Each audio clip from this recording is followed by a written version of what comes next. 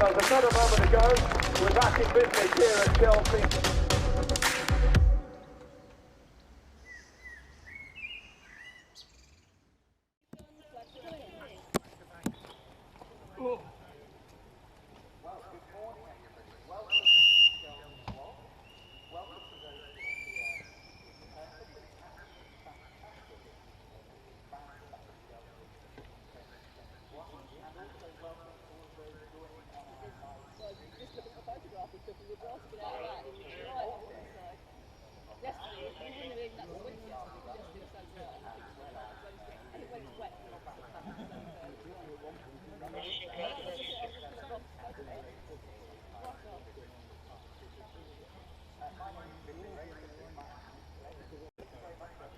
Liner.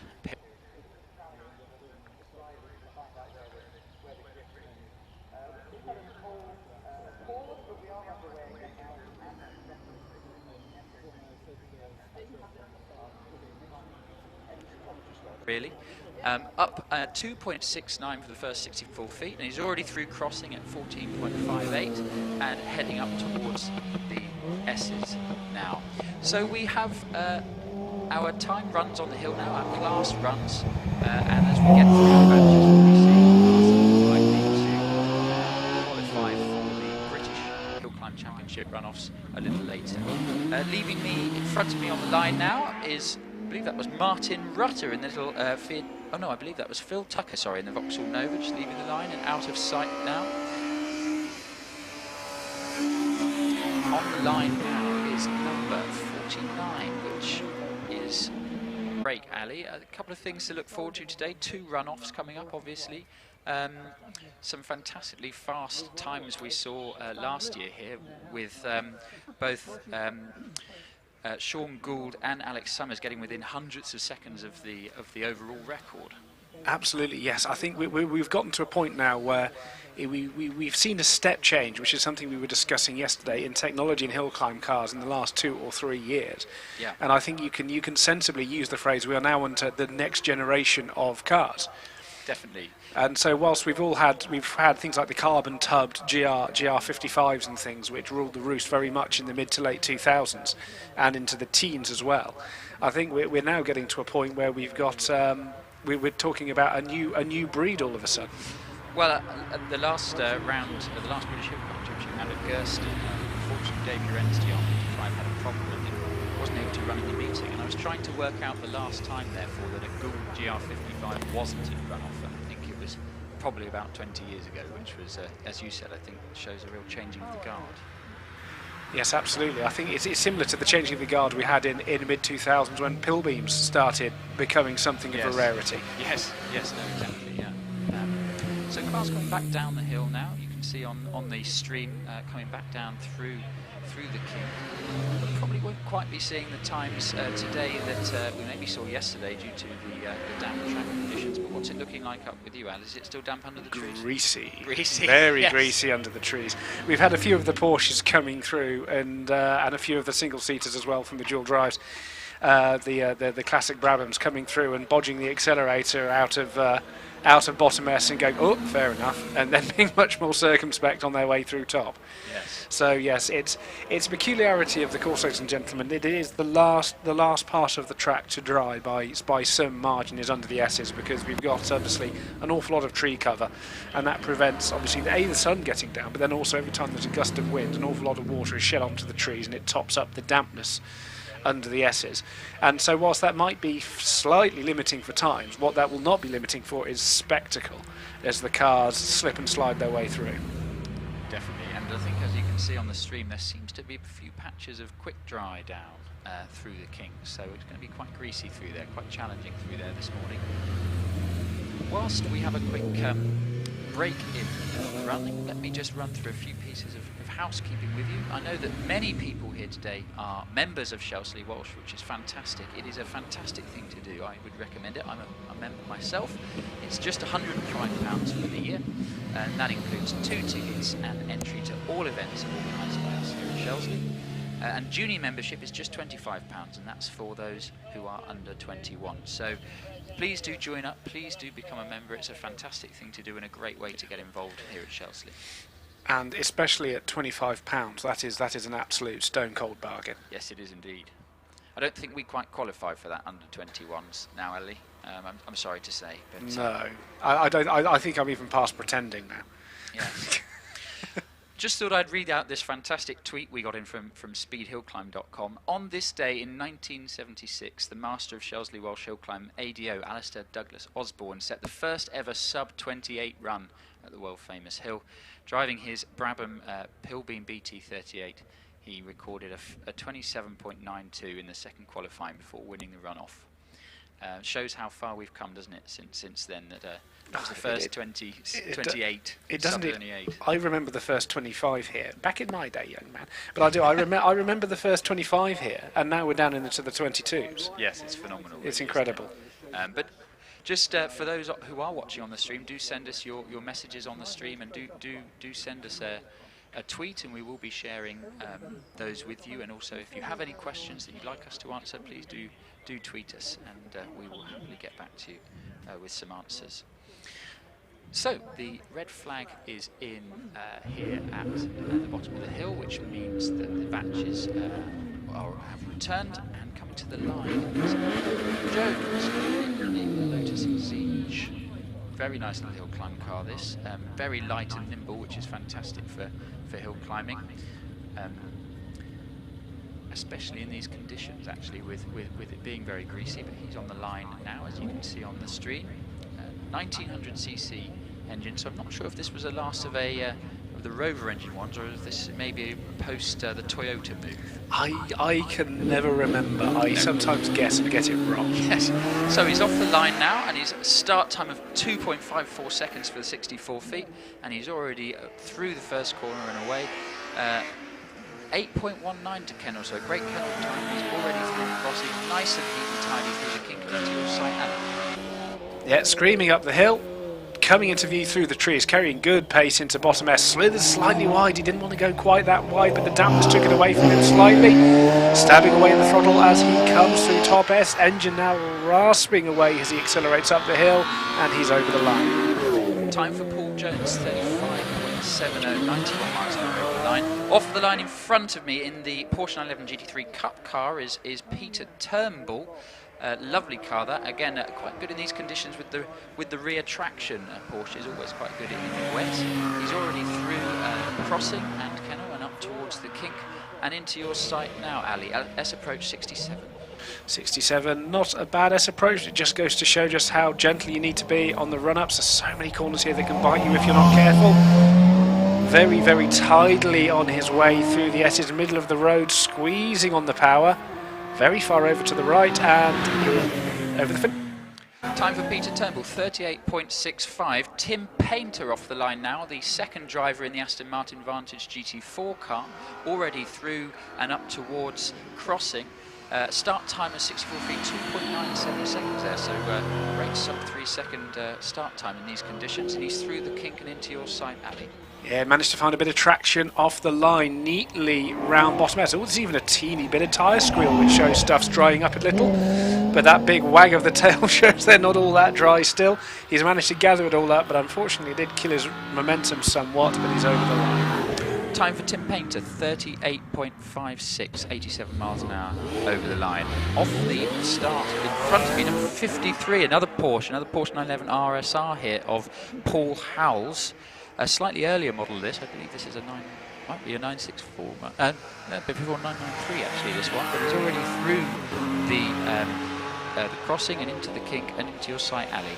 Yes, there's yes, a lovely example. This car is rallied as well, I understand. Beautiful example of the classic 70s Porsche 911. Huge rear tyres for added traction over the line. Time there for Paul Howells, 34.24, and he hit 100 miles an hour over the finish, which is fantastic going. Andrew Norris on the hill now, another Porsche 911, going really quickly through the kink, through crossing, and into the kink and into your sight now, Ali. Yeah, with me now, beautifully prepared car. Gently does it through bottom S, nice swooping lines as he makes his way round, drifting out wide, using all of the road. Plumb centre now, over the line. Time for Andrew Norris, 35.79, 98 miles an hour over the finish. Off the line now in front of me. Has two huge moments as he's coming into the first corner there. Sliding into the first corner is Mike Turpin in the Vauxhall VX 220. Quite a handful, phenomenally powerful car, and quite a handful in these conditions. But he's already through the kink and into bottom S now and into your sight, Ali. Yes, this Vauxhall, and lovely lurid slide there from Mike Turpin on his way through bottom S and on his way through top S as well. Every time he goes near the throttle it tries to get away from him, but showing all of the quality that's taken this car and driver to 5 Midland Championships. Time there, 34.83, 99 miles an hour over the line. Stephen Moore now on the hill in the Mitsubishi Evo 6, ex-rally car this one. He's already through the kink and into bottom S, really pushing on. Yeah, the Evo 6, of course, I think most people remember from the late 90s and Tommy Macklin when Mitsubishi doggedly stayed with Group A cars all the way through the late 90s and early 2000s, and everyone else had converted to WRC over the line. Off the line in front of me, Damien Bradley in the Subaru Legacy, bogged down a little bit off the line, but this is a phenomenally fast car, a car that we will recognise from the Masters a couple of years ago, Ali, but phenomenally fast thing, about 700 horsepower I've heard. Already through the kink there and into your sight. Yeah, Damien and Stephen have been tweaking this car and working on it. Understeering a little bit wide as he went over to the left-hand side, had to get out of the throttle, so unfortunately he's dropped off the boost, but he's back on it now and over the line. Time for Damien Bradley, 34.19. Robert Wilson is now on the hill in the little Peugeot 205. Great little hill climb car these, very light and nimble, and as you can see, already through crossing and on his way towards the kink. His start time was 2.98, so great start time into your sight, Ali.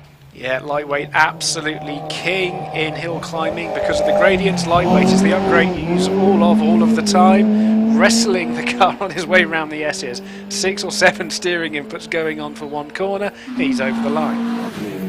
Ben Fisher off the line in front of me in the little Westfield SE here. Time for Robert Wilson. That was a 36.52, 81 miles an hour over the line. Meanwhile, Jerry Neary in the Westfield is already into bottom S, taking it a little bit gingerly into bottom S. That does put Robert Wilson into the class lead, though. Being Humbug, I'd say the sweet caveat they did have a somewhat drier track, so it should be game on for that this afternoon. Jerry Neary, in the meantime, gently round the S's, and he's over the line. Time for Jerry Neary, that's a 39.73, 88 miles an hour over the line. Steve Garner now on the hill in another Westfield, it's got 2.1 litre engine Westfield this. Very nice car, already through the kink and into your sight, Ali. Yep, here comes Stephen Garner into bottom S. Nice and tidy, middle of the road, turns in a little bit late into top, but stays plumb in the centre of the road, squeezing the power on now. Nice tidy run, getting one in the bank, over the line. On the hill now, Ray Lur in the Caterham 7 Super Sprint. Another 2 litre car this, 2.4 off the start and 13.5 seconds to crossing, so pushing on nicely through the kink and into bottom S. Yeah, Ray Lur nicely round bottom S and round top as well. Little bit of dab of opposite lock required, but he manages to catch it. Now neatly in the middle of the road, tidy run. Tom Price on the hill now, fantastic start, but in the traction control for quite a long time past V, which shows how slippy the hill still is. He's already through the kink now, pushing on nicely and into bottom S. Yeah, the next 3 cars, including Tom, have been tearing it up so far a bit in the championship. Lovely controlled slide on the throttle from Tom as he makes his way around top S. Change lights flashing in the car as he heads up the hill and over the line. On the hill now, Ash Mason in the 1300 supercharged Westfield, so this really will be a handful in these slippery conditions, but he's very fast in this car, and as you can see, he's already into bottom S now. Yeah, we had a 32.19 from Tom Price. Ash Mason will be in with a chance of beating that. He's a very quick car, holds numerous records in this car. Middle of the road and over the line. Time for Ash Mason, 34.06, 84 miles an hour over the line. So a little bit of time there for Ash to find.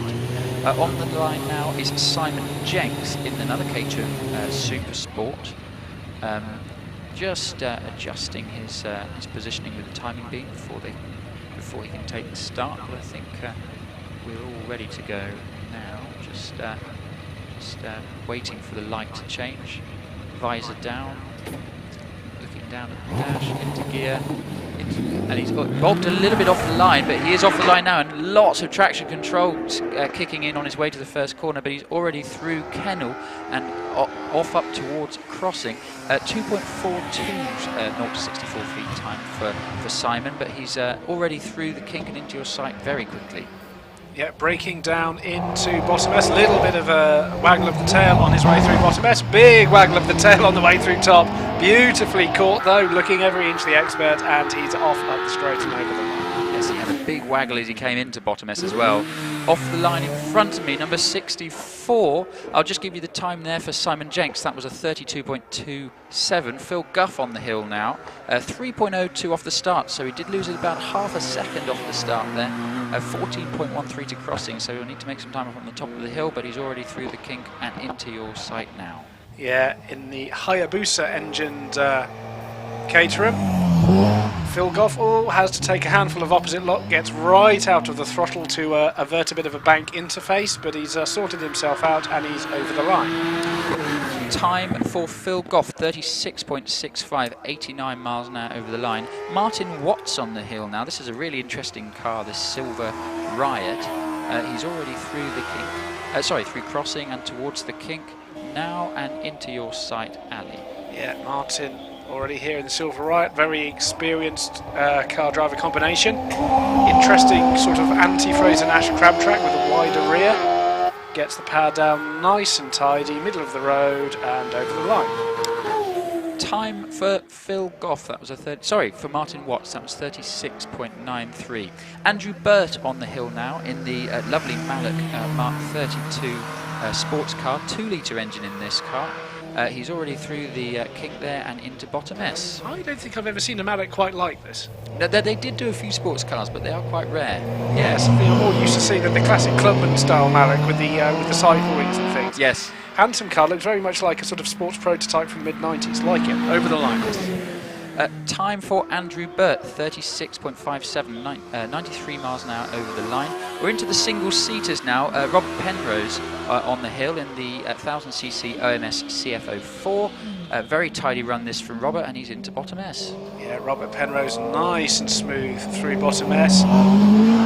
Oh, I said taking no chances on his way through top S. He lights up the rears and manages to catch it before he makes contact with the bank, but that does bring him almost to a complete halt, so he's killed all his momentum and he'll have to try again. I think we're about to get a replay of that actually.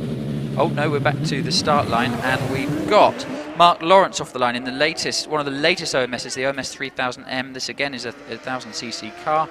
He's already through the first corner, up to Kennel now in 8.34 seconds, through Crossing towards the kink. Very nice tidy run, braking into bottom S. Yeah. Nice from Mark Lawrence. Everyone's still finding their way with the grip. Another little wiggle on his way out of bottom S. Not too much to write home about though. Accelerating his way and over the line.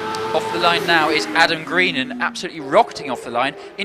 Almost flat through the first corner, which in these conditions is quite phenomenal. He's got grooved tyres, I notice, on the front, but full slicks on the rear, Ali, and he's sparking his way into your view now. Yeah, Adam already with me. He's got a few points on the board already in the championship, wrestling his way around top S. Very smooth line from the outside. Huge amount of steering input going on there. Good time. Fantastic time. Over the line there, that's a brilliant time. 27.02, 110 miles an hour over the finish. Tom Weaver on the hill now in the Van Diemen 1600cc Formula Ford. A great way to start hill climbing, these Formula Fords. Very, very popular. Nice smooth run this from Tom. He's through the kink and he's into your sight now. Yep, young Tom Weaver. He shares this car with his dad. His dad's had a very good run with it, but Tom has been getting closer and closer and closer, but Richard says he's not quite ready to hand over the torch just yet. Tom's already through top S very neatly over the line.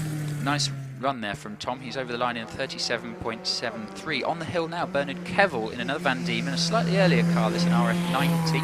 He's already through Kennel and Crossing. On his way through the kink now, another smooth run this, and he's into your sight now. Yeah, nice and smooth from Bernie all the way round bottom S, nice and smooth all the way round top S as well. A few little wrestles on the steering wheel, just looking for that grip. Still elusive in the acceleration zone round top S, and he's over the line now. Time for Bernard Kevill, 39.97, so just under the 40-second mark, and 78 miles an hour over the line. That concludes the batch, so the cars will be returning to the paddock there. But Ali, I think an early sign there that there is a good amount of grip on the hill, at least with that time from Adam Greenan. Yeah, we're not doing badly, I don't think, for grip. It's there if you're prepared to be a bit brave and you've got a bit of throttle control. I think is going to be the key today. It's people who have got that sense of balance. You need to steer a car using the loud pedal as well as the steering wheel. Yes. And I think it's going to be that deftness is going to be, because whilst it actually looked beautifully like a beautiful serene arc from the outside, there was an awful lot of steering work going on from Adam to make it happen. Yes, and they just showed a replay there on the screen of Robert Penrose's moment in the coming through top S. He was so close to touching the bank on the right-hand side. He did a very good job of slowing it up. And it's a shame because it killed all his momentum. He was going ever so smoothly, but it just goes to show in these sort of conditions just how much the S's can catch you out. And this will be the case all through the morning at the very least. Yeah. And the exit to top S is just so crucial because you carry any deficit there all the way to the finish, and it is quite a long way up that hill. So it's a very important exit. Absolutely. I mean, anywhere you lose momentum in hill climbing is it's death. You know, it's not what you want for your time, and especially at this, what you've got is the fastest point on the course is over the finish line, depending on your car. And yes, a good exit to top S is absolutely fundamental. It's a classic. You lose a tenth in top S, that multiplies itself up to be 3/10 by the finish line. So everyone is now coming down the hill, and I'll just give you a quick update on some classes. A1 road cars, series production cars up to 2 litres. Currently it is Rob Wilson, who we just saw in that batch, leading the way by a handsome 2.5 seconds. And Rob and the Peugeot, very, very effective partnership. Possibly not 2 seconds to the good effective, so there was some track evolution in there. But I think we'll see him, Rob Wilson, James Kerr, Tony Adams and Simon Curtin having a very, very good contest, I think, this afternoon. Yes. A lovely message there from Damien Whittam online. First time watching hill climb at Shelsley Walsh, wishing I was there. Well, we wish you were here too, Damien, and get yourself a membership and get down here to the next event. We have I can quickly go through the dates actually, what we've got coming up this year. We've got the Reg Phillips meeting on July the 3rd and a vintage meeting on July the 4th for pre-war cars. We've got Classic Nostalgia coming up July 17th and 18th. We've got the Summer Spree Motorsport Weekend on July the 24th and 25th. We've got an Auto Jumble here on August the 7th. And then the big meeting in August, the big August Shelsley meeting, August the 14th and August the 15th. That is the second time the British Hill Climb Championship will run here this year. And then the Autumn Speed finale in September the 18th and 19th. In addition to that, we have breakfast clubs, we have Cars in the Valley meets, we have members' days, driving schools. It really is all going on here at Shelsley. All the details of those events are online on shelsleywalsh.com, but it would be fantastic to see you and to see more fans here at the Hill, especially as we're allowed to thankfully welcome people back to the hills in 2021. Yes, also worth mentioning for our online audience who've never been before, you are able to book tickets online, so you can buy on an event basis. And so if you've never come along before but fancy dipping your toe into the water, you are perfectly able to do that. And if you find you like it, which you inevitably will, you are then able to get yourself a membership, which really is the most economically practical way of doing it. So on the stream now, you're seeing the return paddock, the area where the dual-driven cars go to change tyres, change drivers, and refuel quickly before the second driver jumps in. They don't go all the way back to their garage. They need to do a quick turnaround, which they do just next to the start. And you can see the Greenans getting ready there for their second run, and the little OMS 3000M as well. All go in the paddock. I think we're almost about to. We've got the batch back. We've got the pickup truck back down the hill, so we should almost be ready to go. We should. Next class up. We're going into the next 3 batches. Our quick kit. So we've got going into our Sports Libre and single-seater cars. We've got under a litre, under 1600, 2 litres, forced induction, naturally aspirated. all the way up to Class L, which is coming along in batch 8 and 9. Yes, in the next batch we're going to be seeing one of the most monstrous minis you've probably ever seen. I think the badge is original. The badge and the door hinges. The door hinges, right. Door hinges as well. Okay, there it is. You can see it on screen now. There it is Yes. on the left-hand side of the picture as we're looking at it. You would have use your full Dr. Evil air quote, mini. Yes, indeed. But yeah, it's actually a Mitsubishi Evo under the mini body. Yeah, Evo 2. Is it? I think it was a 2, but my knowledge might be out of date. Yeah, so, and that lovely little Lola on the right of screen as well. Graham Lokes' little Lola 2492 sports car, which is actually coming to the line now. So we're about to go running again. So just warming his tyres. Graham here in the Lola. Beautiful little car. This Porsche Flat 6 engine in the back. So sounds absolutely lovely. On the line now, just putting his visor down, getting ready for his run. Keeping an eye on the light, waiting for the green.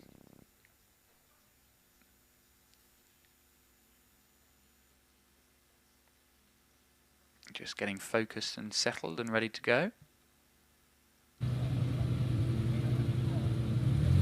can see on screen now this lovely little Lola.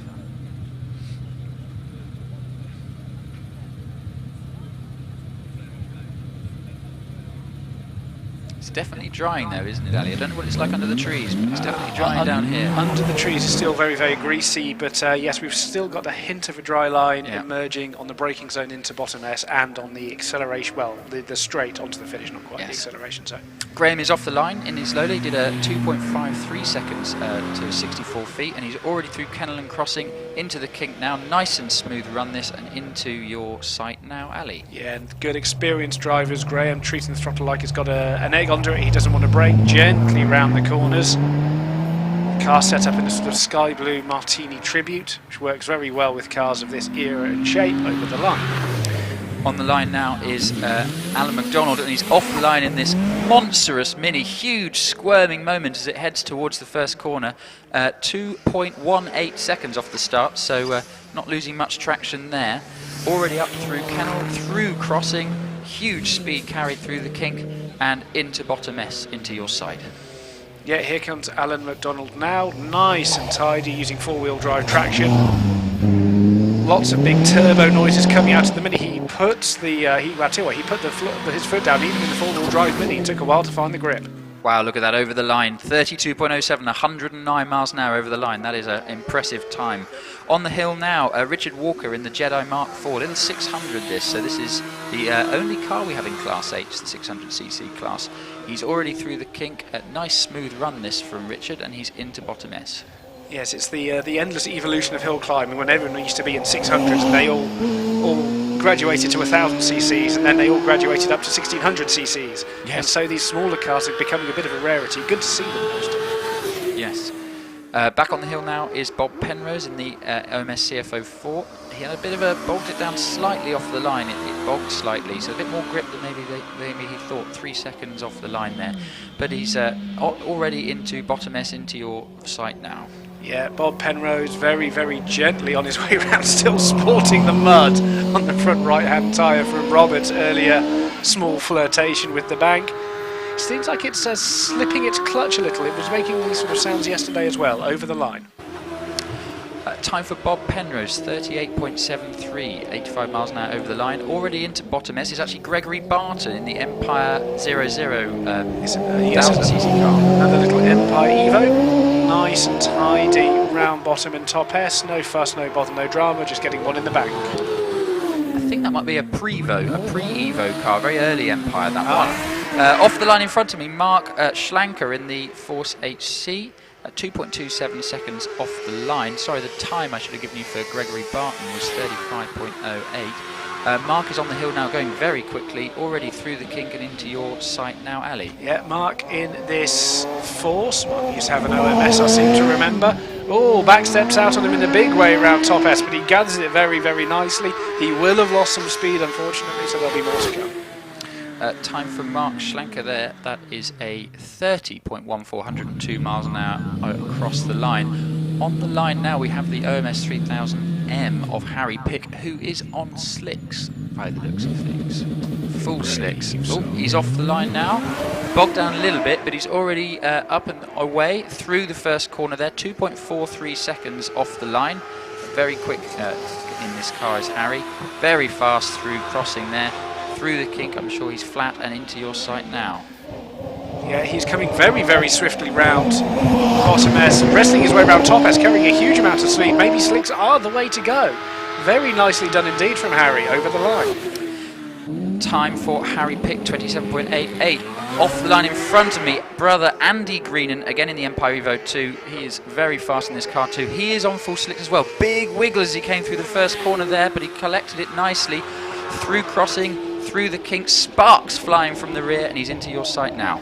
Brother Adam did a 27.02. Big sliding there from Andy. Showman of the week goes to Andy as he power slid his way around the top on the S. It's not quick, but fun. Time for Andy Greenan at 28.19, 107 across the line, and 10 from the judges. I think for that, we're going to get a replay here. Oh no, we might get a replay later of that. What quite you fantastic. can't see possibly on the screen is there was a lot of dust yesterday, and the rain that's come down has turned that to mud. So if you get anything off the offline in top S, there's quite a lot of mud. Yes, on the hill now, Les Buck in the Pringgit Mistral. Lovely little car this. Quite an early car, so no wings here, just relying on mechanical grip. Already through Kennel and through crossing, nice and smooth through the kink and into your sight now. S approach 77. Yeah, absolutely. This is the Pringgit Mistral old Formula Ford car, and I had this conversation with someone at Logan Park, and I don't know whether it's me or just the colours which are giving me the impression it looks like a North American Eagle. It's shrunk in the wash over the line. Over the line for Les Buck, that's 37.17. Richard Weaver now on the hill in the Van Diemen, so this is the second driver in these cars. 2.54 seconds off the start there for Richard, and he's into bottom S. Yeah, he's had a good few class wins in this car, really getting to grips with it. Used to drive the recovery truck here, decided he wanted to go over the line. Time for Richard Weaver, 36.85. Simon Andrews on the hill now in the slightly earlier Van Diemen. 2.68 off the start, so slightly slower, but he's really tidy run this, and he's into bottom S. Yeah, nice and neat and tidy, middle of the road, gently round top S, squeezing the power on. Him and Bernie Kevil usually have an OMS 28, which they run, but they sometimes run this as well. Nice choice to have over the line. Time for Simon Andrews, 37.69. Richard Summers on the hill now, part of the Summers family hill climbing dynasty here. Nice smooth run from Richard, and he's into bottom S. Yeah. Oh, the patriarch of the dynasty, neatly around the S, is not bothering either bank, staying nice and central. Getting one in the bank again over the line. Off the line in front of me, Caroline Ryder in the Empire Wraith. She too is on slicks. She's already through the first corner. Nice tidy run this from Caroline. 2.40 off the start, so good start time. And she's through crossing, through the kink and into bottom S now. S approach speed 88. Yeah, massive downforce being generated by these Empires, etc. Huge amount of underbody work, as you can see through the big diffuser and the Venturi tunnels underneath. Neatly round top S over the line. Time for Caroline Ryder, 29.94, 109 over the line. I'll just give you the time quickly for Richard Summers. He did a 36.89. On the line now we have Olivia Cooper in the 1600 Force TA. She is very fast in this car, very quick. She leaves the line in front of me. Nice tidy start there from Olivia. Already up and into the first corner. Dab on the brakes and disappears round Kennel and out of my sight. Already up through crossing. Great start, by the way, 2.36 seconds. She's through the kink now and into your sight. Yeah, she's braking into bottom S, stays in the middle of the road. A little bit late. Oh, and she's spun it in the middle of the S's. She has missed everything. There is a teeny tiny tuft of grass on the one front wing end plate, and that is it. But she's managed to do a full 180 and is now facing downhill. Very impressive. Very balletic there from Olivia Cooper. Yes. Very good. Little shake of the head. Never mind. Try again next time. She nearly held it, but not quite. She was very fast actually to S. She was 17.73 to S. That's a really fast time. One of the fastest we've seen yet, I think. 111 up on this approach. Really going for it. Yeah.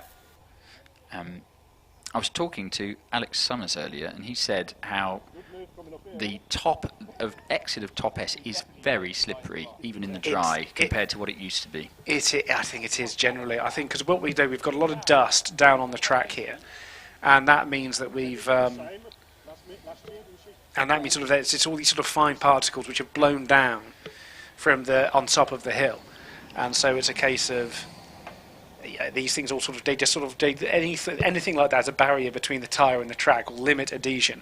And so everyone just struggling for that last 10th traction. And actually we were seeing yesterday, even though it was only practice in inverted commas, top speeds 10 miles an hour down on what we're used to in some cases. Yeah, there you go. Just saw a replay on the screen. Sorry to jump across you, Ali. And yes, missed everything, and then arms in the air. A bit of frustration there, but that lives to fight another day, and we'll be back this afternoon, I'm sure. Well, I'm sure we'll be back in the next batch in the hands of Liam, I'd have thought. Yes, very true, yes. We just had a tweet in from Joel Smith. Is the track damp? Greasy, I think is how I'd describe it, but drivers are on slicks now. As long as they can get the heat in them, then it's very much the way to go. Well, that's always the thing. There certainly isn't any standing water anywhere on the track, which is the one thing we will say, so there's no need for having these tyres to clear any water. However, of course, what you do still use the treaded tyres for when it's a bit damp is because you get the tread and that actually causes slicks. Yes. However, if your slicks are soft enough, which hill climbing ones are incredibly soft, they can warm up quite quickly, and the air temperature is not bad. No. We just had on the stream, Ali, I know you can't see it up there in top S, another replay of Drift King Greenan there. Doing his best Jim Carner impression, which was very impressive, very exciting. It was millimetres from the bank, really impressive. He was. It was a classic 1.5 second long movement where he went, got it, lost it, got it, lost it, got it, lost it, about 6 or 7 times within that 1.5 seconds. Yeah. So flags are now in at the bottom of the hill, so we're about to go green again. It is Alan Warburton coming to the line now in the 1600 GR59 Gould. So this is the ex-Works car, the ex-Sean Gould car. Both Alan and son David, who you'll see in the next batch, really fast in this car, and actually Alan got some points last time out at the runoff at Gersten, which was fantastic to see. So he's on the line now. He is also on slicks, further over to the left-hand side of the track than most people. And he's off the line now in the launch control. Storms past me and into the first corner. Dab of brakes as he goes through Kennel and up towards crossing. 2.18 start, so fantastic start. So found a lot of grip off the line. Through the kink already and braking smoothly into bottom S, Ali. Yeah, nice and tidily into bottom S. Now, Alan Warburton will have lined up there because he's a wise old fox, and he knows that rubber, when it is wet, it acts as a lubricant, so there is actually more grip offline on the start generally on wet days. Over the line. Time for Alan Warburton, 29.25. Good time there, 113 over the line. Nicky Cottrell now in the Pilbeam MP82, 2-litre Millington, I believe, in the back of this car. This was the ex-Works Pilbeam many moons ago. Lovely car, has been hill climbing for a long time. Nice and smooth there through Kennel and through crossing, into the kink now and into your sight. 79S approach. You and I, Billy, will remember this car from when we were mere slips of lads. They've bought themselves a Delara of some description, haven't they? Which they've now which has got a V8, a TKD V8 in the back of it, but they're still campaigning this after some teething troubles. Yes, on the hill now also is Nicola Dearden in the Gould Delara. So a Delara chassis Formula 3 car with Gould work done to it. Nice and smooth run this into bottom S now into your side. Yeah, nice and tidy from Nicola. She's not taking any chances, squeezing the throttle gently. Engine now starting to bark its way as she crosses the line. Time for Nicola Dearden, 36.29. The time for Nicky Cottrell was a 33.79. On the hill now, Jonathan Evans in this lovely little Swallow DR14, very pretty little car. Already into your sight, Ali. Yeah, absolutely. Classically F3 sort of turn of the decade before last. And he's missed a gear, I'm afraid, on his way up the hill. That'll kibosh it, but he's over the line. Yes, time for Jonathan Evans, 36.12, 79 over the line. So yes, did lose a lot of momentum there from that missed gear. Bryony Serrell on the hill now in this beautiful little Elva Mark 7. I think just running slightly out of order. 61 S approach, Ali, into your side. Yep, absolutely. And neatly round top, Miss Elva. The etymology of the name, Elva, from the French Elva, she goes. Nicely over the line. There's a McLaren called the Elva these days, isn't there, Bill? There is indeed, yes, there is. Time across the line, by the way, for Bryony there is 41.56, but that was the end of the batch. But yes, no, there is a McLaren Elva that I should say I work for McLaren, for people that don't know. Yeah, it celebrates the partnership that McLaren and Elva had when building the sports cars back in the 70s. The original McLaren M1A and M1B were built in cooperation with Elva. You could tailor your policy we have got to an suit your needs extra with car coming up the hill as we speak. Plus options. These options have everything from agreed value to track day cover. To find out more, please visit www.footmanjames.co.uk. We'd like to take this opportunity to introduce our live stream partner for today's British Hill Climb Championship and Cup meeting, Footman James. BHC Cup main sponsors, Footman James, have been at the heart of the classic vehicle movement for over 35 years and provide specialist classic vehicle insurance cover to owners, collectors, restorers and traders. Their classic car and classic bike insurance policies come with show and events cover as standard. Plus, you can tailor your policy to suit your needs with their flexible FJ Plus options. These options have everything from agreed value to track day cover. To find out more, please visit www.footmanjames.co.uk.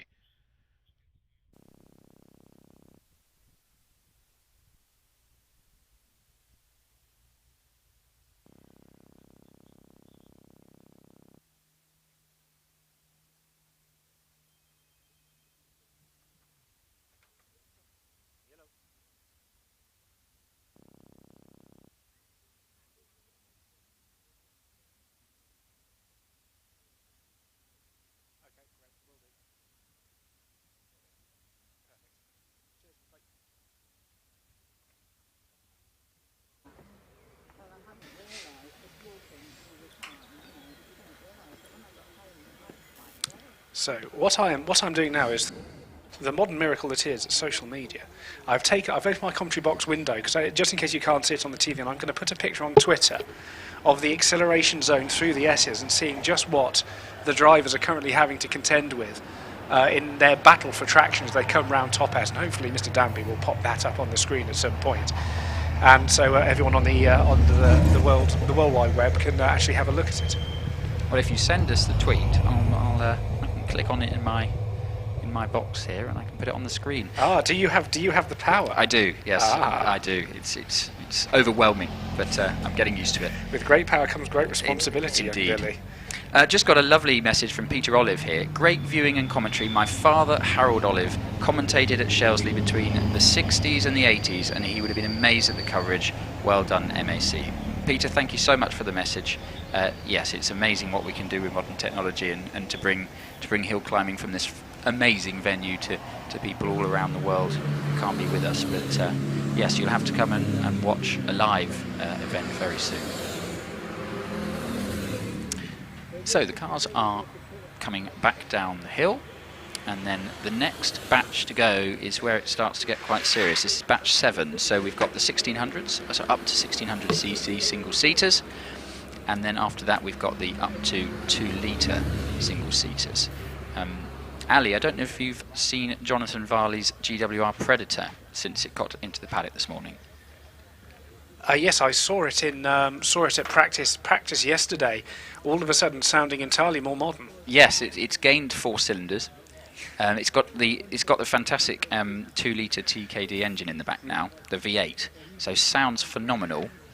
And the packaging is exquisite. It really is. It's a beautifully put together car. What it always used to have in, to ladies and gentlemen who may not know, it used to have something called a Cosworth BDG, which is a very lovely but very venerable power unit, which is has this incredibly evocatively old school noise, but it put in this incredibly modern carbon fibre chassis.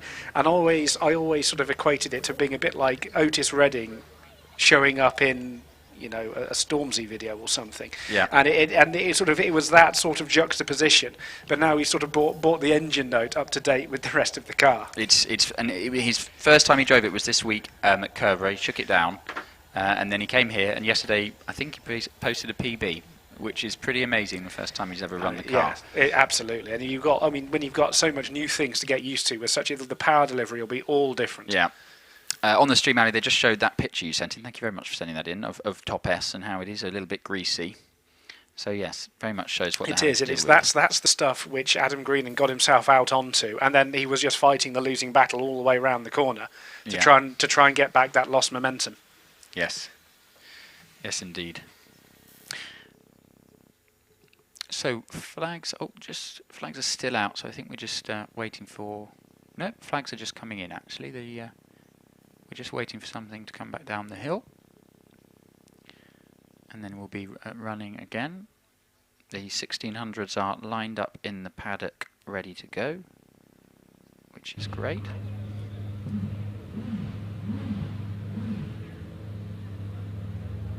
Yes, so flags coming in now, so we should almost be ready to go. And I think the first car we will be seeing is Charles Hall in the Empire Wraith. This car designed by Formula 1 aerodynamicist Willem Towett and built by Bill Chaplin, who you can see on the start line. He's part of the Alfa Romeo setup these days, isn't he, Willem? Is he? I think so. Well, you know, he lives in Switzerland, and I know he always used to... Did he used to work for Sauber, or was it BAR? He did. He would both. But we've got movement down here on the start. We've got the Wraith coming to the line now. This is Charles Hall. And yes, we're very much on slicks all round now. It'd be interesting to see how that time from Andy Greenan stacks up as he had to run still on cut slicks on the front, because it was a little greasier when he ran. He was sort of the yardstick. Anyway, off the line now for Charles Hall. Oh, and it's bogged down. Oh, it's got a problem. As he went to take... Yes, he's pulled straight left there. That's a shame. As he went for second gear, the car just bogged down and would not go. So he's pulled straight into the return road. Very sensible. Realised it wasn't going to go. So he's going to be wheeled back into the paddock. That's a real shame. There is a man who knows his onions. Yeah, he's been going very well in this car. Yes, there was a small problem there off the line. Good start. 2.3 second start. Then it died, which is very, very sad, but I'm sure he'll be back this afternoon. Should be a relatively short stoppage, this, because he's pulled straight into the return road. So that would be a fail for Charles Hall there on his first run. I always find it to be a slightly brutal method of recording the result. How do you mean? Fail. Yes, yes. In capitals. In capitals. just rub it in. So yes, red flag's coming back in now. And next to the line will be Darren Gumley. Great to see Darren back. I don't think he's been out. He wasn't out at Gersten last weekend, so great to see him back on the hill. He was out at Lowton the weekend before. Was he? He was. So yes, we've upgraded the car to a 1600 these days. Yes, 1600 cc Force on the line now. In the latest Force, the Force TA. There's 4 of them here this weekend. And Dave Uren, we're off the line in front of me now. Oh, it bogged down a bit, but he's got it going again, and he's already off and through. Little dab of brakes through Kennel and up towards Crossing, but it did bog down off the start. It was only a 2.64 start. Through Crossing now, up towards the kink and into your sight, Ali. Yeah, Darren Gumley with me, braking very smoothly down into bottom S, bounces his way into the middle of the road over the drain cover. Little bit of opposite lock required on top S, but not too much. He's accelerating away now. Nice tidy run over the line. time for Darren Gumley there, that was a 28.92, 111 miles an hour over the line, so very fast over the finish, but just bogged down in the at the start, unfortunately. But 109 into bottom S, so that these little 1600s are just as fast into bottom S as they are over the finish these days. Coming next to the line looks like Matthew Ryder in the Empire Wraith, going really well in this car this year, and I think he did a few runs in it last year as well. So again, a 1600cc car this. Just warming his tyres now. Quite a tight turnaround to get these cars ready from the last batch, ready to go straight back up again. It's a slight delay. He's on the line now, visor down, over to the as I look at it, the left-hand side of the track, more than some of the other drivers who are lining up on the right. Building up the revs, and he's off the line, drops the clutch. Great start there, 2.17 seconds, and he's into Kennel. Sorry, yes, into Kennel, and already up through crossing, hugging the bank as he came into crossing. Great line through there, very smooth, through the kink and into your sight. Yeah, Matthew with me already, fighting the rear end ever so slightly as he went into bottom S, catches a little slide on his way halfway through the corner as well, keeps the momentum up nicely, good little run. And across the line, 27.28, 111 miles an hour across the line. Off the line in front of me now, Stephen Morgan in the Empire Evo, another 1600cc car this. Nice and smooth through Kennel there and up towards crossing, very close to the bank on the entrance to crossing, really good line through there. Already through the kink and up into your sight now. Yeah. Ooh, he gets on the power a bit too early to Stephen Morgan, back steps out on him, but he catches it, does the same around top S as well, still discovering just how greasy it is, but he's managed to keep out of the scenery and he's over the line. Time for Stephen Morgan, 30.29, 105 miles an hour over the line. Off the line in front of me now, the OMS 28 of Neil Coles. This is again another 1600cc car, 2.2 seconds off the start, already through Kennel into crossing, nice tidy line through crossing, up through the kink, and his S approach is 95 miles an hour. Yeah, Neil with me now, a little rumble over the sawtooth curb, rumbles his way over the drain cover as well. It looks like he's seeking out discomfort on this run, but he's neatly in the middle of the road now and over the line. Time for Neil Coles, 29.94. Off the line now, Iron and Price in another Force TA. He's been going so well in this car this year, really spectacular. And he's an ex-rally driver, so the greasy conditions he really excels in. 2.11 off the start, and he's already through Kennel and through crossing, and so fast into bottom S. Oh, very fast. He goes very, very deep into bottom S. He manages to gather it all up, but he gets out of shape in top S as well. I think he's just finding the grip as he goes on, and he's over the line. 26.82, 115 mile an hour across the line there. Fantastic run from Iron and very impressive to watch. On the line now, Liam Cooper in the another Force TA. He's off the line in front of me, up past the commentary box and braking into Kennel now. Dab on the brake, flicks it left, up towards crossing. 2.37 seconds off the start there, and he's already through crossing and up towards the kink. Braking for the bottom S into your view now. Yeah, nicely through bottom S, staying over to the left-hand side, quite cautious as he goes around top. Last time we saw this car, it was facing the other way. Can still see the rear wing of it this time though, and he is over the line. Time for Liam Cooper, 28.88. 109 miles an hour over the line. On the line now, David Warburton, and he is right over to the right-hand side as I look at it of the track. So he's taking a very different line through the off the start compared to some of the other runners. He's into the launch control now, off the line, rockets off the line past me. 2.11 start, so that paid off well. Almost flat through the first corner, which is incredible in these conditions. Up through crossing, which looks absolutely flat, through the kink, and braking towards you. 119 mile an hour S approach. Yes, I can hear the tyres being tortured from here on the way through bottom S. Catches a slide on his way round top, nicely done. Keeps it up on the cam, accelerating away and over the line, quick as that. Wow, 26.29, 115 miles an hour across the line. Great run there from David. John Cottrell on the hill now in the Pilbeam MP82, 2.33 seconds off the line. Nice and smooth run this from John, through Kennel, through crossing. Up towards the kink, and there was a red flag on the hill, so maybe we dislodged something. I don't think he's got the flag, I though. think that, yes, the flag came out behind him, I think. Okay. So he's still accelerating away. There's no flags up here. So yes, we're still clear at the top, so it's all good for John, and he's over the line. Time for John Cottrell, 33.79. And looking up the hill from where I'm standing, there's a marshal just walked down the hill to Kennel, so it may be that there was a bit of debris.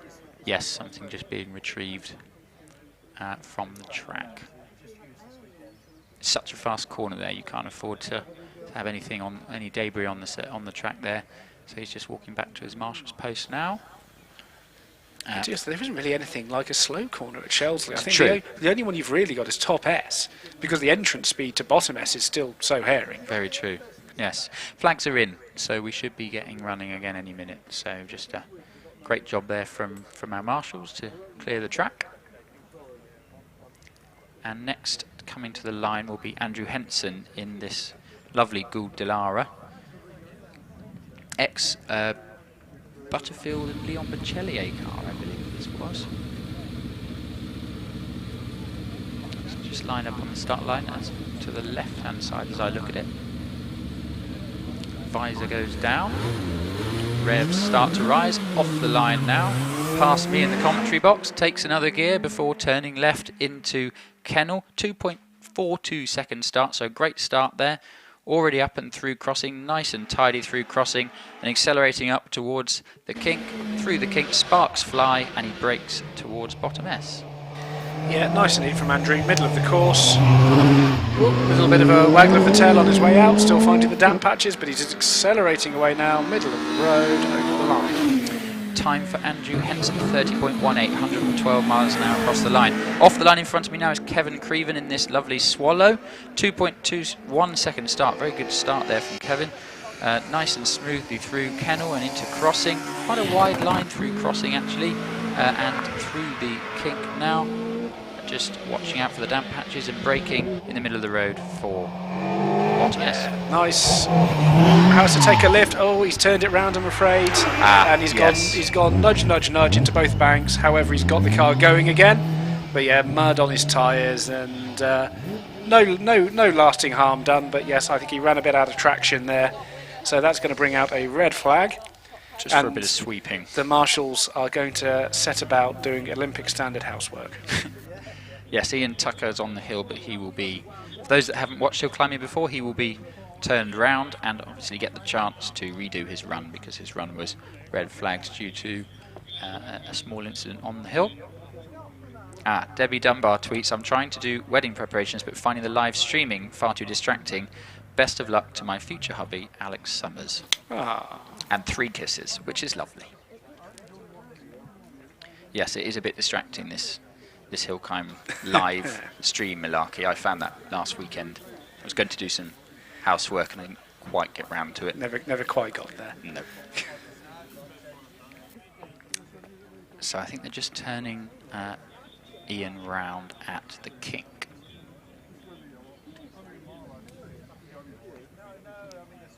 So yes, we've got a couple of marshals very diligently pushing mud back into the bank. A third marshal less diligently supervising.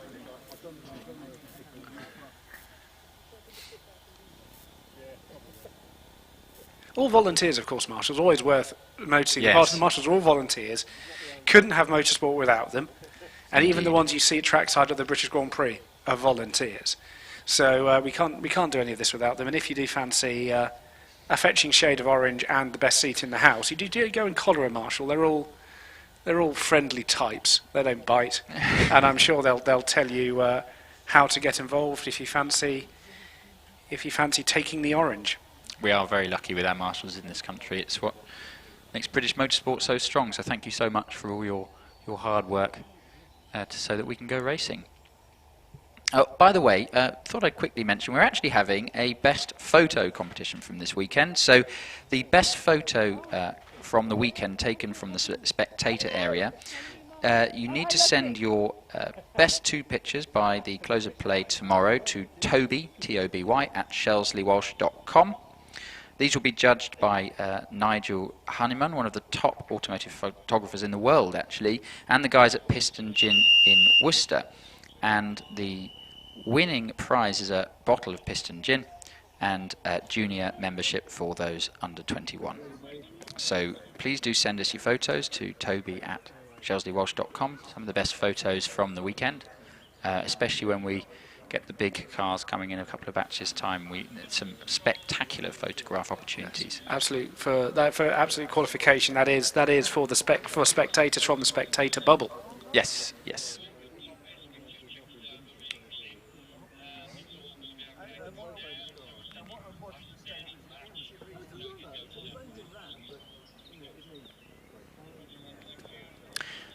So they seem to be having a little trouble turning Ian round. He's still at a kink, so I'm not quite sure what that is. There shouldn't be another car in the kink area. No. Are they just having lock issues? Could be. But, I can't quite see from the camera angle. Yes, they're not exactly London Oh, there we go. taxis, these things. Thank you, Rich. So yes, I've now got they are just cranking the lock on now, so they're just turning him back round. We've got a fantastic camera angle at the kink, which especially later on with the big cars will be really impressive to watch. But they have now managed to turn him around, so they're just backing him into, in fact the rear wing of the car is pretty much touching the camera, so just turning the OMS round now to send him back down the hill to get back in the queue. And then next up on the line we have, it looks like a pill beam to me. Yes, yes, Charles Williams in the MP87 pill beam. He's gone for cut slicks by the looks of things. Very lightly grooved slicks to just try and get some temperature in those tyres slightly sooner than a full slick. It's interesting though, Ian Tucker in the OMS 28 is very much becoming, and I mean this as a compliment to its versatility, it's very much becoming the Volkswagen Golf of hill climbing. I need a single-seater hill climb car. Oh, you'll want an OMS 28, mate. Yeah, and all sorts of wing configurations, all sorts of engines. Yeah, they're very popular. I mean, it's a fantastic. One of the great things about hill climbing is the range of chassis we have available, and such great competition through so many manufacturers, which is great to see. So he's back with us now. Just turning into the return road. So as we said, he'll get a chance to run again. And flags are coming in, so we should be ready to go any moment now.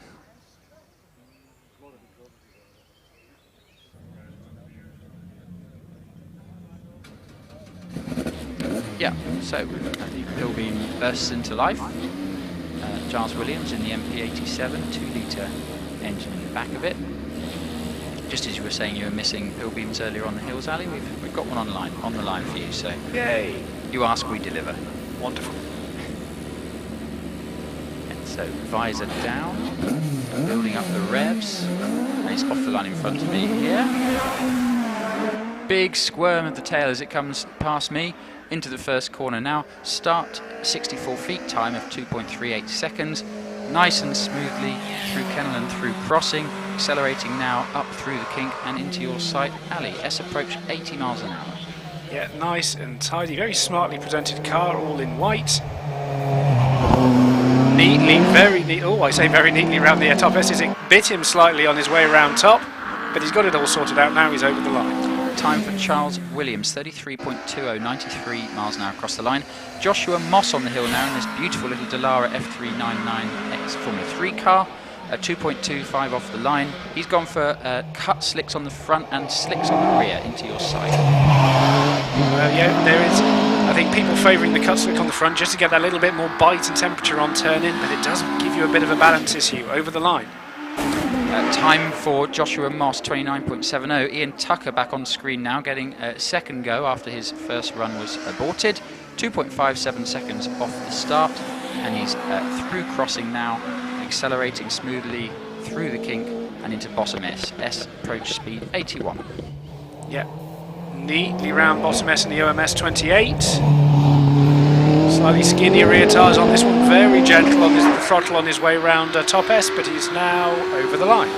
Time for Ian Tucker, 33.39. Tim Elmer on the hill now in his Dallara with the amazing sounding 2-litre TKD engine in the back. He's through the kink and into your sight. S approach speed 71. Yeah, being a bit gentle on his way through. Oh, there's a little shake of the head there from Tim as he makes his way through. squeezing the throttle on. He's not using any of the revs at all, so I think we've got a little bit of a problem. So hopefully that can be fixed for another go this afternoon. Yeah. Off the line in front of me, Mike Tregoning in another Pilbeam MP88 2-litre car, 2.25 second start there. Just so you know, the time for Tim Elmer was 35.70, so not representative there after the problem. Mike is already through the kink and into your side. Yeah, Mike Tregoning, one of our furthest travelled competitors. Oh, a little bit of a step out as he goes around top S, but he gets himself sorted out all the way from darkest, deepest Cornwall over the line. Time for Mike Tregoning, 32.19. Lee Griffiths on the hill now in his OMS. This one's slightly larger, 1660cc car, which is why it's in the 2-litre class, breaking into bottom S now. Yeah, neatly around bottom S, went quite deep. Unfortunately, he has now lost the back end as well, going through top S. Little bit more damage to the car than I am afraid than the last one, so we've got a little bit of carbon fibre on the ground now. Lee's perfectly okay. He's looking around, just a little bit of a nasty pain in the wallet, I'm afraid. Looks like a front wing. Front wing's gone. He might have knocked a little bit off the diffuser as well. I can't really see. But he tagged, basically, he came round, he just lost the back end, tagged the left-hand bank, and that just sort of nudged him into the right. So, no, nothing serious, but new front wing required, I'm afraid. Great work by the marshals again, getting the flags out very quickly. So Jonathan Varley didn't actually leave the line, so he won't need to return to the paddock, but he will just have to wait a moment whilst they do the sweeping and the spading. Yeah, really slippery up at top S today, Ali. Yeah, we're going to have traction issues on the exit, I think, are going to be the name of the game, especially all the way through the morning session. So it's just, Lee is still sat in the car. I think we're going to try and possibly get him turned around without the need for the lorry. Marshall just collecting all of the carbon fibre. So I think he just tried pulling a couple of bits out of the bank, which have got themselves very deeply embedded. Whilst we're waiting, just thought we've had a message on Facebook from Karen Sexton. Happy birthday and good luck to my big brother Martin Jones competing in his Elva Mark 7 from Little Sis. So if you can hear us, Martin, in the paddock, happy birthday. Happy birthday, old boy.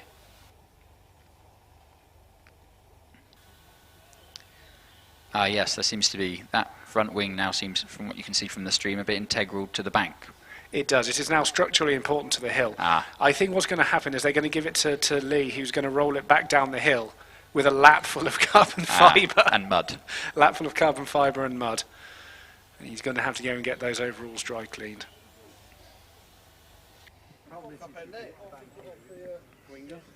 Yeah, they're just now rolling the car and sort of just getting it straight so it can roll backwards. So at all times, whenever there is an incident on the hill, we have one designated person who has to be the fire marshal. So you'll see the fire marshal always standing there with the bottles. And so whilst Chris Perks looks particularly ungallant, letting everyone else do the work, and can promise you he isn't being. Is he gesticulating at you now? He is, yes. I thought he might be.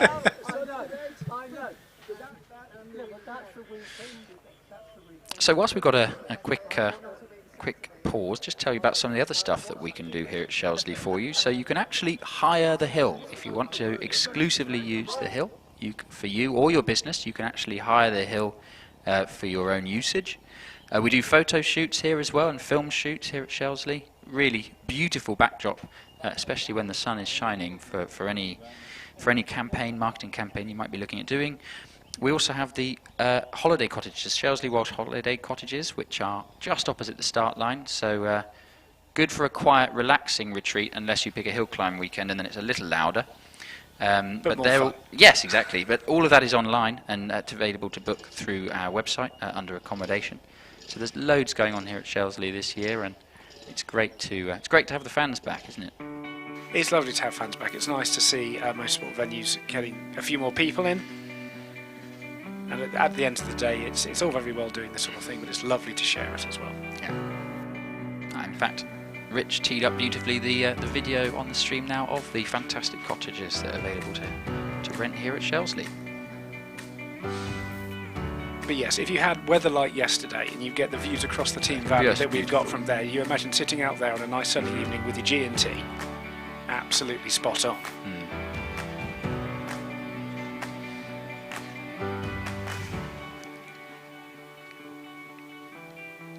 But yes, so I think that the name of the name of the game is the track is still quite cold. It is still pretty greasy down here.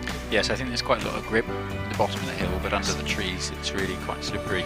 So if anyone fancies having a tilt at this photograph competition, Top S might be the place to be. Yes, I think so. Yeah.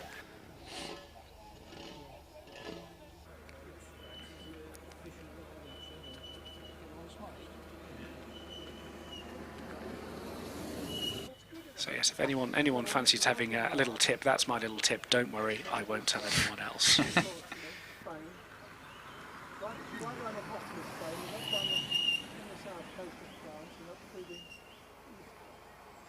Right, so he's now returning back down the hill. So that's Lee Griffiths coming back down the hill. So we should be ready to go in. Is there still some sweeping and spading I could hear going on in the background? A small amount of spading going on, but I think we're all fundamentally done, so I think flags will be coming in momentarily. Yes, looking at the car coming past me now, I think just front wing, I think. It seemed to be rolling cleanly enough. Yes.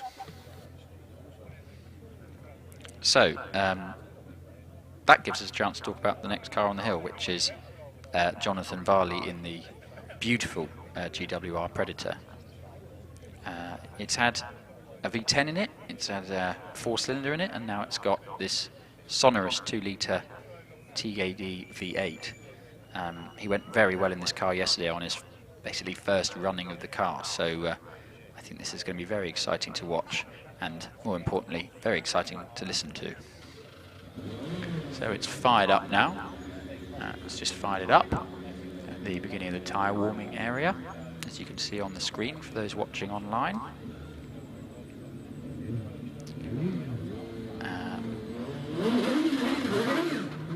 just bringing it to the line now. One big tyre burnout right across to the left-hand side as I look at it, side of the track, so driver's side right, to straight line it to the first corner. Just adjusting his helmet slightly there. Visor down. Building up the revs. And off the line in front of us. Good start there. So 2.47 off the line. He's already through Kennel. It changes direction so quickly, that car, as it goes through Kennel. Up into crossing now, and Ali, I'm sure you'll hear it coming, but the beautiful sound of this car as it goes through the kink and into bottom S, 99S approach. Yeah, hear it before you see it. Fantastic looking car, incredibly dramatic. Smoothly does it all the way through top S. Incredible V8 sound over the line. Time for Jonathan Varley, 29.25. On the hill now, Steve Marr in the PCD Saxon, 1100cc car this. 2.44 off the start. He's very quick in this car. He's already into bottom S. Yes, we missed Steve earlier. I forgot to notice that. As you might be able to see from the side of the car, that is for sale. Look on Race Cars Direct if you do fancy getting involved, and he's over the line. Time for Steve Marr, 29.77. Great time in an 1100, so 107 miles an hour over the line. And that concludes the batch. That does conclude the batch indeed. So we're coming up to the two more batches. We've got batch 8 coming on, which only consists of about 12 cars. So we've got the dual-driven cars from Class L. We've got some forced induction over under 2-litre cars, and then we've got a few historics, including a rather lovely Chevron.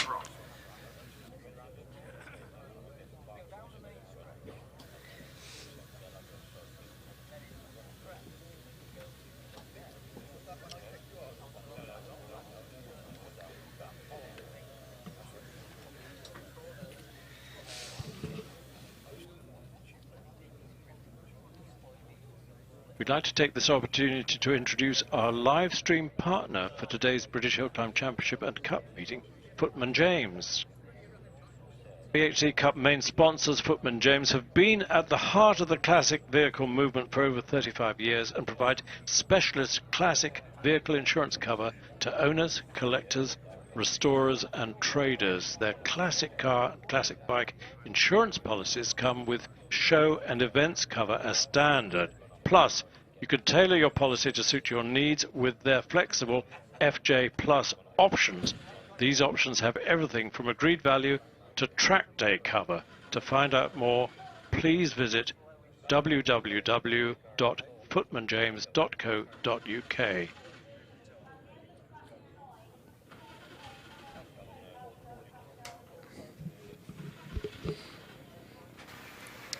Cars now returning down the hill, coming past me, led by Darren Gumley. Yes, and we've got the next class we will be seeing is class K2, which is for under 2 litre forced induction cars. So they, a couple of years ago, split the 2 litre naturally aspirated from the under 2 litre forced induction, just because of the ferocious power that these forced induction cars can get now.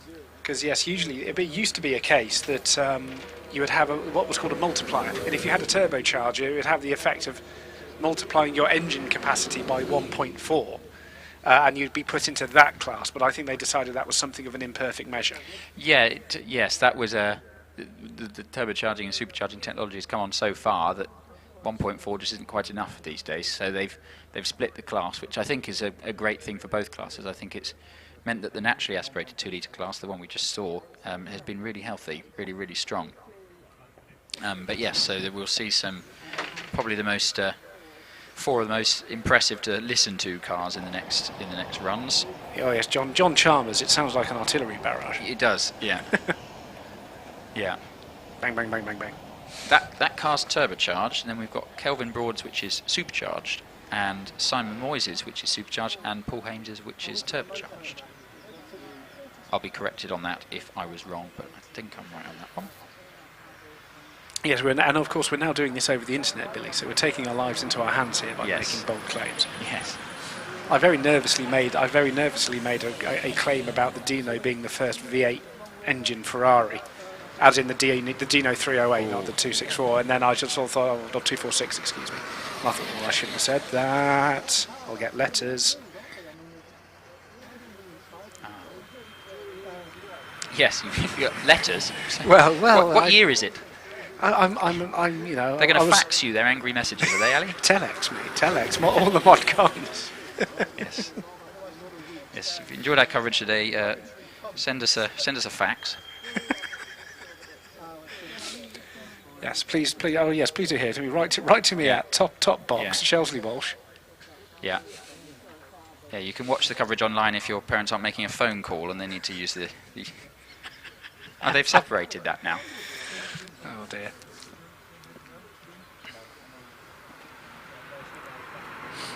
So yes, I think we've got everybody back down. And we're about to go. Still got the flags out, but yes, we've got everybody down.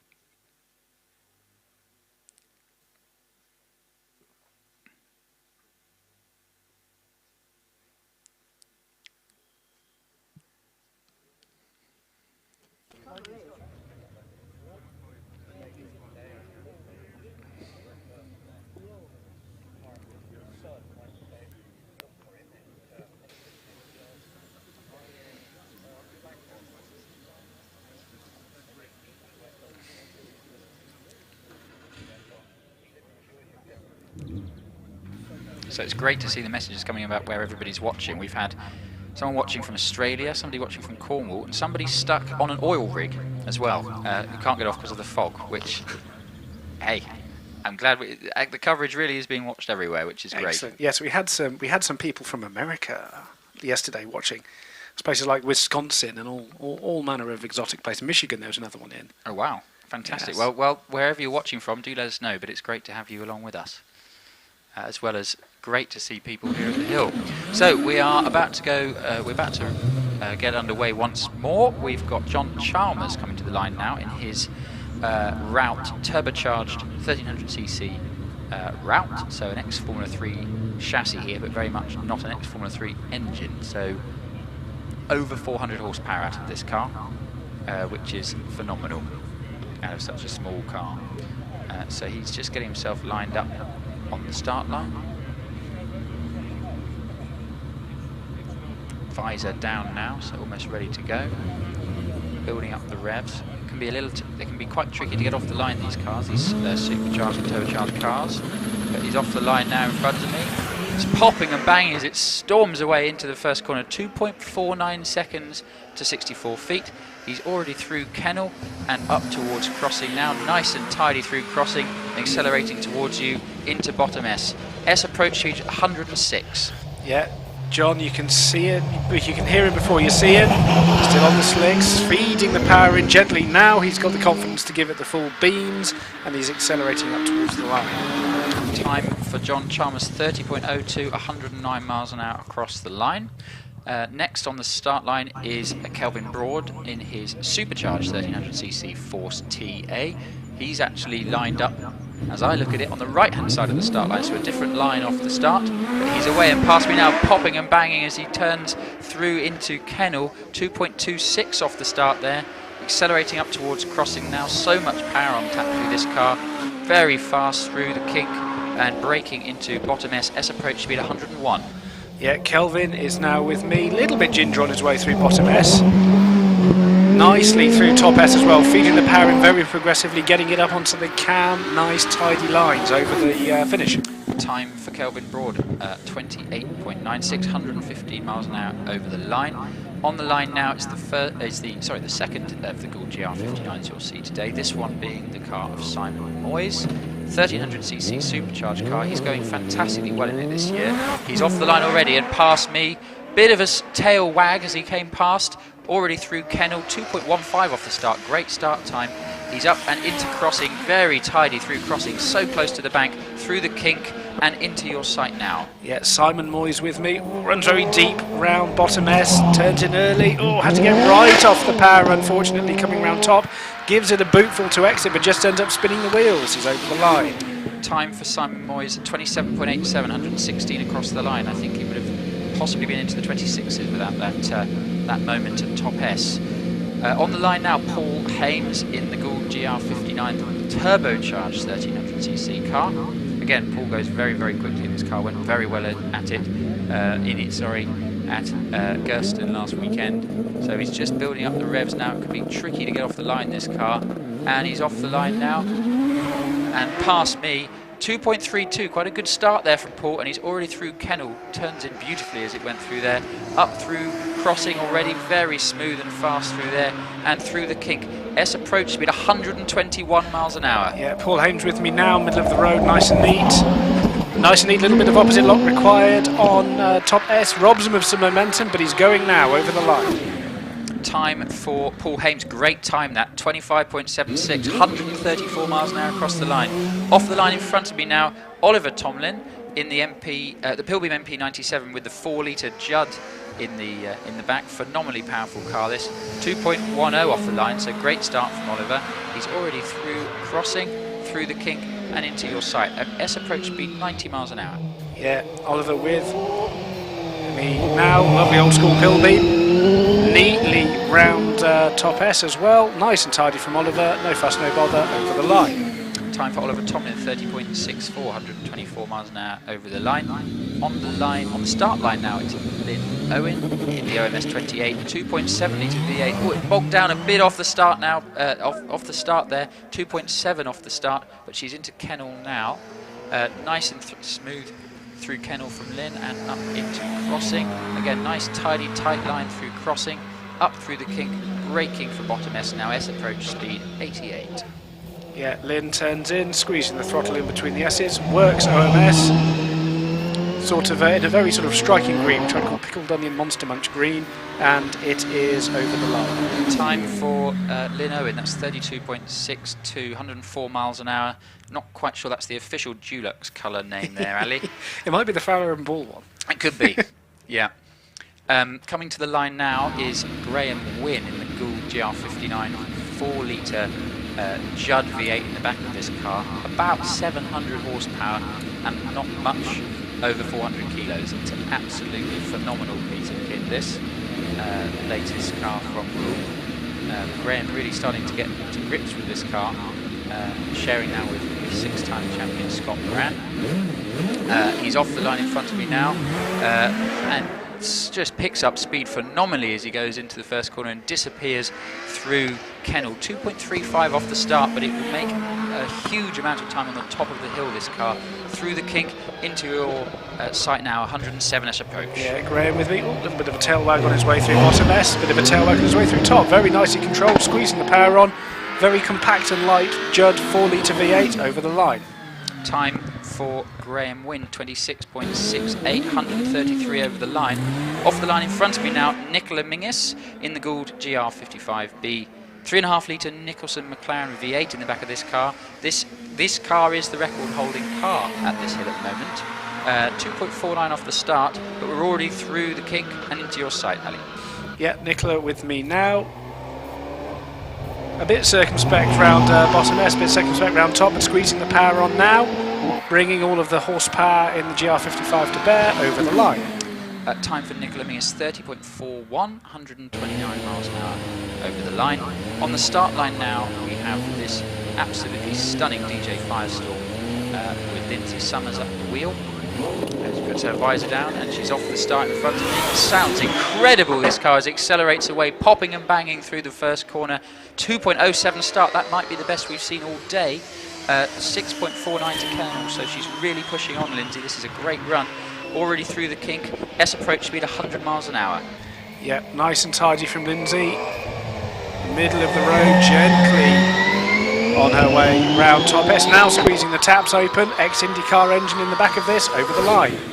Time for Lindsay Summers, 28.69, 136 miles an hour over the line. That car really goes. Amanda George now in this beautiful little Chevron B19 sports car, 2.43 seconds off the start. She's already out of my sight through Kennel and into crossing. Nice tidy line through crossing, heading up towards the kink now and into the S's. S approach speed 74 miles an hour. Absolutely classic sports car lines in this Chevron. Amanda gently round the S's, very neat and tidy, short shifting her way up through the box as she gets onto the straight and now over the line.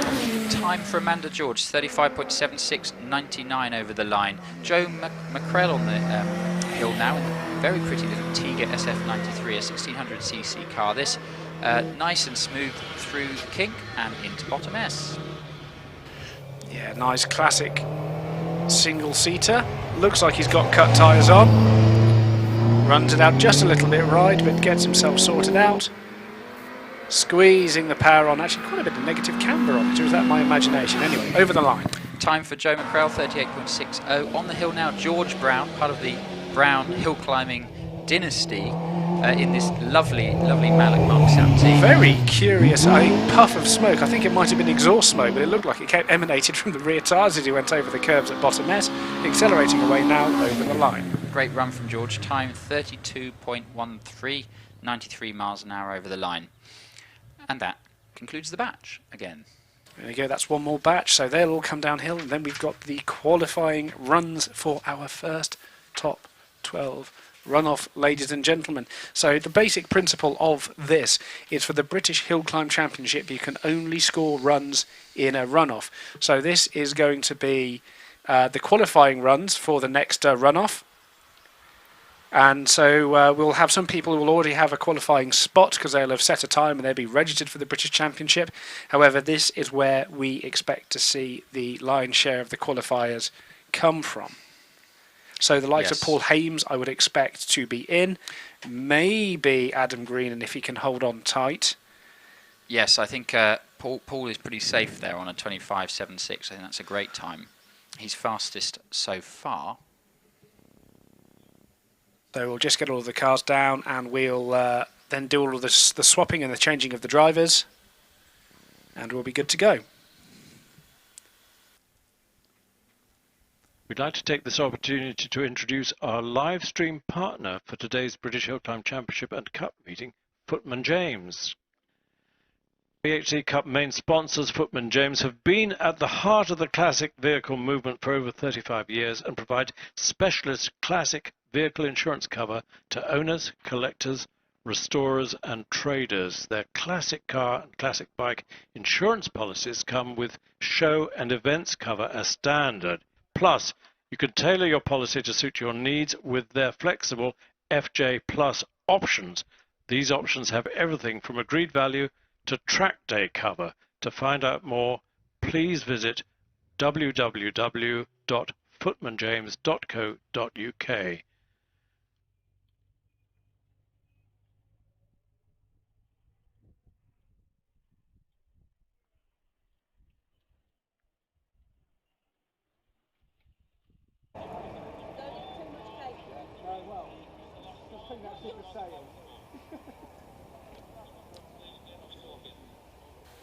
Hello, Billy. It's David here now. Ah, hello. How are you? You Very well? well. How are you? I'm absolutely spiffing, thank you very much. Do you know, I was just sitting here thinking, if only there was like the elder statesman of the Lowe family available to do some commentating, and if by magic, here you are. Well, that's very nice of you to say that. So I was just looking on our stream, by the way, and we've been having lots of people message in saying where they're watching from. Yes. And there's always a competition about who's watching from the furthest away, and it's always won by a Kiwi, isn't it? So TT Kiwis, brilliant to be sitting here on Sunday evening in New Zealand watching this too. Thanks to all those involved in getting this footage up and running. So thank you so much for streaming in all the way from New Zealand. It's great to have you on board. Well, my daughter and son-in-law live in Sydney, but they seem to have declined to respond. Well, that's not very nice, is it? No, well, I've told them. It's Sunday evening. They should be in. Yes, that's right. With a glass of wine, no doubt. I would hope so. Yes. Yes, I heard they do those nicely down there in Australia. Occasionally. Yes, occasionally. Yes.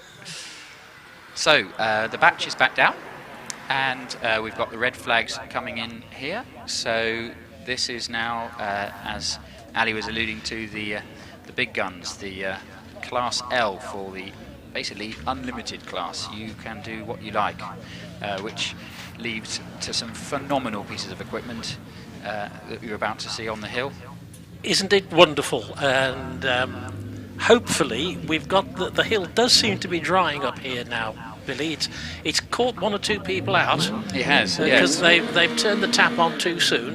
Yes. And it's bitten them, but it does seem to be a little bit drier, so fingers crossed. Yes, I'd say a little greasy up there, but yes, it's definitely dry down here now, and all the runners are very much on slicks now. Which shows great time, by the way, from Adam Greenan, who sat there in 5th place in qualifying, even though he was in a much wetter track. Anyway, we are running again. Paul Crute in the OMS 28. This is a 3-litre Jaguar engine car, hence the phenomenal paint livery to look like the Jaguar Formula 1 livery of the early noughties.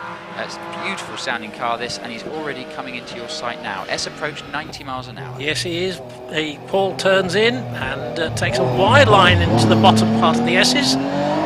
Really turns the taps on when he gets it straight.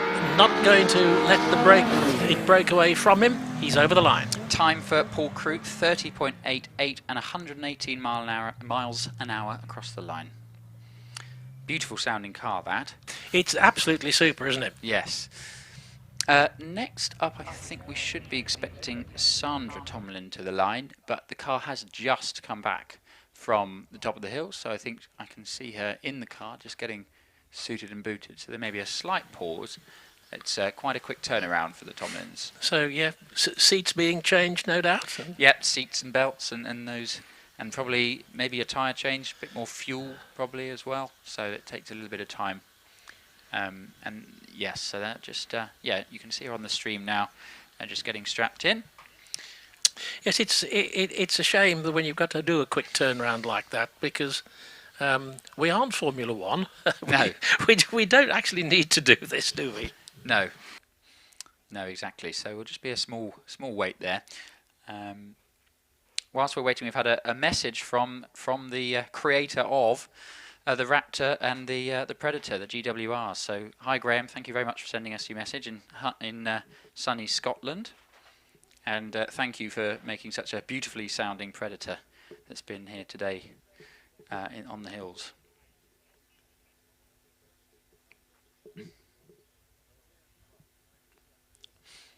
So yes, Sandra just getting strapped in, belts on. Quite tricky in it as well.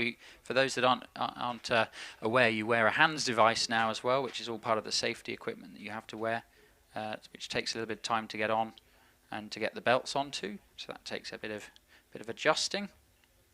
But she's in the car now.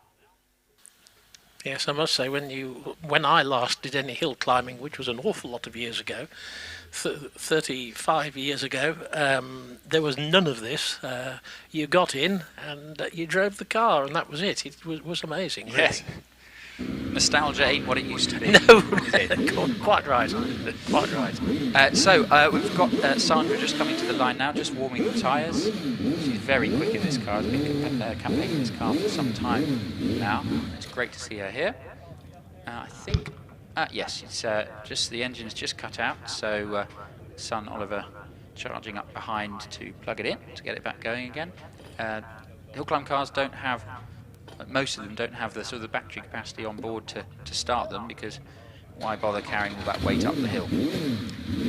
So the car is refired, the charging bursts back into life, the visor is down, she's just building up the revs, and she's off the line now. Good start from Sandra there. That's 2.15 to 64 feet, very good start. She's already through Kennel and accelerating now up to crossing.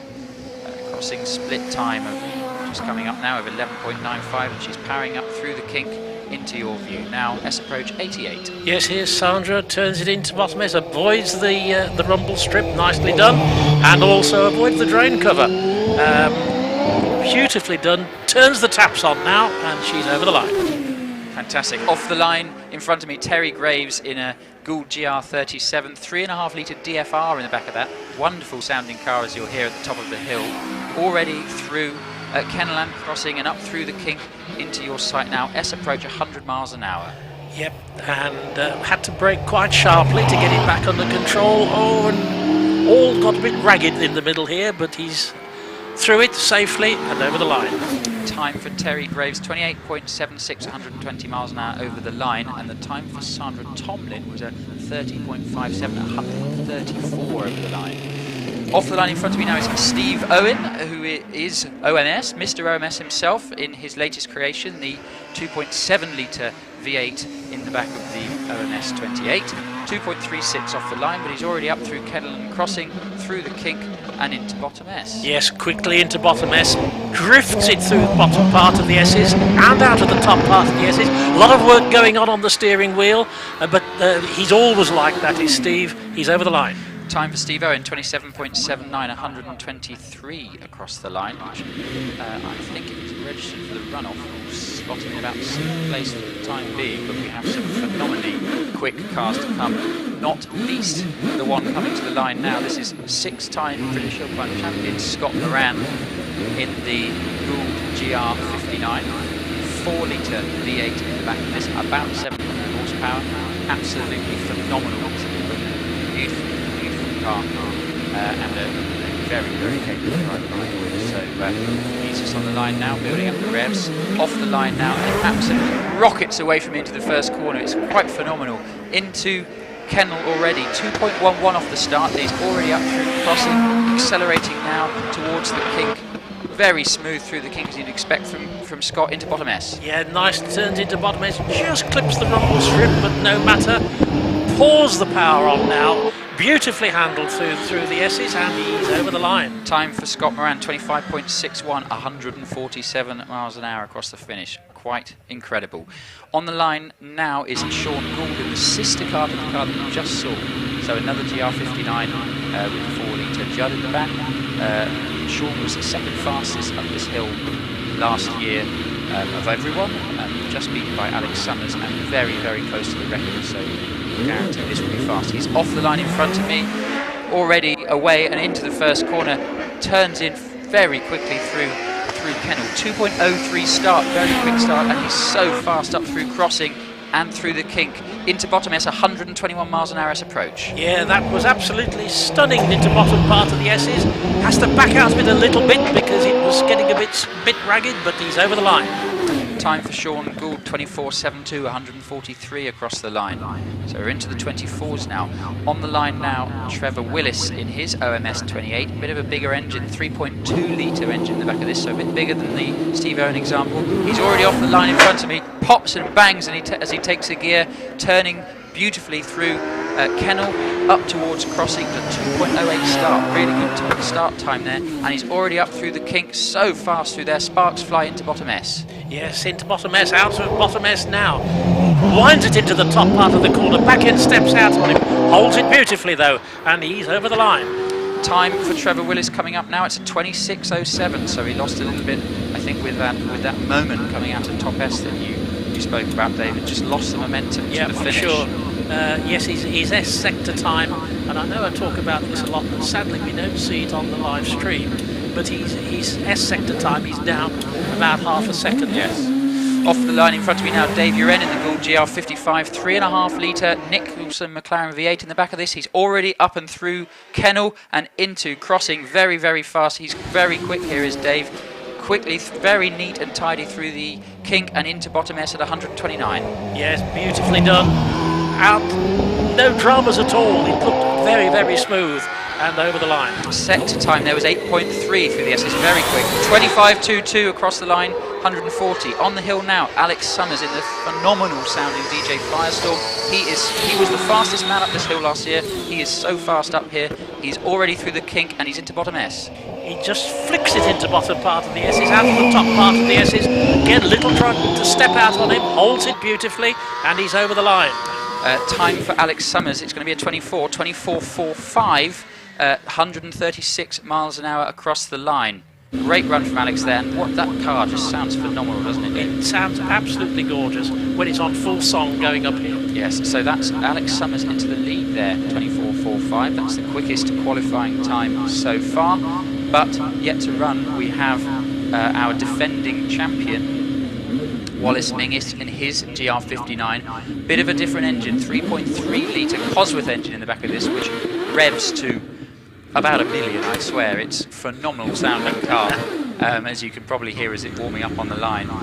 Wallace has had a brilliant start to the season, 5 out of 6 runoff wins so far, just so consistent in this car, really has got to grips with it over the last few seasons. Just adjusting his helmet, visor down, launch control engaged, and he's off the line, and he's already passed me in a phenomenal noise as he turns into the first corner. 2.04 seconds off the line, so very, very quick, very neat and tidy through Kennel and through crossing in the middle of the road. He's already through the kink. His S approach is 117. Yeah, pops and bangs on the overrun into the bottom S, out of the top part of the S's. Gets a little bit ragged. The back end tries to step out on him, but he controls it nicely, and he's over the line. Time for Wallace Ming is 25.47. 25.47. And 145 miles an hour over the line. Phenomenal, isn't it? Off the line now, that's Andrew Tippett in the Brabham BT30. A lovely sounding 3.5 litre, I believe a Rover V8 in the back of this. Such a deep bellow from this car. 2.29 seconds off the line, so a great start for an older car there. 75 miles an hour into bottom S. Here he is into bottom S. The vestigial front wings on the car.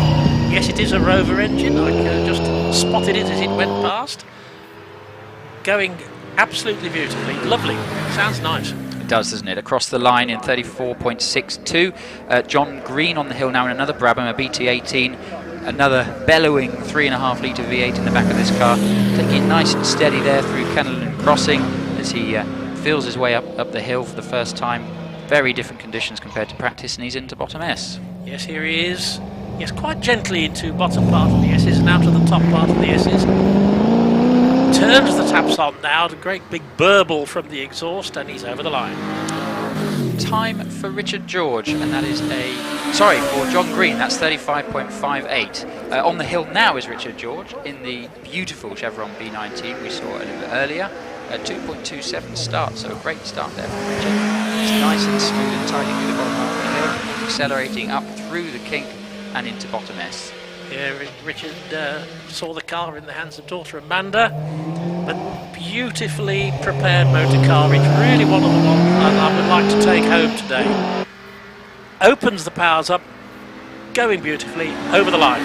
Over the line, Richard George 34.24. Roger Dean's off the line now in this fantastic Lola T142. Really, really wonderful sounding. I think it's a 45,000 car, so 5 in the back of this.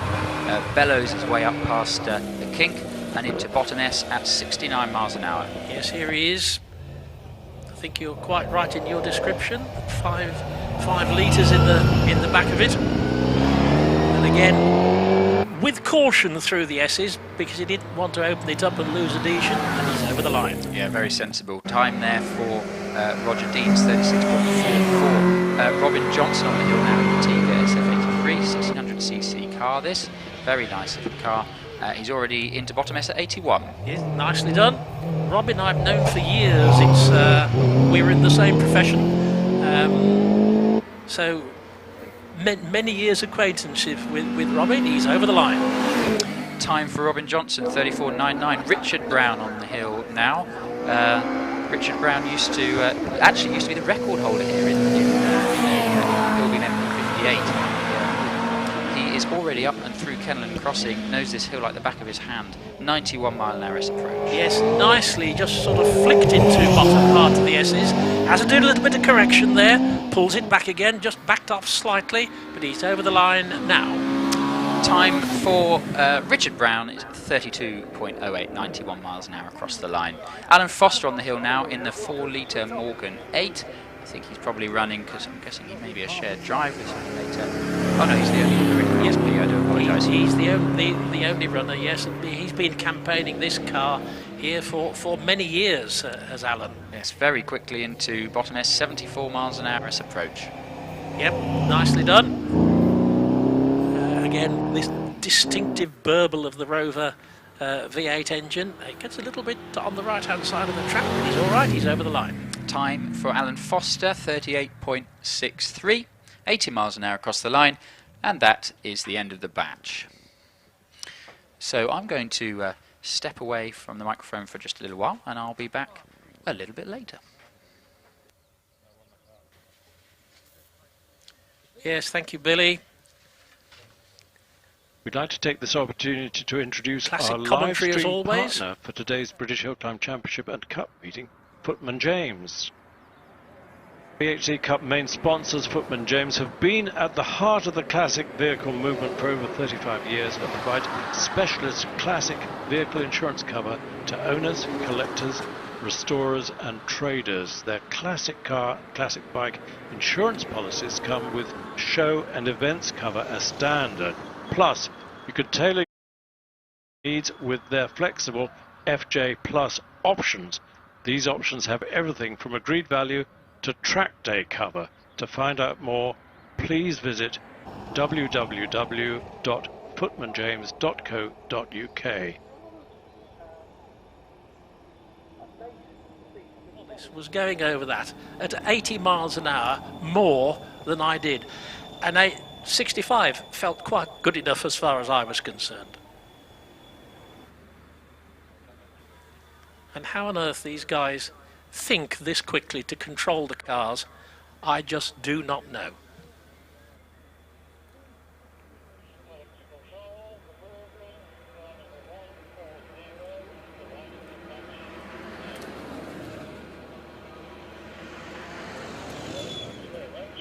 Unfortunately, on the live stream at the moment, we don't have the S sector time, which is a shame, and I always feel that that is very, very critical to the climb, because here you need to keep the momentum up because it is very steep. It is very steep up through the S sector.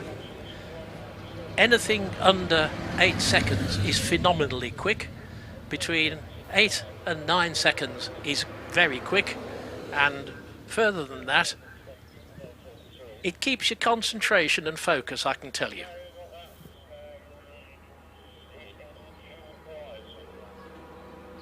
We did see some 7 point somethings, 7.8 or 9 through the S sector. Yes, I think it might have been Alex.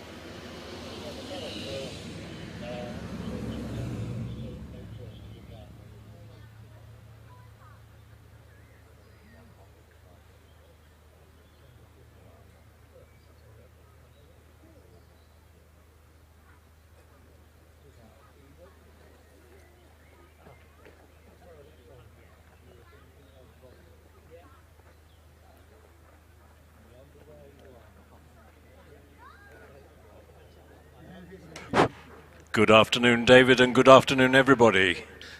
Good afternoon, Chris. How are you? I'm all right. I've relieved Mr. Grace, who's done a fantastic job this morning. Done superbly, hasn't he? Yeah, he's offered me the runoff, but I think he might change his mind and want to come and have a go at that. But it's been a good morning.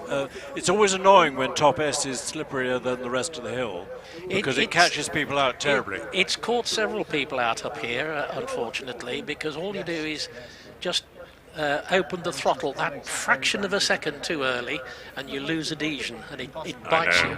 I did it myself once on a very muddy, slimy day and nudged into the bank at top S at about 15 miles an hour. And it, you were going quicker than normal. I was, yeah. It didn't do the front of the car any good. Anyway, great to see Roy Stanley back in the Mitsubishi Lancer. Is he still our closed car record holder? No, he's not anymore. That's Mike Endine in the Puma Gould. But Roy has hill climbed an Evo of various descriptions for a long, long time. Took a couple of years off, I think, maybe building or buying a house. But good to see him back in this powerful Evo 5 RS. Yes, it's a phenomenal sounding car, but it's a bit of an animal, isn't it? Well, they are animals, aren't they? Yes. The surprise is, when the engine's churning out 600 or 700 horsepower, how the transmission stands up to it, but it seems to. Four-wheel drive, of course, turbocharged 2.2 litre engine, so we'll see what he does off the line. It'll be quick and dramatic. 2.46, not as dramatic as usual, but Roy hasn't hill climbed for a while, so he's easing himself back into it. Through the kink and into bottom S at 77. Yes, here's Roy into bottom part of the S's, avoids the concrete rumble strip, runs it slightly wide, a little bit of a twitch, but hangs on to it, doesn't really back out at all, and he's over the line.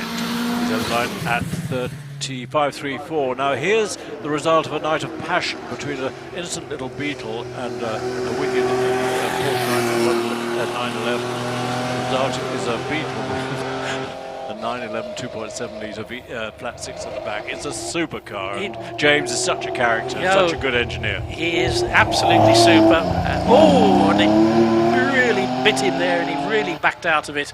The back end was stepping out, but he got it all under control, and he's over the line. That was the Porsche bit misbehaving, wasn't it? It was, absolutely. 38.92. Formula Ford in the hands of Sarah Bosworth. It's a 1985 Van Diemen, named after Tasmania, of course, Van Diemen's Land. Yep, Sarah's with me. Amazing, spindly-looking motor cars, and phenomenal how they managed to get enough adhesion to stay on the track, particularly on conditions like this. Sarah's handles it beautifully. She's over the line. 36.62. Here's the Stovebolt HWM Grand Prix car driven by Sterling Moss with an Alta engine in the late 50s, early 50s, and then it was a film star in a film with Kirk Douglas. The Alta engine got chucked in the Pacific, and it was fitted with this Chevrolet Stovebolt engine, and Simon's had this for must be 20 years now. Oh, easily, probably more than that, I think. And of course, the wonderful thing is he drives it to and from the meetings, and it really comes out of control. Oh yes, he gathered it up nicely. But didn't he just? Yes, and avoided all the hard bits that are around the track up the top. Yes. Little heart going pitter-patter. 40.51. Here's Bill Drysdale in the Porsche 904 FF. One of the F stands for fake. I won't tell you what the other one stands for, because Bill Drysdale built this guy himself in his his garage at home, and he's done a fantastic job, particularly now it's on 6 cylinders. It Yes, was on a little 4-cylinder before. It was, and yeah, absolutely amazing. Beautiful motor car. We had quite a talk yesterday, and I advised him that the best thing to do was to keep it on the black stuff, and he's actually managed to do that, and he's over the line. Incurry defer. Defer, yes. 42.86. Lots of people have asked him to produce a replica of the replica. Here's Mike Hawley, thrilled to get his Healy Silverstone back. He sold it to a guy in Germany, and he's managed to get it back. It's got a Jaguar engine rather than the original 2.5 litre Riley engine, but it's a lovely car. It is absolutely super, isn't it? And again, loads and loads of torque from the Jaguar engineer, and he was very cautious coming through the S's. Over the line. Mike's time 45.65. Now, Bryony, where's she gone? There's a red flag, and Bryony has stopped the Elva between Kennel and the crossing. I don't think it's a mishap. I have a horrible feeling it's mechanical. So she will back it back to what we call Richard Weaver slot and go back to the paddock. Let's hope it's fixable. I stopped with a mechanical problem once at bottom S with the fuel pump ticking away like crazy, and I'd forgotten to put any fuel in it. I said it's a fuel pump failure, which wasn't exactly a lie. Yes, quite right. It just failed to pump there. We've had some nice messages. I'm not sure where we got to, but one from Kiwiland, from South Island, from TT Kiwis. We did have flooding here in the South Island. I'm based in Auckland earlier this week. Hope you've not been involved in any lockdowns. Tell us about it. We have been, I'm afraid. And then he follows that up by saying the grip of these machines is amazing. Well, it is amazing, particularly when the hill's dry. Brian Longpierre, someone must have said these are accelerate like a dragster. He says, well, they're faster than F1, but not dragster. No, that's a different game altogether. Absolutely, yes. Laser Lazar, he's calling the police. Now, I don't know why. Everyone's either called Steve or Dave. Those of us with different names are just using pseudonyms, says Andy Lawrence. And Laser Lazar says, I'm calling the police. Well, okay. I'm not sure on what grounds, Laser, but there you go. On the line, Martin Saunders. We'll find out what happened to Bryony Serrell when we can. In a lovely Mark 1 Escort. Reminds us of the great days of Roger Clark and people like that. And he rockets into Kennel, up to crossing, called crossing because we used to have spectators on both sides. This is where they crossed over. It'll be 65-ish into bottom S. It's 69, that's good. 69 into bottom S, as you say. Nicely prepared motor car. Out of the top part of the S's, lovely flared wheel arches, and in beautiful condition. Again, a little bit cautious. Don't want to scrape it against the bank. Over the line. Yeah, don't do that. 41.04. Now the Mark II, which many people don't regard as pretty as the Mark I, but still a very effective rally car. This is in the hands of Mark Hobbs.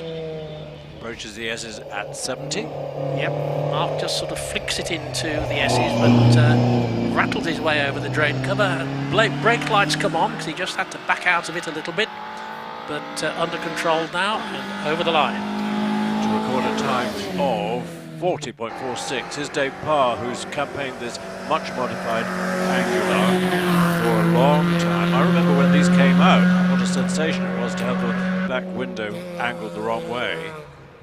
But it was the first car to have the 997cc engine that Cosworth developed so much. Yes, absolutely. Kent engine. As you say, wasn't it a styling amazement when we found it? It was. And everyone said, oh, it'll never work, and it sold it. Over the line. With a 41.67 Simon Braithwaite. Again, the Mark I Escort, nice one. Some of these were fitted with the BDA engine. Escort Mexico didn't have the BDA, did it? Oh, his back end stepped out on me, had to hold it. But again, controlled beautifully over the line. Simon Braithwaite, 36.51. Now a Mini, and a Mini with a big engine, 1460. Is that an A-Series engine? I think it must have a long stroke as well as being poured out a bit. But it's quick, isn't it? I should think you could see air through see light through the balls, wouldn't you? Almost, yeah. Yes, isn't it going nicely? It is. Really super. 75 into S approach is something special. Front wheel drive, of course. Yep. Sensational car, 1959. 37.66. Now a BMW 2002 Ti. This is almost the car that saved BMW. It's BMW 1800 before it really was the saviour, because they were in real trouble. They had the big Baroque Angel, the big luxury saloon, or a bubble car, and they were losing money hand over fist. Yeah, and Anthony again had to back out because it is still greasy in the top part of the S's here. He's over the line. 39.43, here's a favourite car, isn't it? Terry Clifford, who's campaigned all sorts of cars for a long time, but now in this pretty little Alfa Romeo GT2, up with a 2-litre engine.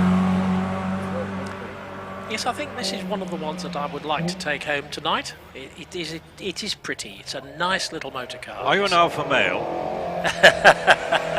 I am, definitely. I know you are, yes. I think I'm on alpha number 10 at the moment. So Terry's on his way up to the finishing line. He's over the line now. 41.69. Reliant Scimitar, Gary Cox's well-known car. This was the predecessor to the hatchback Reliant GTE. Didn't sell as well as a GTE, but really spawned a lovely series of cars. It did, didn't it? Just made in Tamworth, of course, and what a departure from the three-wheelers. Over the line. Over the line with a time of 38.88. Ted Elwes, we've seen before a few times, haven't we, in the MGA. Beautifully prepared as always. Got an MGB engine, so it's a bit faster than the standard MGA. But it doesn't have the twin-cam engine that gave them so much trouble. He's into bottom S at 68. Yes, I think this is virtually 2 litre. I can't remember now, but I was chatting to Ted about it. He drives this with a fair degree of verve, both on the track and on the road. He's over the line now, Chris. He is, and his time is a 41.99. He's followed by this lovely Frog Eye, Mark 1 Sprite of John Newt. Do you know why it had the Frog Eye headlights? Yes, it was all to do with the...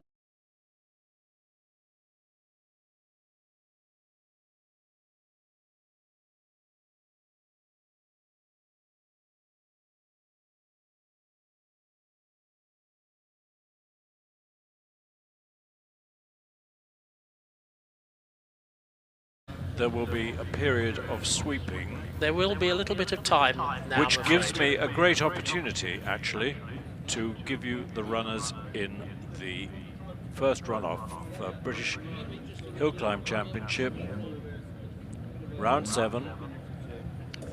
And the runners will be in this order. If you want to grab a pen, I'll go through them relatively slowly because I'm sure we'll have a bit of time. Graham Wynne, number 708, will be the first runner, not because he qualified 12th, but because he is sharing the car, as we know, with Scott Moran. So he goes up, comes back down the hill, he hops out, and Scotty jumps in. Then it'll be number 101, Matthew Ryder. Brilliant run to qualify with a 27.28. Equally brilliant third runner will be Adam Greenan, qualified with a 27.02. Fourth to run, Einon Price, slightly quicker, 26.82. And then fifth to run, David Warburton with a 26.29. Next comes Trevor Willis, number 5, with a 26.07. Trevor taking it relatively easily, quite understandable on the rather greasy conditions at top S, but he was pipped by Paul Hames, who was into the 25s with the 25.76 in the Gould GR59. Scotty, in sharing with Graham Wynne, is next up with a 25.61, and then our current champion, who again I think was taking it relatively easily, with a 25.47, Wallace Mingies. He's running number 1, 2, 3, 4, 5, 6, 7, 8, 9th.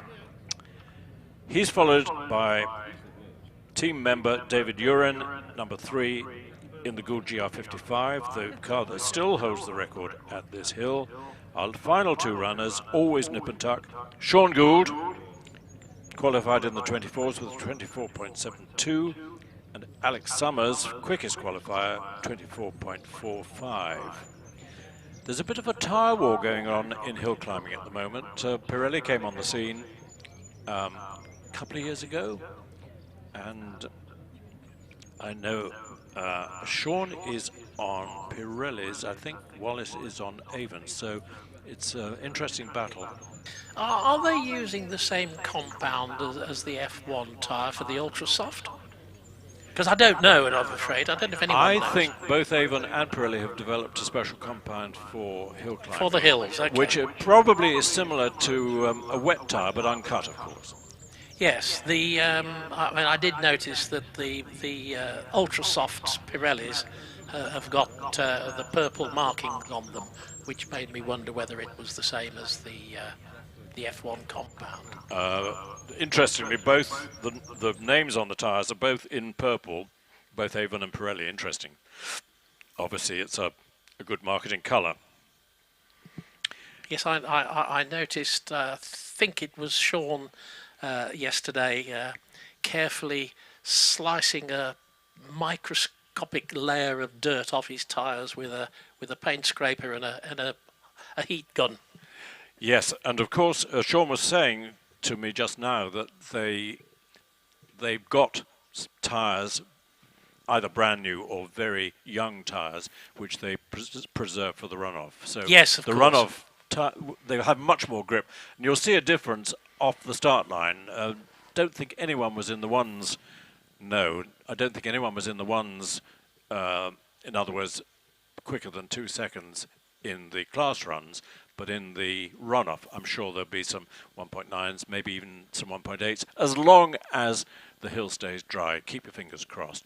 I'll quickly give you the runners again in the round 7 of the Motorsport UK British Hill Climb Championship as follows: Graham Wynne, Matthew Ryder, Adam Greenan, Einon Price, David Warburton, Trevor Willis, Paul Hames, Scott Moran, Wallace Mingies, David Uren, Sean Gould, Alex Summers. And a particular shout out to Paul Hames, who's got a much smaller engine than the majority of them.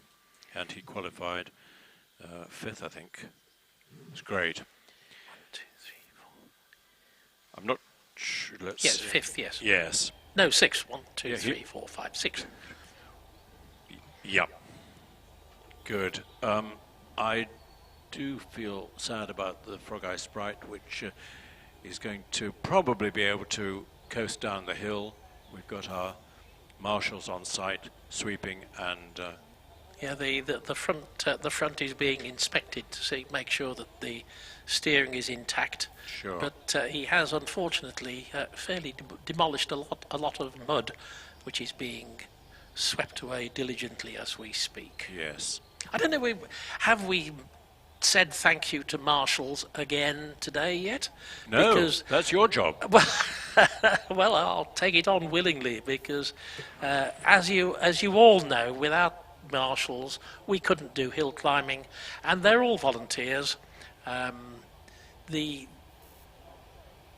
wonderful thing is that you get closer to the action, closer to the track, and if you want to and feel like joining the marshals, have a word with one of them and say that you'd like a contact, or email the club, and we will put you in touch with the marshals or organisation. We've had a message from Amy Tyso. Here it is. No! The stream from Shelsley Walsh just died before they could explain why the Sprite had frog-eyed headlights. Now I will never know the forbidden knowledge. Well, now, if I recall, Chris, and you might be correct me on this, it was all to do with the headlight regulations for America, wasn't it? Exactly that. The original idea was to have pop-up headlights lower down, and then the Americans said, no way, sir. And I think the solution with the frog eyes is brilliant. Well, it worked ever so well, and it became the trademark of the car, didn't it? It did, and I was sorry when the Mark II Sprite came out with a much more conventional body. Yes, yes. The disadvantage of the Mark I Sprite was that it didn't have a boot lid. Correct, I've For forgotten those of you that, in America, a trunk lid. A trunk. So if you lost a spanner in the trunk, you had to crawl in with a torch and feel around for it. Yes, it was. Wasn't the easiest thing to do. And do you remember there were some rather nice fiberglass conversions done on the car? There was it the Ashley? Yes, all sorts, and people building hardtops for them. You could get wire wheels for your frog eye. They looked good on wire wheels. So in a way, it was a shame when it became more conventional. I think that just to be a bit anorak for the moment, the Mark I had quarter elliptic rear springs. Do you remember? It did, yes. Which put a lot of stress. Quarter elliptic is half a leaf spring, really, which one end clamped to the bodywork and the other, of course, clamped to the axle. I think it put a great deal of stress onto the back of the monocoque of the car. So the Mark II had much more conventional semi-elliptic, in other words, a full-length leaf spring at the back. Unfortunately, he's got to come down on the back of the rescue truck, so there's obviously some damage to the front suspension, which is a shame. But the rescue truck is here, and the drop body is being lowered, so we shouldn't be too much longer. Message from Shelsley Walsh, which I will highlight. There it comes, because this is important. Send in your best 2 pictures from trackside this weekend at Shelsley, and we'll pick 2 winners from the under and over 21s to win a junior Shelsley Walsh membership and a bottle of piston gin.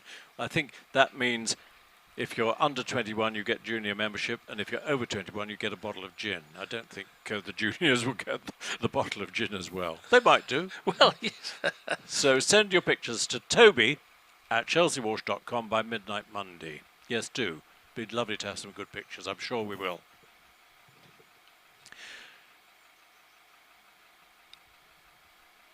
Joel Smith.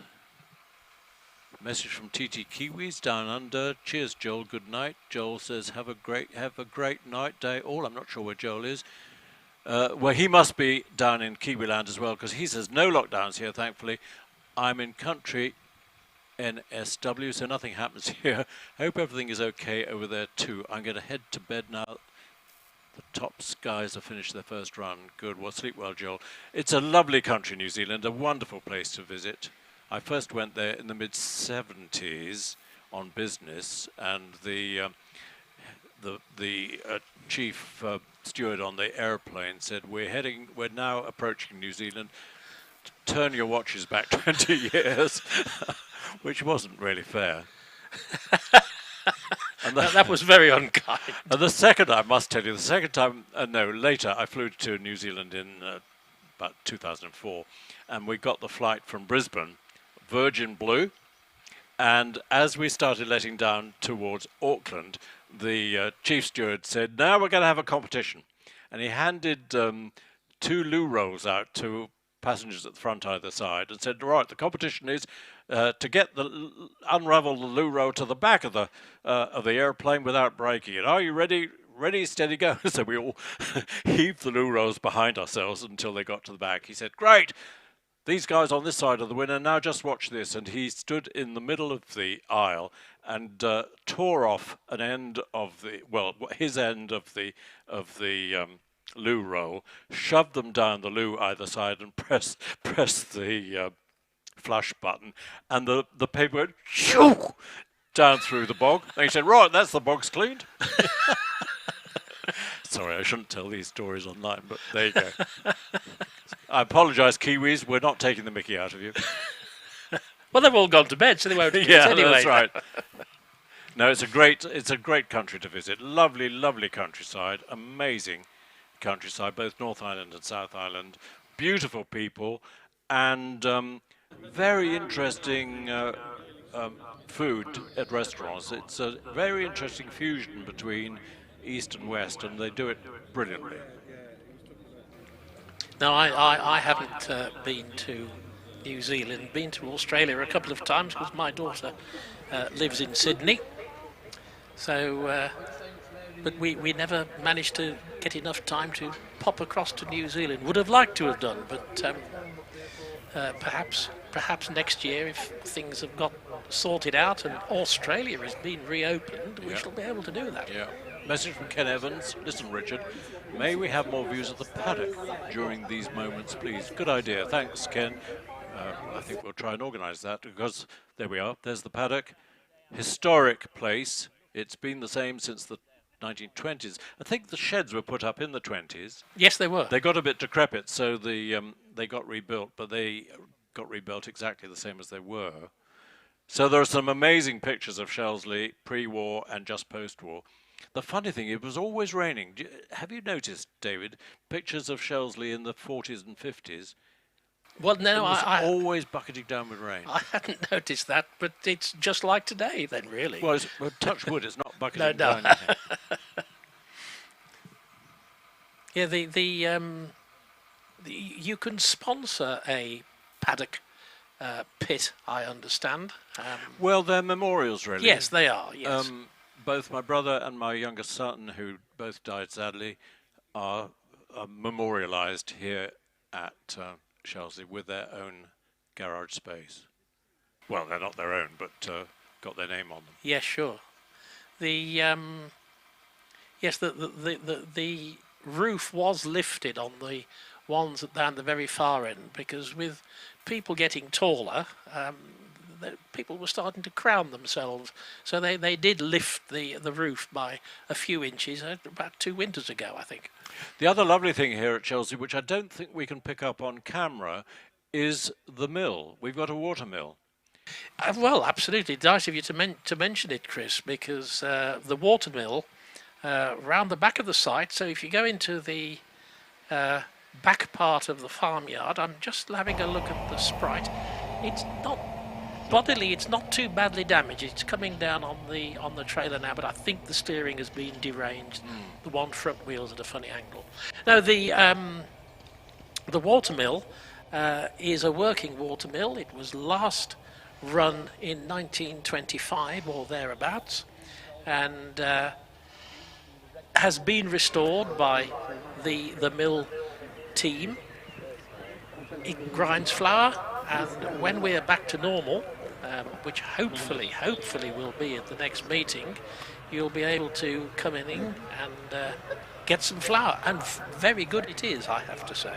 And you don't have to pay for it, although you can't buy it, but we would very much appreciate a donation to the Mill Society. Yes, which happens to be the same price as a bag of flour. That's a pure coincidence, Chris. The other nice thing, David, that I like about the mill is the drive shaft through to the workshop. So the mill wheel drives a machine shop. It does, and this was a very advanced farm in its day, because the workshops had line shafting all down in the ground floor and the first floor. Sorry, and the first floor, and they had feed grinding machines. We've moved them downstairs now, but the line shafting is still there, and it still drives the machines. So you can actually witness beet choppers and various things, as well as the mill stones grinding away. Nice message from Tim and Barbara Daniel from their home in the south of France. Tim used to compete, I remember vividly. Greasy Shelsley brings back memories, I bet it does. Best regards to everyone, and great commentary. Thanks, Tim, you must come and visit when you're next in the UK, when you're next allowed into the UK. We are shortly going to be back in business, I think, because the Sprite is down, the flags will be coming in. Yes, I think top post here is happy. We've got a Porsche, and it's Josh Sadler, who until a few years was a great fettler and seller of Porsches down in Oxfordshire. Yes, it was Gerrard's Cross? No, not Gerrard's Cross. High Wycombe. I can't remember where it was just north of Oxford. Was it? Yeah, okay. Out in the countryside. This is... It's looking a bit smart. When I last saw this at Prescott, it was splendidly scruffy, but it's a RS replica with a 3-litre flat six, of course, in the back. Well, my claim to fame with Josh Sadler is that I got a second-class award driving a Lancia Augusta at the Belfry driving tests about 1,000 years ago, and he got a third-class award, but he was in a different class. So he was a lot quicker than I was, but I got the second and he got the third. Augusta, a mate of mine's got an Augusta. Really? Here comes the Porsche. Look at the 2.69, that's pretty good. The great advantage of a flat six engine right out the back is that you get lots of grip with the back wheels.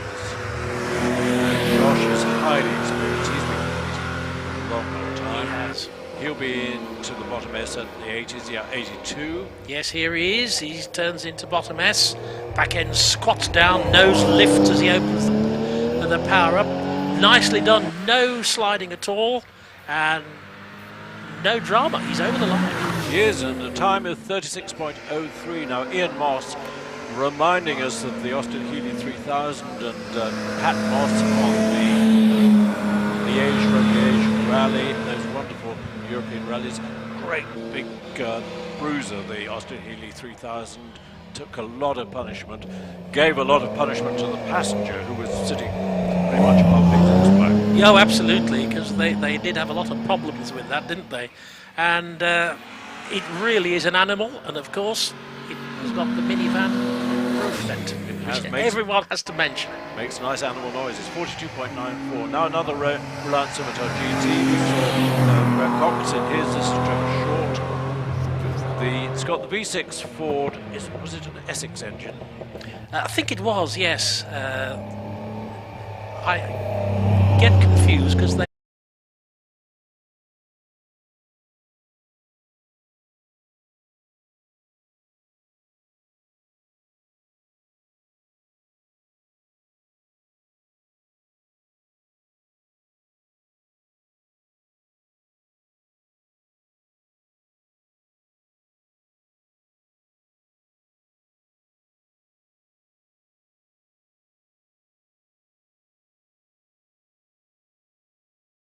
looking extremely cross as far as I can see, but yes. Are the marshals looking cross, or are they looking enthusiastic? Well, they're all running up to help, and the truck has come up from bottom S as well.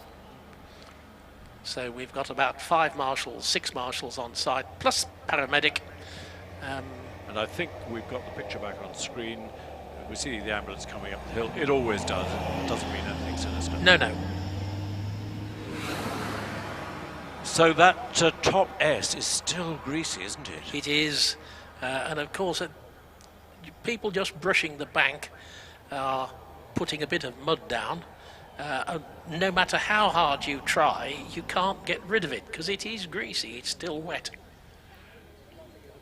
And I don't think it's going to dry out below the trees. It really is not. Interesting message from Mike Ryland. Has the Volkswagen IDR electric car ever been up Shelsley? Well, it was sensational at the last Goodwood Festival of Speed. That will have been 2019 and broke the record there. But sadly, we haven't been able to persuade Volkswagen to bring it here to Shelsley, but it would be sensational if we could. Volkswagen Group have been great supporters of Shelsley in the sense of the Auto Union. Absolutely, and that was thrilling to see. That I know that in the intro video we saw couple of pictures of the Works Silver Arrows Auto Union here in 1930, help me, five, I think. 36, in the hands of Hans Stuck. Hans Stuck, who went up on a very wet hill.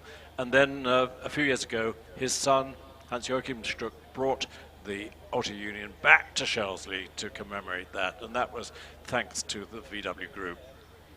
And it was beautifully done. It was an amazing display of engineering, I think, because the whole crew turned up. There were 2 or 3 that supposedly mechanics, but I think they looked very big, and and I think they were there to protect the car rather than fettle it. Or they were directors on a jolly. Yes, but it was very nicely done, efficiently done, absolutely superb bit of organisation. And we didn't really declare this at the time, but the car actually is a great tribute to British engineering, because it's a perfect replica constructed by, oh God, my brain's gone. Yes. Down on the south coast. Thing. Costwaite and Garden. That's the one, yes. And commissioned by Auto Union, by Audi, so nothing underhand. They wanted a car that they could use for demonstrations without threatening the originality of the original, as it were. And they chose Costwaite and Gardner to do the job. The way Hans Stuck chucked it into the S's and held the slide as he came out of the top part of the S's was amazing. And of course, the only thing wrong was that he had to wear a crash helmet that looked that was modern. Yeah. But he decided that he would like to do a demonstration run. Therefore, was preceded by a safety car. The safety car at the time was at least half the course away and driving very quickly, and he was Hans Stuck was wearing his father's leather racing helmet and gloves, I think, and came back down at the end of it with tears in his eyes. He did, and he loved the weekend and promised to come back. I hope he does. Nice message from Mark Rice. Greetings from Adelaide, South Australia, home of the historic Collinggrove hill climb in the Barossa Valley wine region, which is why people on their second run tend to go much faster than their first run. Nice liquid lunch. No, I'm sure that's not right, but it's thanks for the message, Mark. Adelaide's a lovely city. I do remember many years ago there was a gentleman and hill climbing a Ferrari, and his name was Elwyn Owen Jones, and he had a big dairy business in Wales, because we used to call him Jones the Milk. But he always, with his mechanic, who had been Ken Wharton's racing mechanic, and it's just escaping me the name, they used to sit down at lunchtime, and they had a picnic table out with a nice bottle of Chablis and a nice civilized picnic, and they never got the same time in the afternoon because they always got more cautious. Not allowed now, of course. Andy, interesting question. Accidents that might require medical intervention are not shown. Not sure if we get a replay. We tend not to replay accidents because they're not really fun to watch. Often they'll appear on YouTube or social media.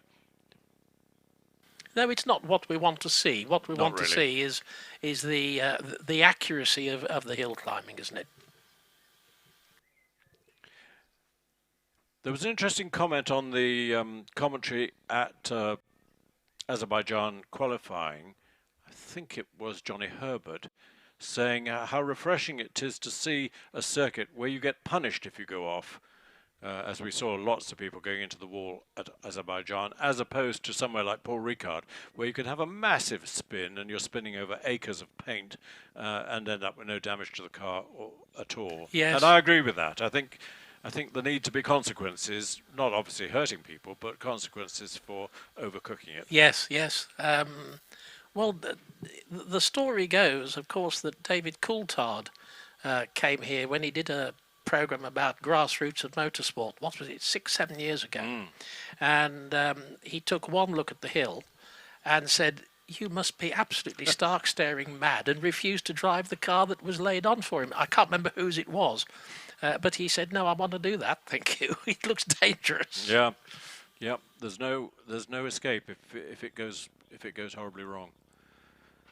I'm afraid we're going to have a bit of a delay still, because the car is sort of wedged across the track at the moment, so there's going to be a lot of manhandling needed. The breakdown truck, of course, is here, and it'll be put on that. I can't remember if the breakdown truck has its own crane. I think it does, doesn't it? Oh, it does. Yes, Yeah. it's got the drop body and the high ab crane. Richard Weaver, who was the master of hoiking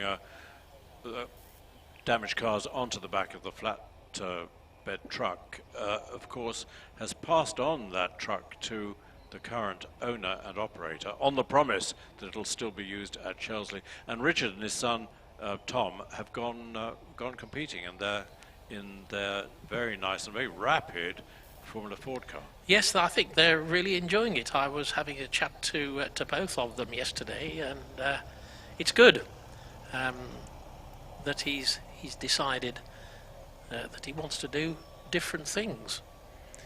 So the ambulance is just disappearing, and the truck is being held for the moment, and shortly we'll be back with me. Johnny C. Super Plum. Yeah, you're right, Johnny. The live stream is on slight delay. Yeah, which is why when David says he crosses the line, there's a slight delay before I can tell what the time was, because it's about a 3 or 4 second delay. The live stream is on slight, so if there is an incident on the hill, it's not shown worldwide, out of respect for the vehicle driver and possible family. Absolutely right. Yep, quite right too. And of course we always make the point so that the paddock can hear that when we know the driver is safe and well, we report it. So Lurcher says live stream just died and the accident wasn't shown. Well, that's deliberate. It didn't die, it was just diverted, because we don't want to show accidents, Lurcher. Nice picture, incidentally. Very flattering.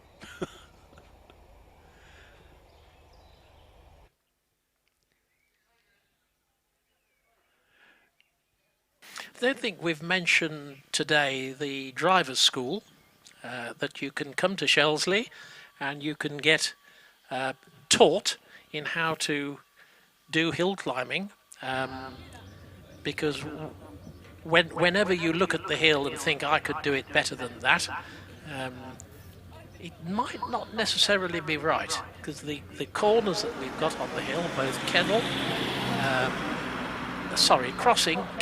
Crossing Complex and the top part of the S's are blind corners. And if you aim for what you think is the apex, you really get it all wrong. And you have to aim, they're blind, you just have to aim well beyond where you think that corner apex is. That's right, Chris. You've driven cars much quicker up here than I have. Yeah, it's a really interesting experience driving hill climbing. You think, well, it's only 20 seconds or 30 seconds, fair to say, but actually people get to the top and you're absolutely worn out. It's a lot of, not physical effort, it's a great mental effort. Well, it's we always say it's like Formula One qualifying up a country lane. Yeah. I got faster time of day once, yeah. Oh, well done, my you. only claim to fame. We've got a question, there it is. How far off the runoff are we? James, well, we've got a delay, as you can see, and I guess we've got half batch 2, and then the Porsches in batch 3, which is 20 or so cars. So what would you say, David? I think we're about 40 minutes away from the first runoff. It would be something like that, I reckon, yes. This is this, yes, this is Sarah Thorne in the Lotus 2022. She won the Fortnite Championship last year. She's a great driver, but it's a nice video showing what it's like driving up Shelsley.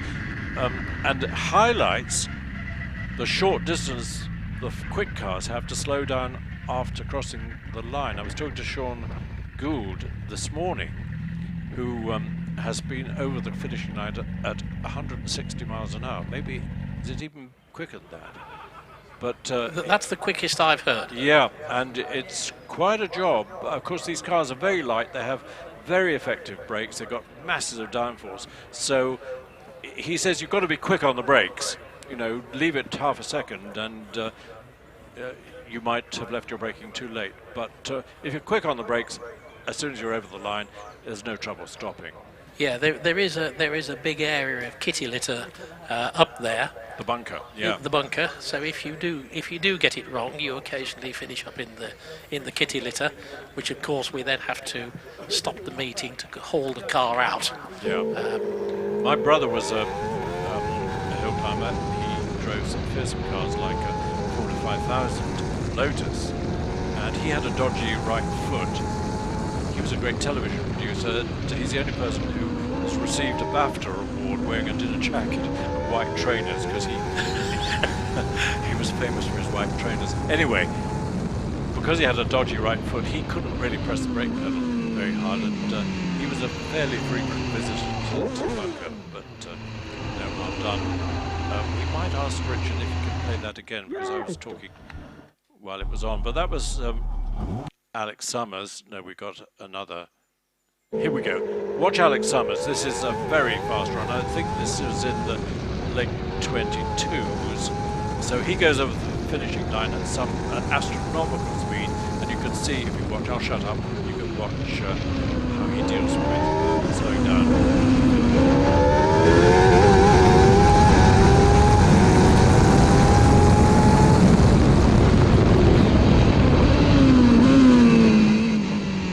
22.71, 155 also at the finishing.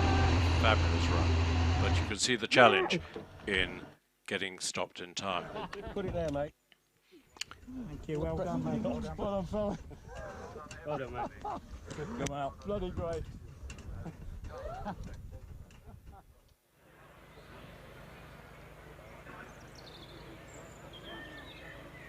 Stuart Preston.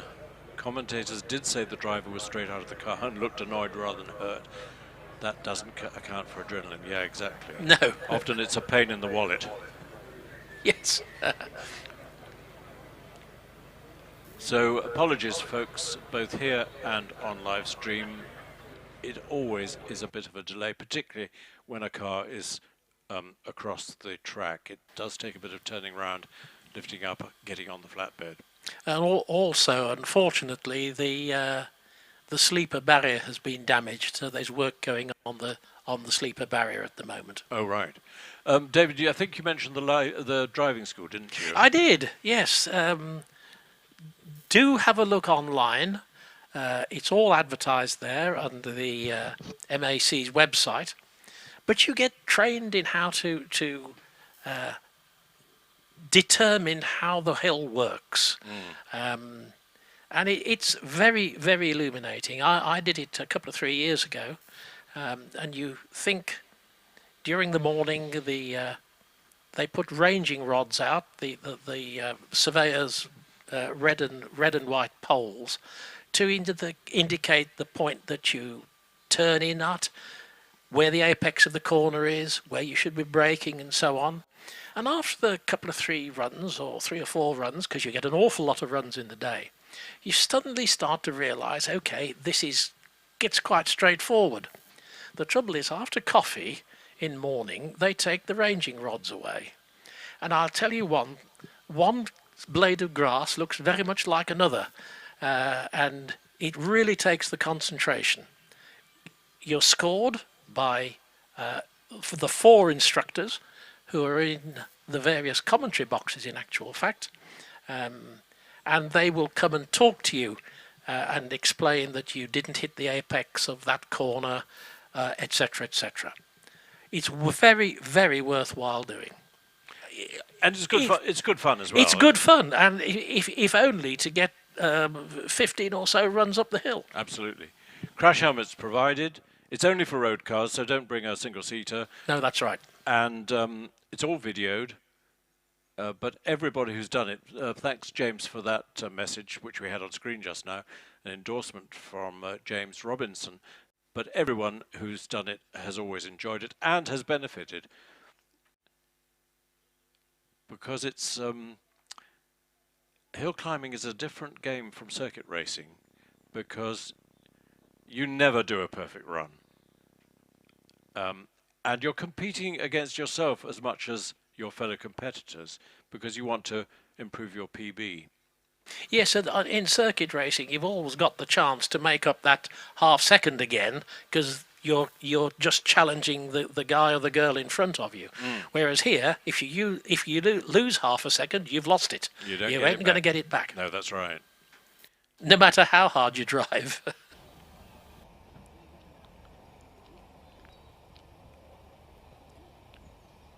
I used to hill climb here with a March, a Formula 2 March 782, and into bottom S at 105. I always thought, crikey, that wasn't nearly quick enough, but I eventually found out that it was.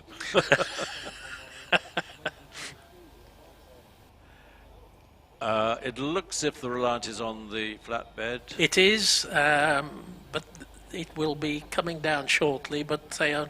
I don't know if they've finished repairing the barrier. I think they might have done. Can't quite see.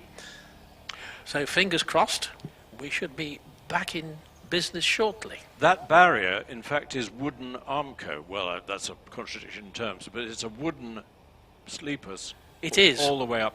And before that, it was just a wire fence, which was lethal. And I often thought, crikey, if you go through this fence, you'll probably leave your head behind. Yes, I know that. I don't know if the motorsport, the MSA, required the barriers to be put up, or it was popular request from many of the drivers, because I know that a lot of the quicker boys asked for these barriers to be put up. Sadly, we've got a bent Reliant on its way back down the hill. And I always feel for the road car that gets damaged, because someone's got to get home. Yes, that's right. Absolutely. Message from Peter James Evans, really enjoying the coverage. Brilliant to see competition back at Shelsley. It is brilliant, and it's particularly brilliant that we've got actual human spectators here.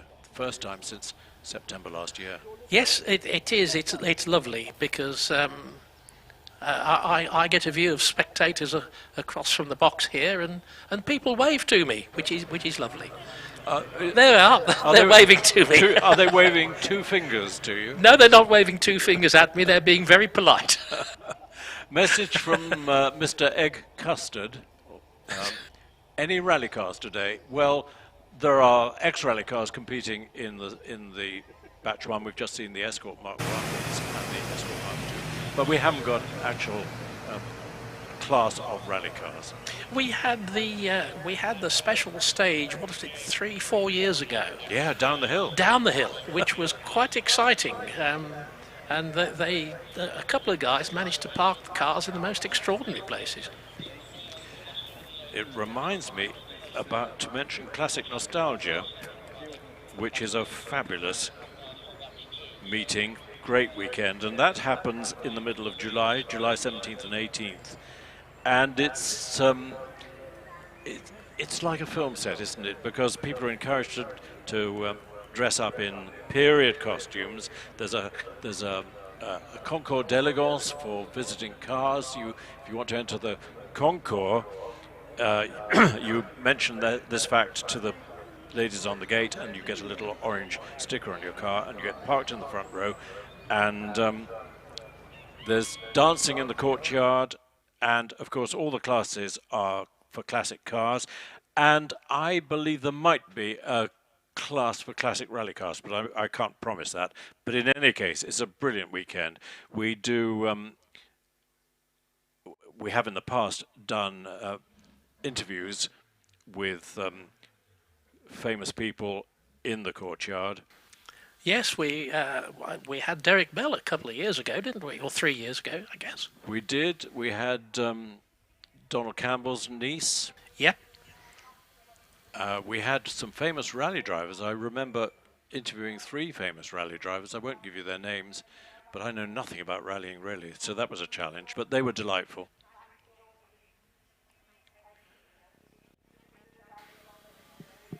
So there's a paddock view with the cars waiting to come out. There were 2 single-seaters at the front of the queue, but it looks as if they've been overtaken by a couple of MGBs. That's Steve Fenner in his MGB and Michael Fisher. So yes, they should be next up. Then Michael Henney in his Lotus Elan.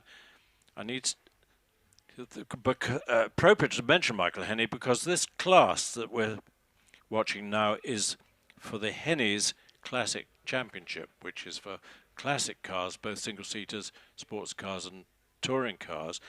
Michael Henney makes cider in Herefordshire and makes a lot of it. I don't know if you've tasted any, David. No, I haven't. No, I keep dropping heavy hints to Michael that the commentators need to experience Well, this. that's absolutely right, and he hasn't taken them, clearly. No, then maybe we've got to dip in our pocket and actually buy some, which goes against the grain. Buy? Buy? Yeah, exactly. Commentators don't buy. We do get treated to ice creams, I have to say. So, and again, Ice Cream Man is open. It's not as nice weather as yesterday, but the ice cream shop is open. I can see from my vantage point up here. Important message. These guys are not going to get their second practice run. Apologies to them, but we are going straight to our runoff. Okay. I don't think they'll get their competition runs this afternoon. These are the people who are competing today only. So regrettable that they've been deprived of their second practice run, but I'm sure people here and particularly on live stream are anxious to see the runoff as soon as possible. Well, that's about to begin. Reminder, Graham Wynne will kick us off in the fabulous Gould GR59 that he's sharing with Scott Moran, 6 times hill climb champion. And then, there we go. This is the order, the top 12 in top 12 order. In reverse running, go from the bottom up, Graham Wynne, then Matthew Ryder, Adam Greenan, Einon Price, David Warburton, Trevor Willis, Paul Hames, Scott Moran, Wallace Mingus, David Uren, Sean Gould, Alex Summers. And Alex, of course, is driving the fearsome DJ Firestorm made by Del Quigley up in Derbyshire with its Cosworth XD engine converted. It's not in Indy form or Champ Car form, it would have been turbocharged and on methanol, but it's of course on petrol and unturbocharged. It makes the most incredible noise. Yeah, sort of think what it could deliver. Mind you, it might be absolutely undrivable in these sort of conditions. Well, we shall see, but I think it's going to be an amazing runoff in difficult, very difficult conditions. We were hoping yesterday that we'd have runs in the 22s and have Martin Groves's long-standing record threatened, but I think under gloomy skies today we won't. But keep your fingers crossed. No, it's a shame. I have to say that actually the clouds are clearing. I can see blue sky over the top of the hill. So if it does really warm up for this afternoon, things might be very different. Let's hope so. That would be really good.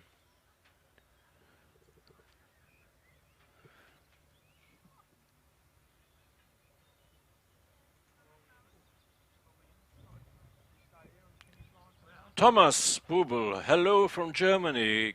Guten Tag, Thomas. Wie geht's dir? Nice that people are messaging from all over the place. We had one from Indonesia the other day.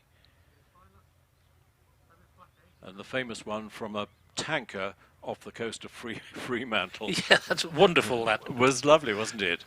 And yesterday we had a guy who's serving in the Royal Air Force in Iraq. And instead of fixing his fighter plane or piloting it, he's sitting watching Shelsley Walsh on a computer. He's got his priorities right. Yes, good man. Adrian Passman asks, will all the live streams, will all the hill climbs be live streamed this year? Adrian, I can't answer your question. I hope so, because it's had a major impact to allow people all over the world, all over the country, to get a taste of what British hill climbing is like. It's very different from European hill climbing, where people are racing up a mountainside for up to 10 kilometers or so, which gives the drivers a wonderful opportunity for a good long drive. But of course the advantage of a short hill like Shelsley for spectators is that you can see virtually the whole hill. Well, yes, that's right.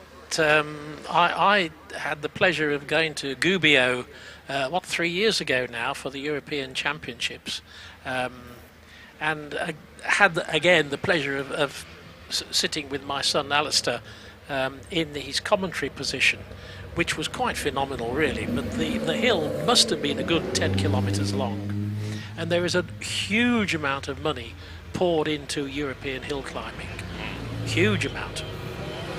And they were fascinated to see the British Goulds and specialist hill climb cars.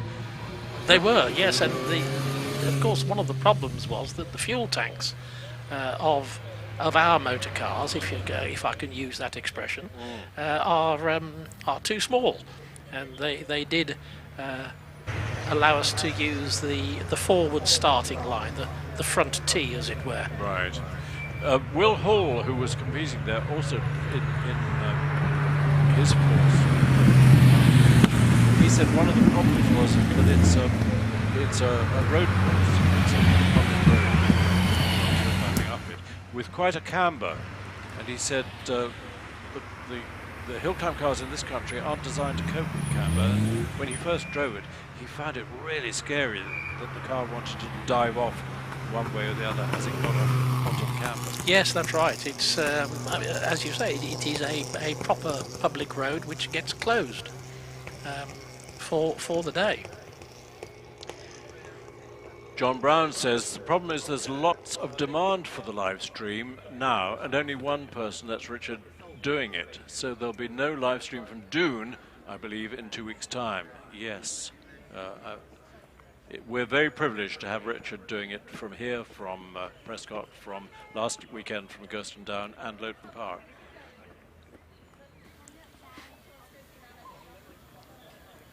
Yes, having watched it myself at the last meeting, I was very, very impressed. Very impressed indeed. Tony Wood has spotted two hill climb champs, David Grace and Martin Groves, chatting in the paddock. I've said hello to David. I haven't seen Martin today, but that's a lot of championship wins combined. So we're heading towards the runoff. Avon Towers British Hill Climb Championship. The runoff is sponsored by Wynn Developments, and Graham Wynn appropriately is leading the way in terms of being the first car to run. There he is in the white car on the pre-start line, helmet going on. Roger Moran, former champion, has been promoted to front tyre cleaner. And of course the car is being shared by Roger's son Scott, who you can see on the screen just approaching the car. Brilliant driver, 6 times hill climb champion, but it's taking him a little bit of time to get used to the little GR59 compared with the GR61X, which he competed in for so many years.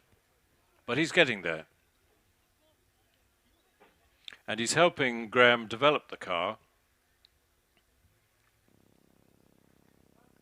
So this combination of Graham and Scotty Moran is a win-win for both parties.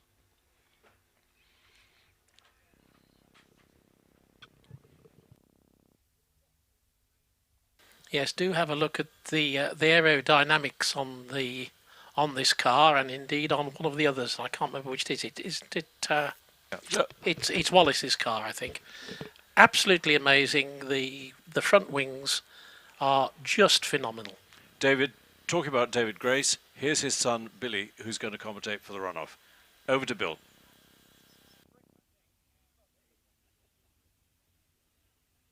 Yeah, Billy was commentating earlier today, so good to see him back again. Hello, Billy. Hello, hello. I'm looking forward to this. Yes. This is going to be quite something, I think. We've got a pretty impressive 12 drivers about to proceed. But I missed the stop. Is everything back all right on top of the hill? We're all sorted now, yes, and we're just waiting for the green light. Well, we've got it down here. We've got a Gould GR59 in the tyre warming area. I think might have just stalled it, so they're just going to restart the car. But we've got Graham coming to the line. For those who, if this is your first runoff, watching on the stream or even here at the hill, thank you so much for watching, and you're about to see something pretty special. For those that don't know, this car will do its run and then return to the paddock so that Scotty can take over and do his run afterwards. So we've got Graham just warming his tyres and bringing it to the line now, and he's positioned it pretty much in the centre of the road for the first run of this hill climb runoff. Just adjusting his helmet now, just making sure his belts are around. Visor going down.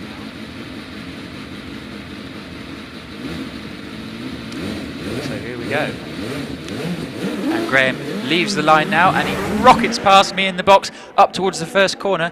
First 64 feet in 2.21 seconds and 6.3 seconds to Kennel. He's already up and through crossing, very nice and tidy. Up through the kink, so fast through there, and he's breaking into bottom S. Yet 105 miles an hour, flicks into bottom S, back end steps out on him, pulls it back again, under control beautifully, and away.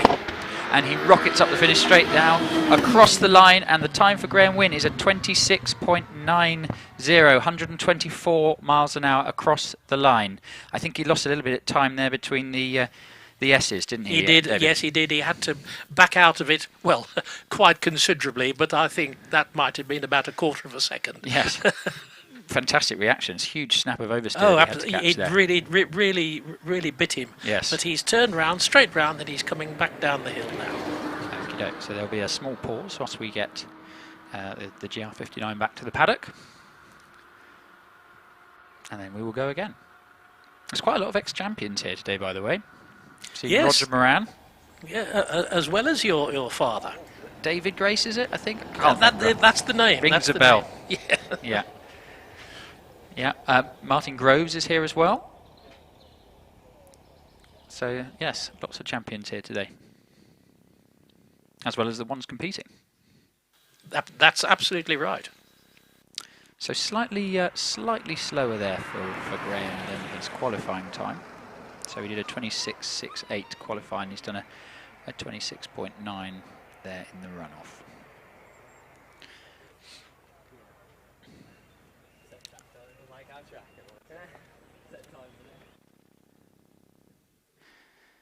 So Graham has just gone back past me into the return road and into the dual-driven paddock. Flags are in, and Matthew Ryder is now being pushed to the line in the Empire.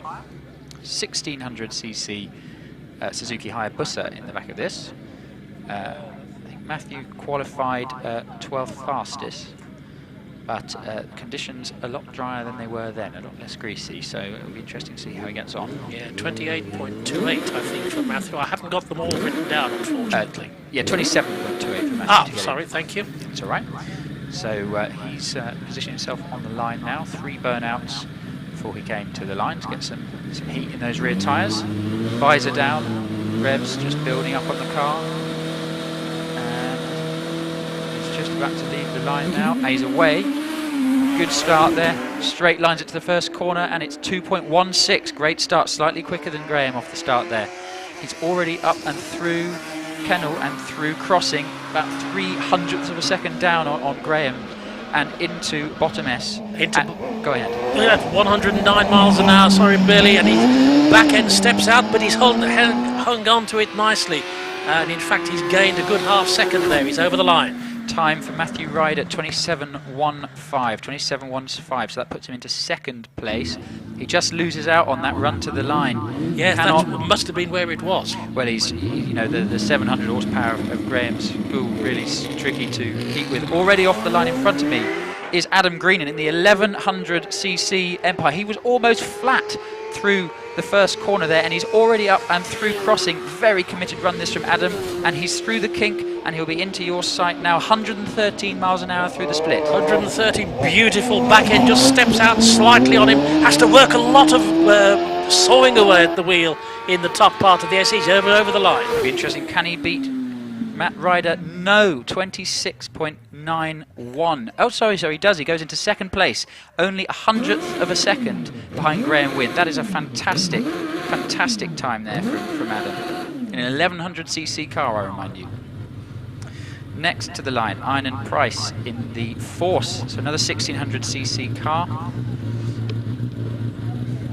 Just on the line now, adjusting his belts. So I remind you that the leader is currently Graham Wynne on a 26.90. So he's on the line now, helmet on, visor down, and he's off the line. It is a 2.06 second start, really quick start there, and he's already through, and he's up by almost 2/10 at Kennel. Through crossing now, and he's up by just over 2/10, and he's through the kink and into bottom S now. S approach speed 111. Yes, storming into bottom part of the S. Is out of the top part now. Lots and lots of work going on at the wheel. It's very greasy, obviously. He's over the line. Time for Einan Price, 26.77, and he takes the lead in the runoff. So he was just a 1/10.5 ahead there. Phenomenal time from Einan in just a 1600cc car. Next to come to the start will be David Warburton in the 1600cc Gould GR59. So David qualified in at 26.29 this morning.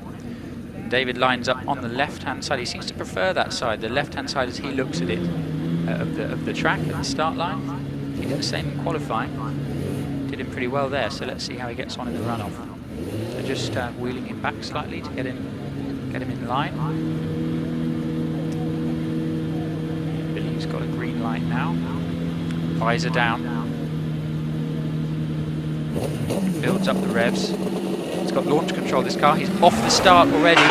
Fantastic start there. 2.06 there for the first 64 feet. He's 400ths down at Kennel, and he's already through crossing, and he's up by 3/10 of a second. Fantastic middle sector there, and he's into the bottom S at 119. 19 miles an hour out of the top part of the S. A lot of work going on at the steering wheel, but he keeps it nicely on the black stuff, and he's over the line now. Time for David Warburton, 25.91. That is a fantastic time, and he takes the lead in the runoff, so he's dipped into the 25s for the first time. I think he'll be very happy with that, as he should be.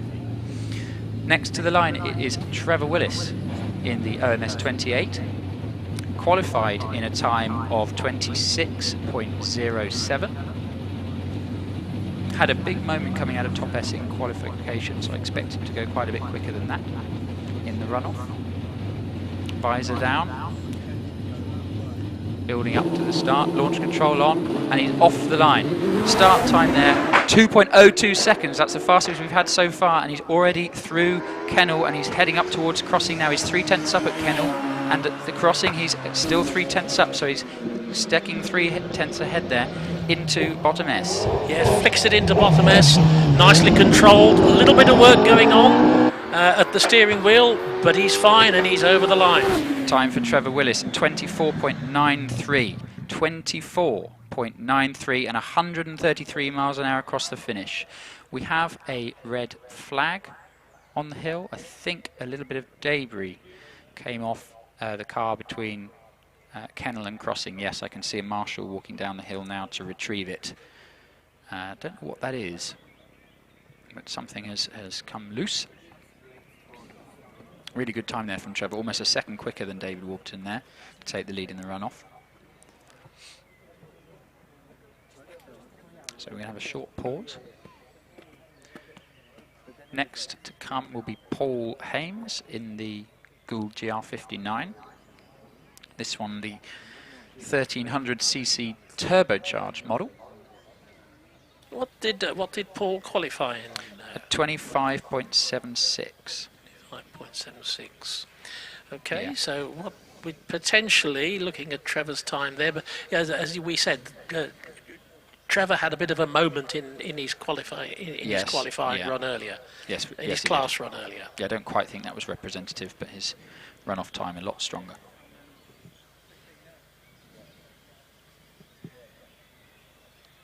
Start times are starting to come down. 2.02 from Trevor there, so really quick off the line. So they're finding a lot of grip off the line that they weren't finding in qualifying as the track's dried out. Yes, and it's certainly drier up the top here now. Yeah. So we're just waiting for the marshal to return to his post after retrieving the bit of debris. Hope it isn't something important that's come off his car, but it didn't seem to affect the driving. Yes, it didn't, no. So the red flags are in. So we're about to go racing once again. So we look towards the start and we await Paul Hames. Car has been fired up. It's just doing 1, 2 and 3 tyre warms to get to the line. Positions the car squarely in the middle of the road. Can be quite a tricky car to get off the line, this being turbocharged.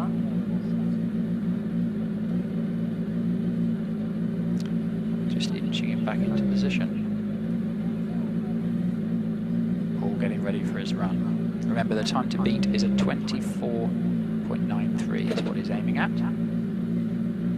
Visor down, building up the boost and the revs now, and he's off the line. It's a good start from Paul, 2.16, really good start, and he's already through the first corner. Carries so much speed through there, uses all the road on exit as well, and he's very fast through crossing as well. He is 2/10 down, heading to you at the bottom S, 126 miles an hour. Same approach, as Trevor, but Paul's the power in now. S sector time is down a bit, he's about a third of a second, he's over the line. Time for Paul Hames, 25.56. 25.56, that puts him into second place in the run-off so far. So the time to beat is still Trevor Willis's 24.93 as we have Scott Moran, 6 times British Hill Climb champion, coming to the line in the Gould GR59 that he shares with Graham Wynn.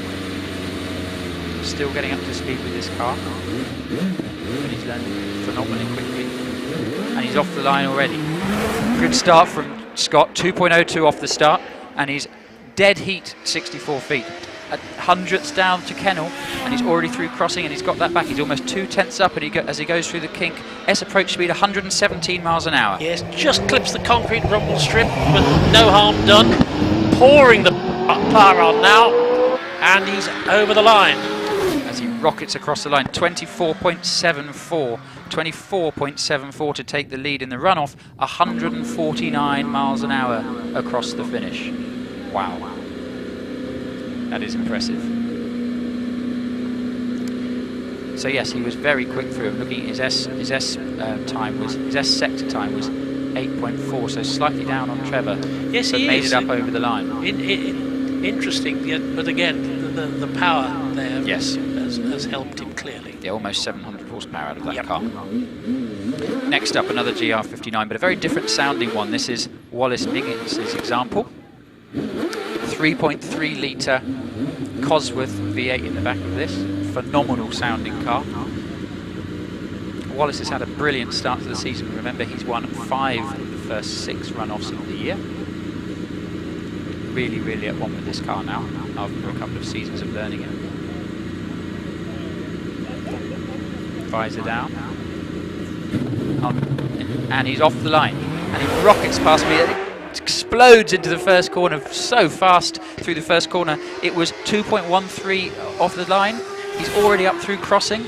and he's up towards through the kinks, so smooth through there, 125 miles an hour S approach. And absolutely beautiful line through bottom S, top S. Can't talk as quickly as he can drive. He's over the line now. Time for Wallace Ming is 24.57, 24.57. So he takes the lead in the runoff by 17 hundredths of a second. Great time there for Wallace.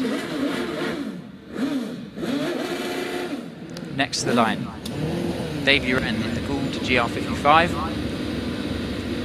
3.5 litre Nicholson McLaren V8 in the back of this car. This is the car that holds the record here, set by Martin Groves. Visor down, builds up the revs, and he's off the line. Good start from Dave, 2.13 seconds, same as Wallace, and he's already through the first corner and he's heading up towards crossing now. Kennel time was, he's a tenth up at crossing.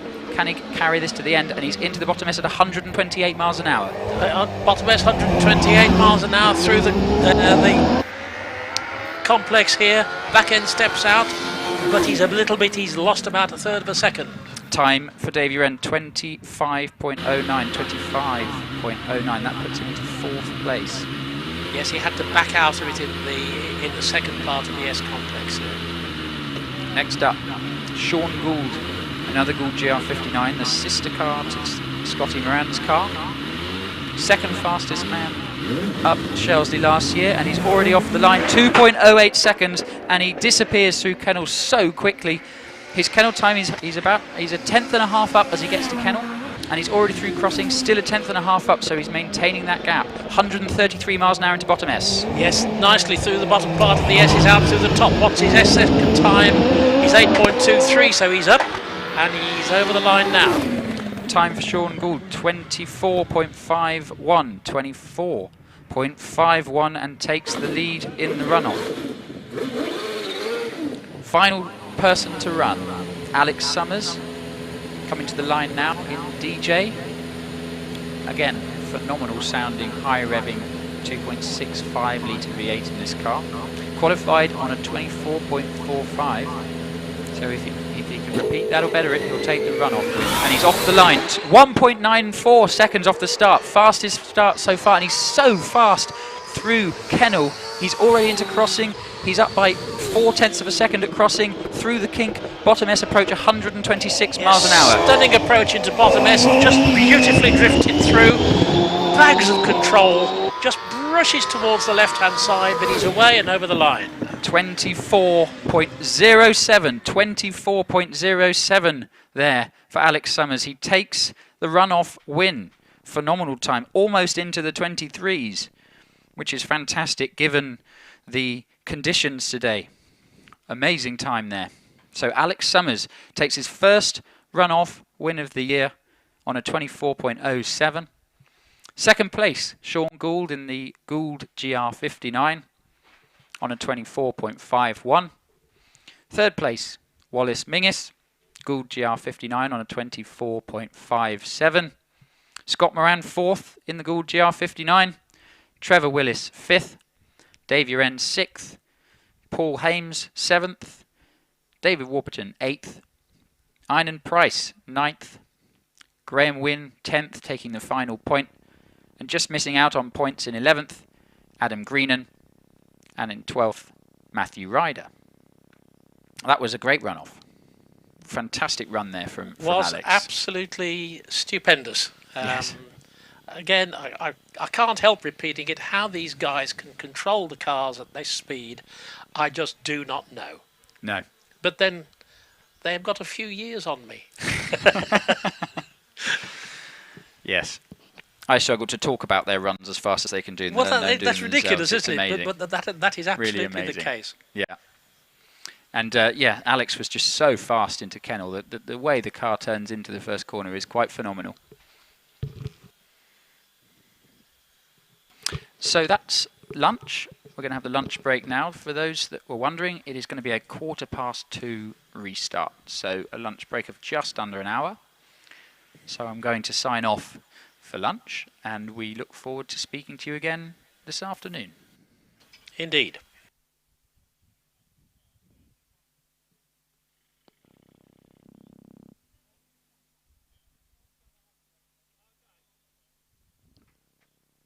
We'd like to take this opportunity to introduce our live stream partner for today's British Hill Climb Championship and Cup meeting, Footman James.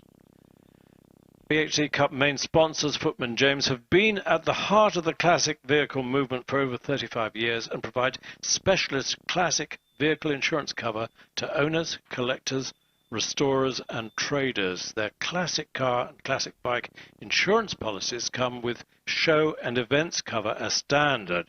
Plus, you can tailor your policy to suit your needs with their flexible FJ Plus options. These options have everything from agreed value to track day cover. To find out more, please visit www.footmanjames.co.uk.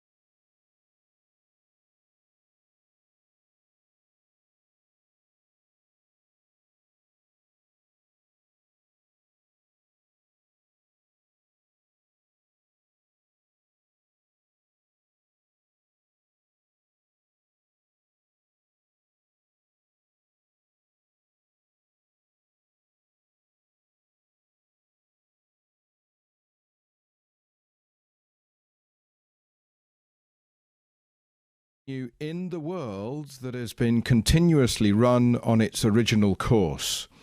115 years we've been driving and celebrating hill climbing at Shelsley with all sorts of different cars, but most of all with a wonderful view, because we're 10 miles west of Worcester in the Team Valley, and it is quite a view indeed. Lots of cars of various different shapes and sizes all compete at Shelsley over the 1,000-yard course that has been the same since those early days. This is a map of the place from the 1930s. The BBC hut positioned at the bottom and in the middle of the S's because it used to be broadcast on the Empire service in those days, going as far afield as to Australia and India. But this was Ernest Instone. He set the very first best time of day in 1905 with the Daimler. He did 77.6 seconds, but soon the record tumbled.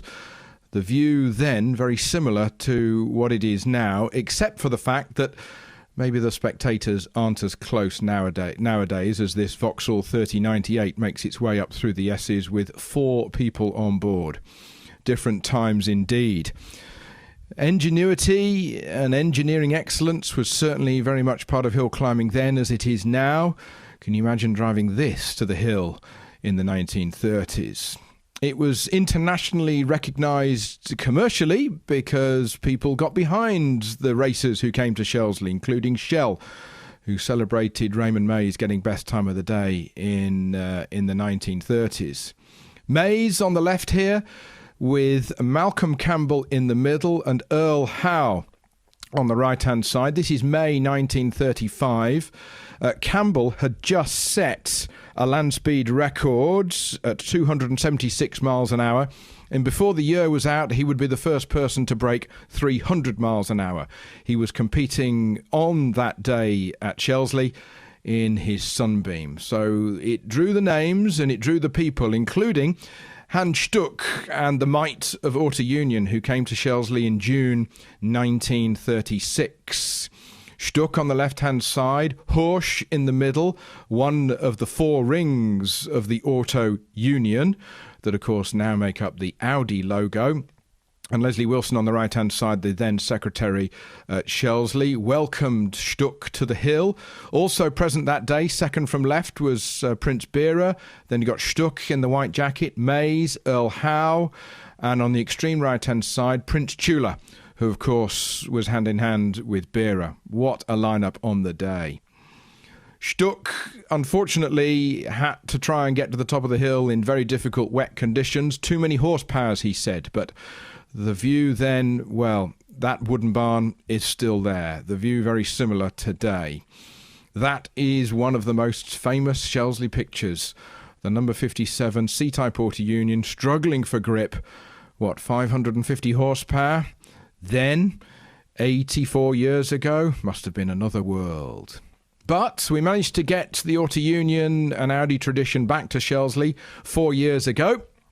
The guys came over from Germany and they put on a super show with Hans-Joachim Stuck coming over from Austria and driving throughout the weekend the Auto Union and also one of his Trans Am Audis. It was a wonderful step back in time. Some of you will have been there that day. If not, well, we've got lots of pictures for you to enjoy. But going back through Shelsley history, Shelsley had innovations through the 60s with four-wheel drive and a guy called Tony Marsh, who won the British Hill Climb Championship 6 times. Then into the 70s, Pilbeam came to the fore. DFV engines trickled down from Formula One. Special tyres trickled down from Formula One. Then into the early 80s, then we had more big fat tyres and open pipes and DFV engines in the back of Pilbeams, and then some slightly smaller engines, 2.5 litre Hearts, 2.8 litre Hearts in the back of some smaller cars with skirts and more advanced aerodynamics. In 1986, Hannu Mikkola came to Shelsley with the Audi Sport Quattro. It was still a current Group B rally car in those days, and he certainly enjoyed his day. He won in July 1986. Sterling Moss has been to Shelsley. He came in the early zeros and he presented Graham White Jr. with a cheque for £1,000 after White Jr. broke the 25-second barrier for the very first time. And into more modern times, it's the Gould concern who build specialist hill climb cars, carbon fibre, specialist engines mounted in the back of them and lots of aerodynamics, and it is therefore a Gould's in the hands of Martin Groves, who holds the outright Shelsley record in 22.58 seconds. He is the longest record holder at Shelsley, but that record will be up for grabs. It will go one day. The reigning British Hill Climb champion is also in a Gould, but it's a later model, a GR59. This is Wallace Menges, getting a little bit crossed up through the S's. This has 630 horsepower or so. It really is quite something to see and to listen to. Menzies, the reigning champion. We've also had Formula E car here at Shelsley in the shape of Mitch Evans, who brought the Jaguar here a couple of years ago. And also other cars from around the world of motorsport, whether or not it's Nürburgring, 24 Hours or wherever. We celebrate the winners of the day with a podium at the end of our competitive Sunday. And we've had some fun in the past with Dougie Lampkin being here as well, 12 times a Trials World Champion. Other cars that we see on the hill, smaller single-seaters with motorcycle engines in, are really a great way for people to enter into speed hill climbing economically. Sharing cars is a way forward. Husband and wives, brothers, friends, all chipping in to try and save money. But this is the current Gould GR59 of Sean Gould, designed by himself and his father David. This is his 2020 car, which of course we've yet to see in action. This has a 4-litre V8 Judd in the back of it. It's got 700 horsepower, and this weighs about 420 kilos. The aerodynamics on it are unlimited. No skirts though, but the aero is unlimited, so there's a lot of Formula One stuff on here that they can't use in Formula One, but they can use in hill climbing. Just look at that. It really is doing 150 miles an hour whilst it's standing still. CFD is used in the design of modern hill climb cars as a way of really maximising the aerodynamic possibilities of the cars. This is another model that has been made for Empire. This has got a 1600cc Suzuki engine in the back of it. Huge downforce, huge Venturi, huge tunnel. Other cars that continue to come to Shelsley include Spider, held the record in the 1920s, and also some modern cars. You can bring your road car. You can even go up in your estate car, a Golf R, for example. Maybe you've got a 250 short wheelbase Ferrari you'd like to bring along. I know one of you's got one out there, haven't you? Nice 911 getting sideways out of the top S. Roy Stanley in his Mitsubishi Evo 5, always a favourite. He's modified that immensely, and it is very, very quick. You can even do a wheelie off the line if you've got enough horsepower in your Smart. We've got an archive at Shelsley with all the original posters from the 1930s. The posters that were spread all around the area to get people to come to the hill. They came in their droves, buses being put on from Birmingham town centre to bring people to the Team Valley in Worcestershire. A lot of people celebrating their success at Shelsley. A Lockheed advert here celebrating Raymond Mays in his ERA R4D in 1947, the first year of the British Hill Climb Championship. The posters that we've got are really evocative, and we're looking to do a rerun of these posters, so keep your eyes peeled on our social media channels.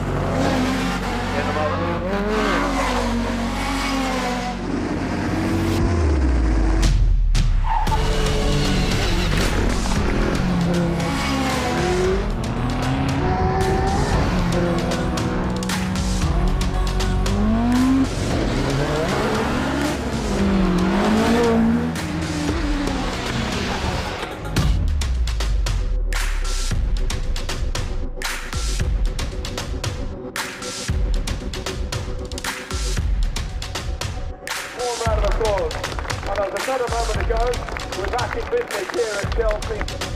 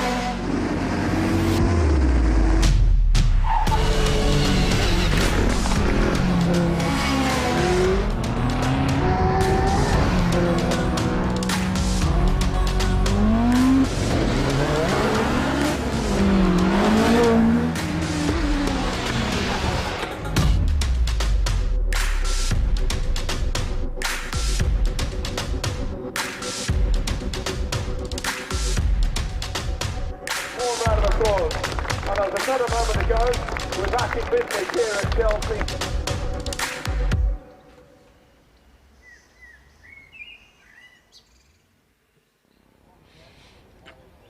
So here we are back in action at Shelsley Walsh, the oldest motor racing track in the world that's been in continuous use since 1905.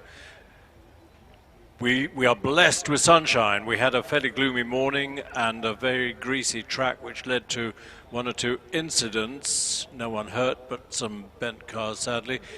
But keep your fingers crossed that we've got bright sunshine all afternoon. We had a terrific runoff in not easy conditions, won by Alex Summers with a 24.07, so probably a second or so outside what's possible.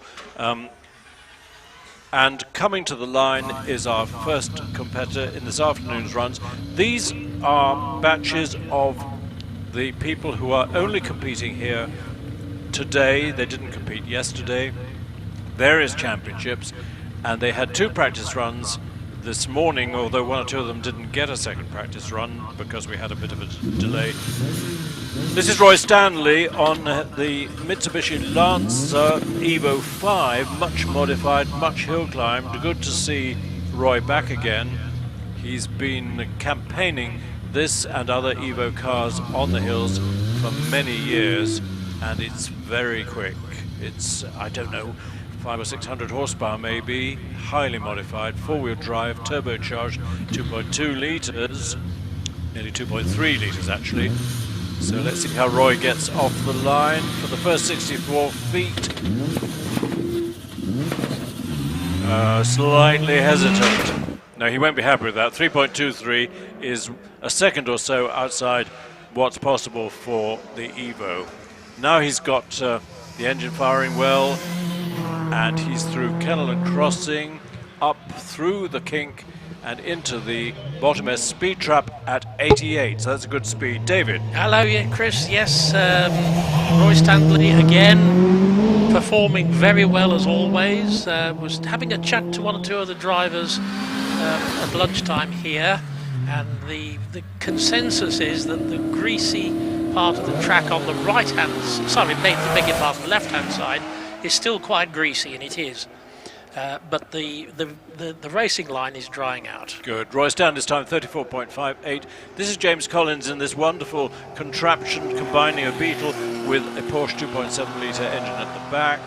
We can be quite rude about how they came together, but James is a great character and a great engineer, and this is the result. Yes, and it does look very good, and it drives very nicely.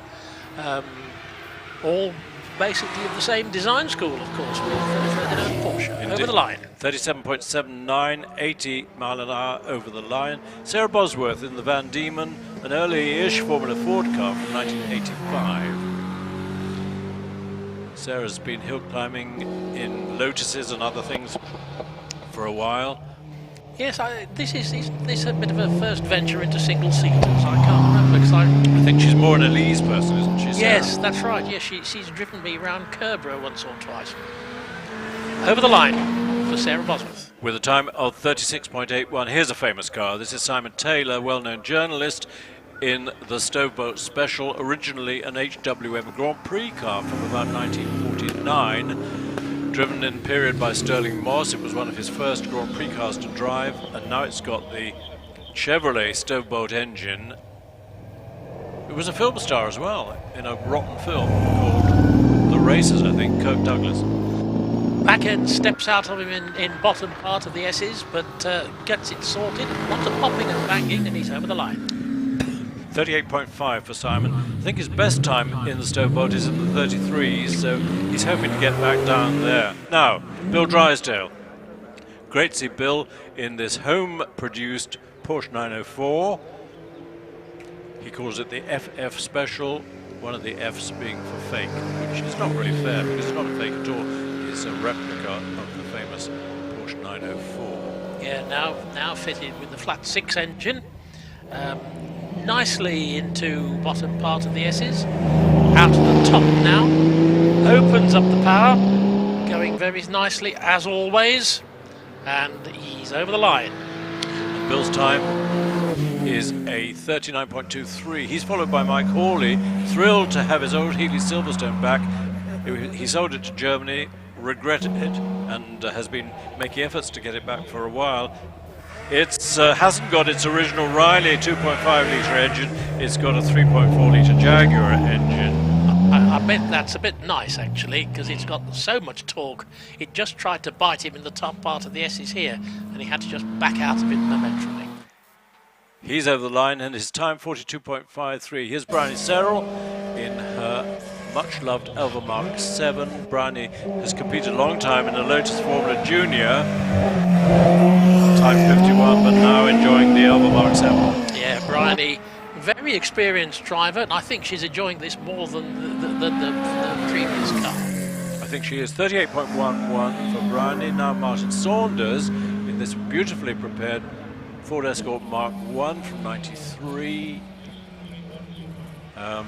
No, it wouldn't be from 93. Maybe it's 1993 CCs. Yes, it's a sort of 70s car, isn't it?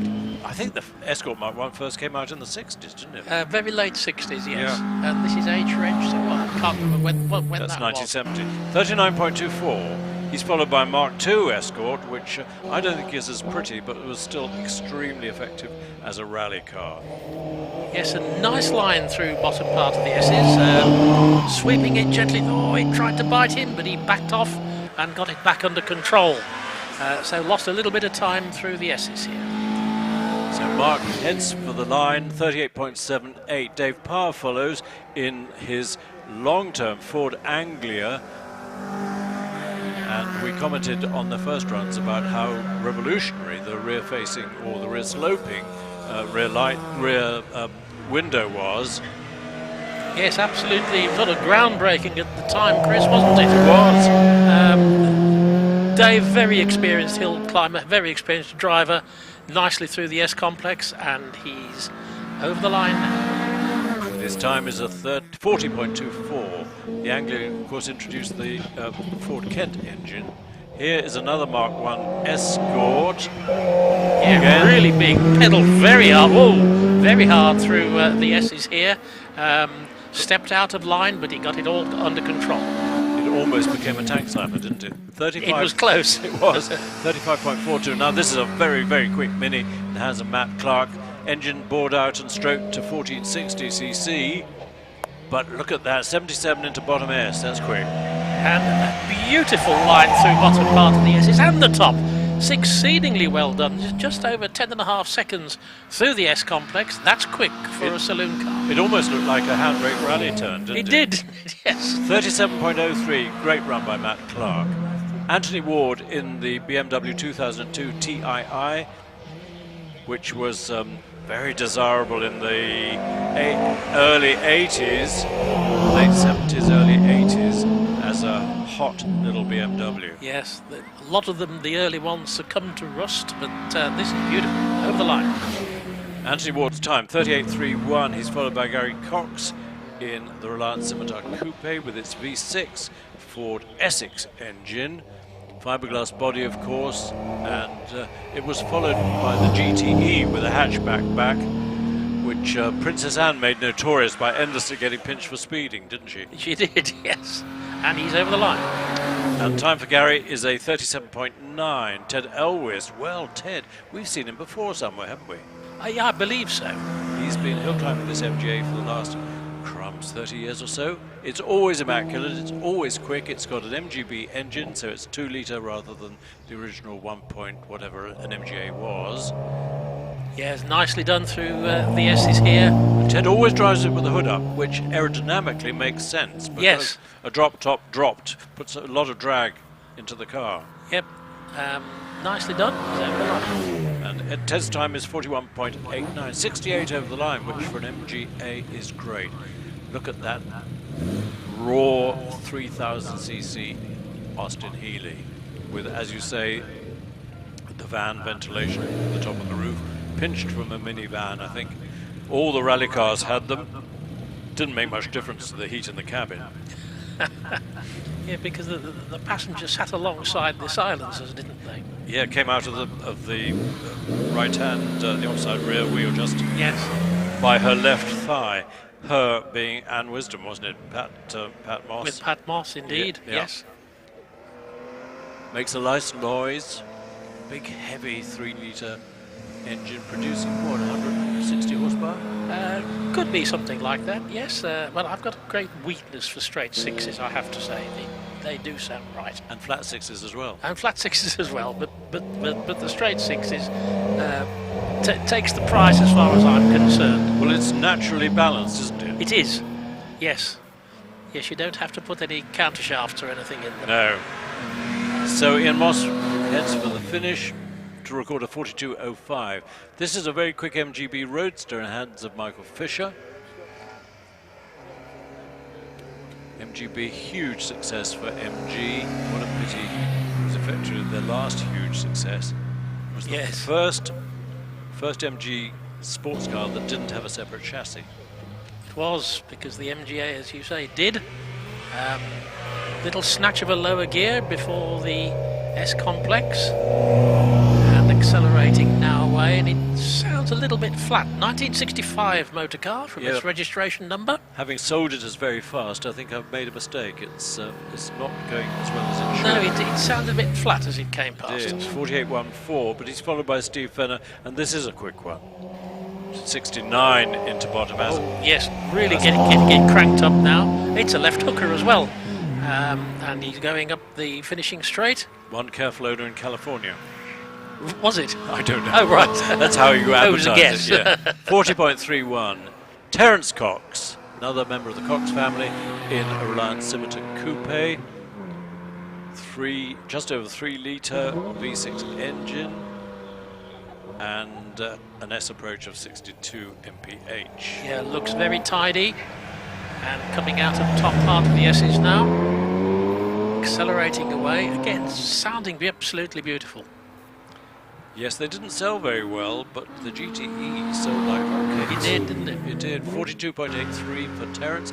Josh Sadler in the well-known and well-used Porsche RS 3-litre replica. Here he is. He's really pedalling on, as he always does. It wouldn't win any Concours, but it might well win lots of hill climb prizes. Yes, he's over the line. And his time is 33.37. Here's Michael Henney, who sponsors this championship for these classic cars. He produces cider in Herefordshire, just over the county border. And I'm waiting to sample a lot of it. He's into bottom S at 76. That's rapid for an Elan. Yes, nicely, just very gentle flick as he came into bottom part of the S's there. Lovely S approach, nicely constructed through the ES complex as well. And over the line. His time, 37.3. We've got another Reliance Scimitar Coupe on the line in the hands of Roger Beard. They are such nice cars. It's great to see all these coming out looking absolutely immaculate. They look like new. And well, they've all been polished to death during lockdown, I expect. Polished to life, I think you mean. But they're nice colours as well. I don't think... Well, they may be original Reliant colours, but I don't think so. Waiting for him. Here he is. I can't comment on the palette because I just simply don't know. But it looks very, very nice. And he's up the finishing straight now and over the line. His time is 41.99. He's followed by a rare car to see on the hills. It's the famous or infamous Triumph Stag, which could have been such a huge success if British Leyland had allowed it to be developed fully. But sadly, it rapidly got a reputation for overheating and radiator and cylinder head troubles, yes, which killed it in the market. It did. It was a great shame because it was a very nice engine. A lot of them have been transplanted with the Rover, which is a big pity. He's over the line. With a 50.68, but they found out, I mean, it's been developed now, and is it ultra reliable? Another Scimitar in the hands of Ian Stainburn. Oh yes, I was at school with Ian Stainburn. I always appreciate the way he's got his hat over the loudspeaker in the back parcel shelf. Was he a good boy at school? Well, I don't know. His time is 42.08 anyway. Now here's Mike Bainbridge in this lovely BT35 Bravo, Yes. which spent some time in the States and in Germany and is now back in the hands of Mike. And very, very crisp over the line. Powered by BDA engine, 34.06. Jim Scott in the Vixen.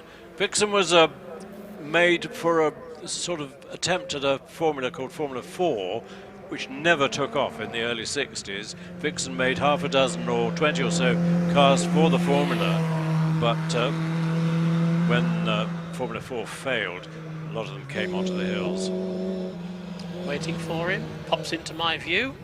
It's a very small motor car, isn't it? It's got a Hillman imp engine in the back. And almost into the mould of a Cooper 500 in terms of the dimensions. Yes. And over the line. Jim's time, 41.09. Now you spend weeks without seeing another Mark 7 and you see two all at once. Here's Martin Jones. Elva Mark 7 really competitive to the Lotus 23. Lotus 23 sold in bigger numbers, but the Mark 7 Elva was very popular in the States with either a BMW engine or the Ford twin cam. Yes, and going very nicely through the S's, really getting the power down early under the box here without any stepping out of line. He's over the line. To record a 38.15, 92 over the line's good. Nick Stevens in a Mark 11 Malloch. No, is that yes it is, it's a Mark 11 Malloch. There used to be lots of Mallochs on the hill. There was a clubman's class for them, but you don't see many nowadays. I think there's a circuit series. There is, yes. Now, so 36.64 is a good time for Nick. This is an early car. This is the Mark 4 Malloch of Peter Thurston. and this is in fact his first time at Shelsley Walsh, although he's owned and campaigned this car for many years. And I was having a look at it this morning, and he spends an awful lot of money on Brasso to getting it clean. You ought to have a slave to do that. Yes, I think Mrs. Thurston spotted that and kept clear. Very wise. 35.8. Terry Clifford has campaigned single-seaters, sports cars, sports racing cars, but now has this delicious little Alfa Romeo GT Junior. Yes, it's nice. His doors come open.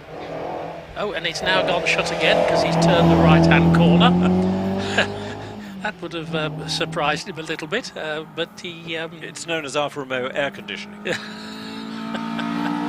He's over the line. 41.02. Here's Carol Nichols in the Nike, appropriately because Nikes were made by her dad down in Devon, made lots of them.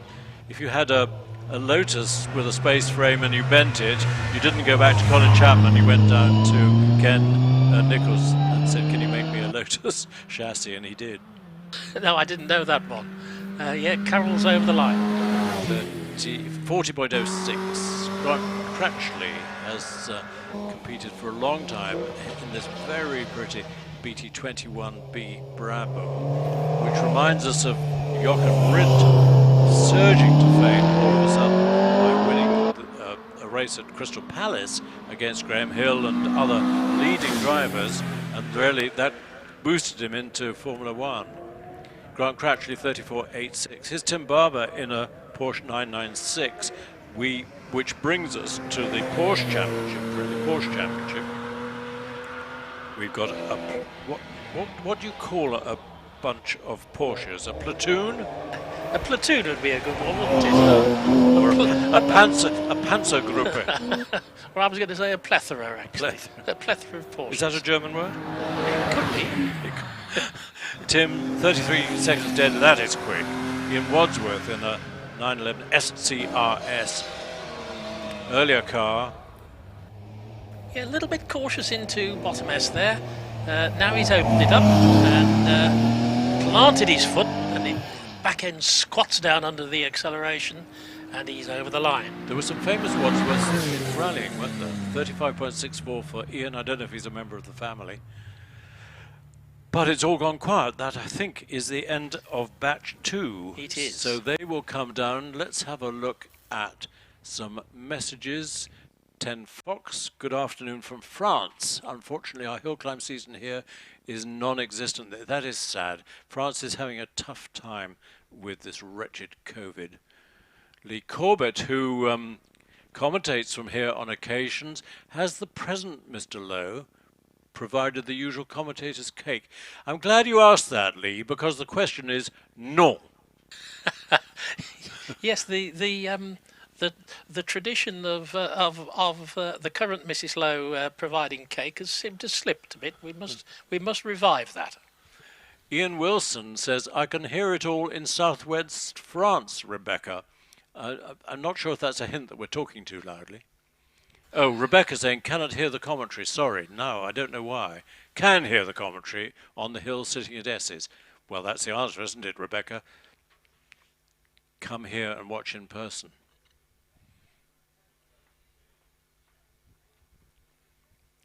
It's lovely to see all the folk here, I have to say.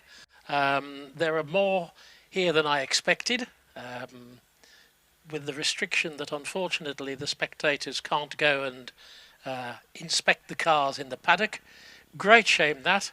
Let's hope at the next meeting we'll have been able to relax that rule. But of course we are governed by the MSA rules and it's not our decision to take. Message from Andy. Someone mentioned to me today that they never started hill climbing because they thought it was more expensive than it is. You can do a whole season in a road car up the hills for hundreds rather than thousands. It's as expensive as you want it to be. I mean, the top cars, of course, are very expensive. People spend a lot of money. And then circuit racers tend to say, you're spending all that money for 26 seconds of competition. Which is true, of course, but it's actually the fun you have on a day hill climbing, to me, is probably more fun than you have a day circuit racing. I've done both, and I know very well which one I prefer. I think the social scene is between the drivers, I mean, between the competitors and between your class, is absolutely great. Yes, to the extent, it's a very friendly sport, to the extent as Charles in the rain's gone.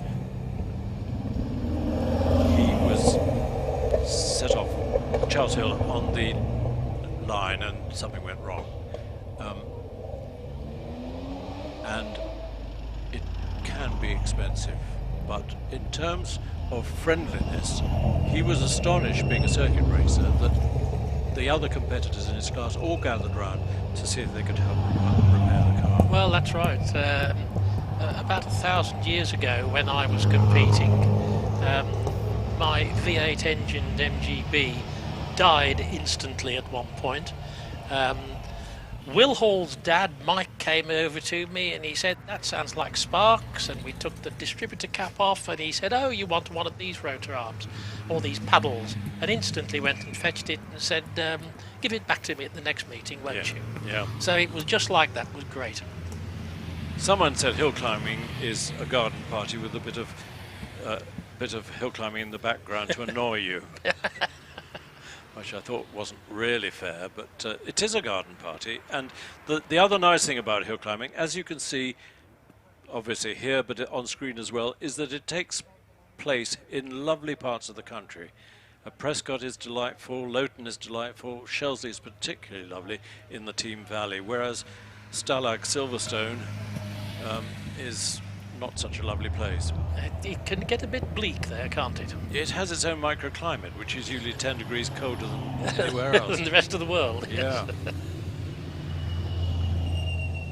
We'd like to take this opportunity to introduce our live stream partner for today's British Hill Climb Championship and Cup meeting, Footman James. BHC Cup main sponsors, Footman James, have been at the heart of the classic vehicle movement for over 35 years and provide specialist classic vehicle insurance cover to owners, collectors, restorers and traders. Their classic car and classic bike insurance policies come with show and events cover as standard. Plus, you can tailor your policy to suit your needs with their flexible FJ Plus options. These options have everything from agreed value to track day cover. To find out more, please visit www.footmanjames.co.uk. Nice message coming up, which will come. There it is. Great day yesterday. We brought my 79-year-old Nan for her first proper day out since the pandemic started. She loved it. The last time she went to Shelsley was 50 years ago. Wow, 1971. Great. Isn't that good? Thank you, Danny. That's really nice to see. George Emerson is enjoying the commentary. Good for you, George. Currently in Lagoa, that's nice, in Portugal. Wish you were here. I don't know if you'll need to come back before Tuesday, George, but I have a feeling that you're located out there now.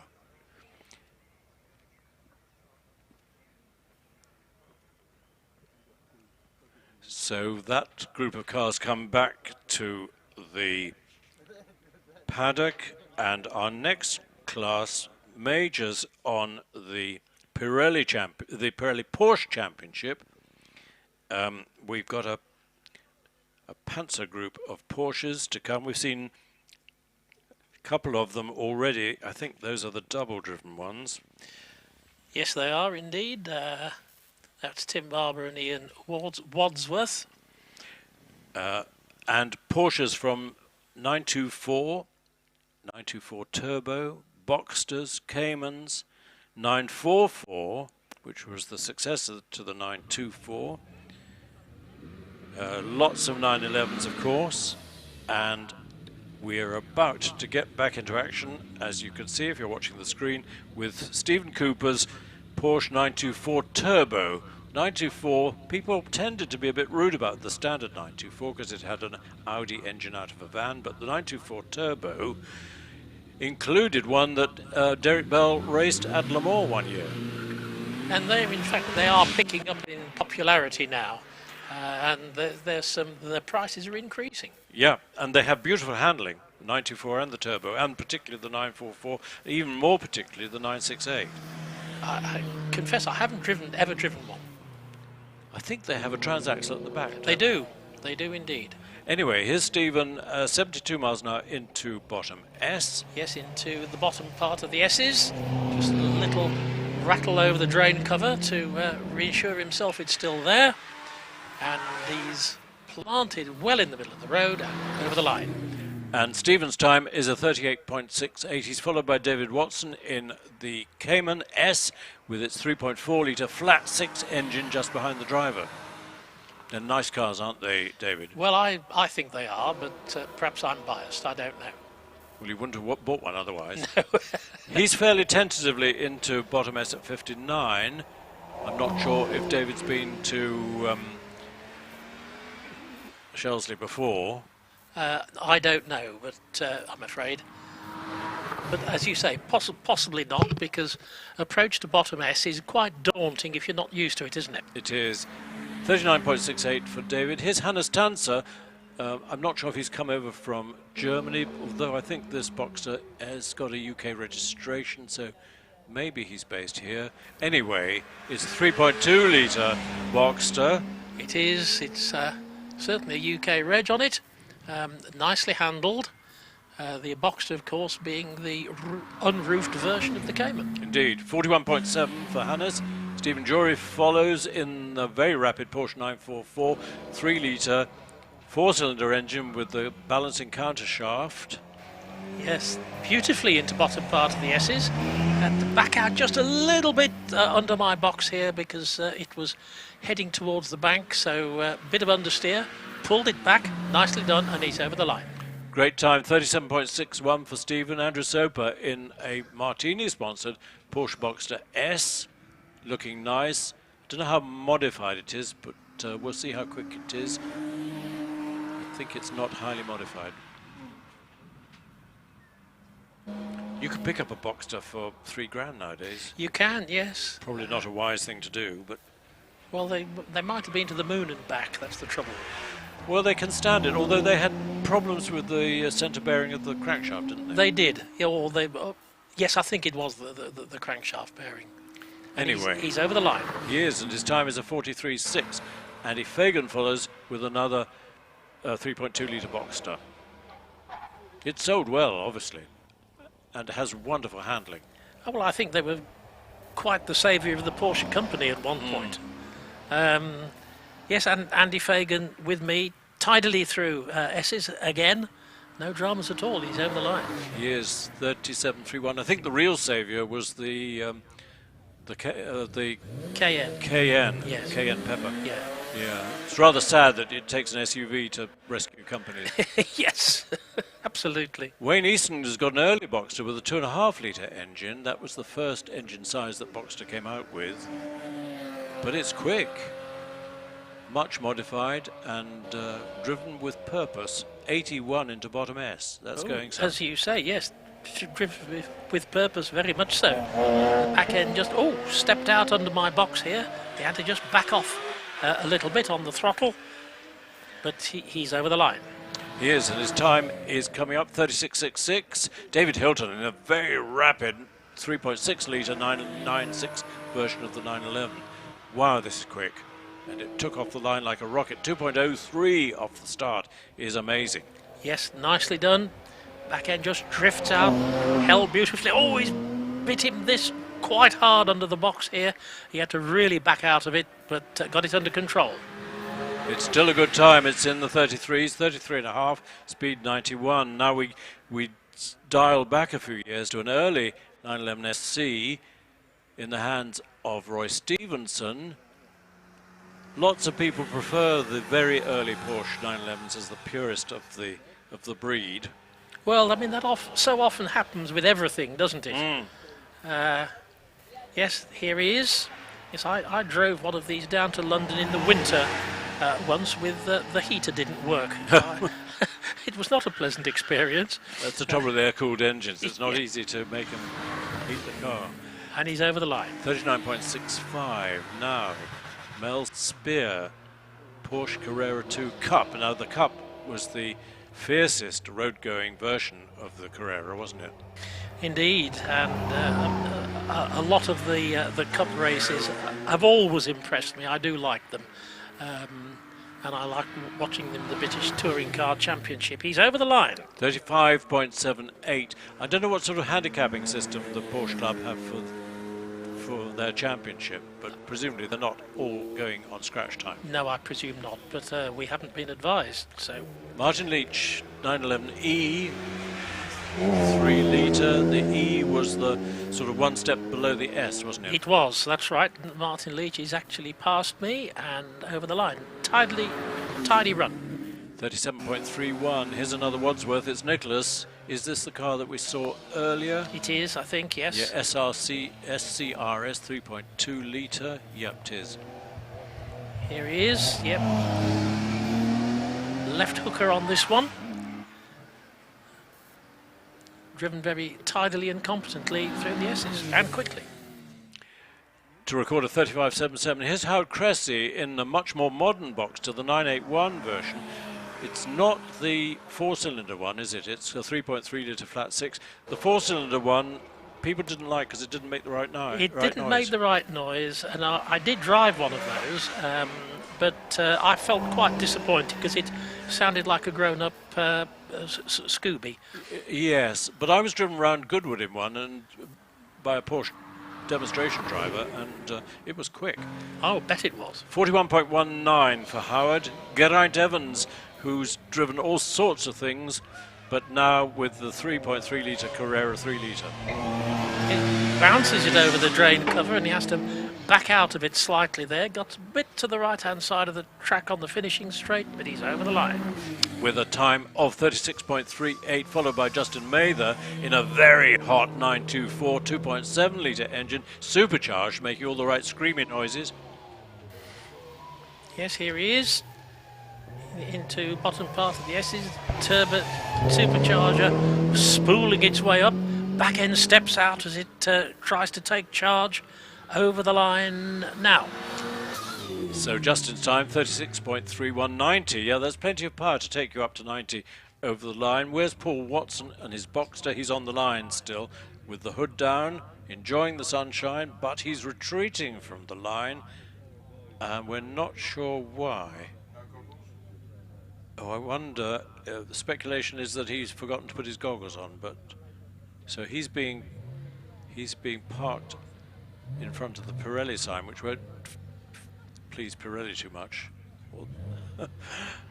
He might get some photographs in front of the Pirelli sign, but clearly the car is okay, so he will come to the line for his run in a bit. And that's Paul Watson. He's the last runner in the Porsche Championship, and his place is taken by Ian Davenport's Westfield. There's clearly a Westfield Championship. We've only got 3 runners. Westfield, of course, from up in the Black Country in the Midlands, making similar. We're careful what we have to say, but their cars are very similar to the Caterham. Mechanically different, of course, but they have been a success. And this is Ian Davenport. I'm not sure what engine he's got. 1700 Crossflow may be. Yeah, I think it might be. I haven't looked at the car, so I'm afraid I can't say. Here he is, pops into view, turns it nicely, drifts it nicely into bottom part of the S's. Back end just drifts gently out, hangs onto it. Back end drifts again on the under my box here in the opposite direction, but beautifully controlled over the line. 35.49. Here's Paul Watson in the box. I think he didn't have goggles, so he's been told to put the hood up, which he's done, which actually will give him an aerodynamic advantage as well. Yes. Last runner in our Porsche Championship runners. Boxster S, 3.2 litres. And 74 miles an hour bottom S. Here he is, turns into bottom S nicely. Very flat line of the corner. Very little body roll going on. Nicely done, and he's over the line. And Paul's time is 39.31. Our second Westfield with an 1800cc engine, which could be a K-Series Rover engine, Graham Frankland. Right, nicely around crossing, into the kink, heading for the timing beam at bottom S, 83 miles an hour there. Yes, he is. Little squirt of power, nose lifts under acceleration. Oh, a little bit of a zigzag as he came out of top S, but got it under control and he's over the line. And his time is 34.81. Last runner in this batch, Craig Spooner in another Westfield, the wide version. They modified Westfields to accommodate people of ample proportions. Again, 1800cc, but going well. S approach of 85, that's fast. It is going well, and it looks good. It looks good, and he's over the line now for Craig Spooner. And his speed was 90 miles an hour, and his time was 34.76. So those cars come down the hill. I will take a breather and hand over to Toby Moody and talk to you again for the second runoff this afternoon. Talk to you later. And David, I think you're saying goodbye as well, aren't you? I will. Fairly soon. Fairly soon, but I haven't got Billy Grace up here with me yet. Billy is up there somewhere. He's on his way. Says okay. Toby. Yep. Okay.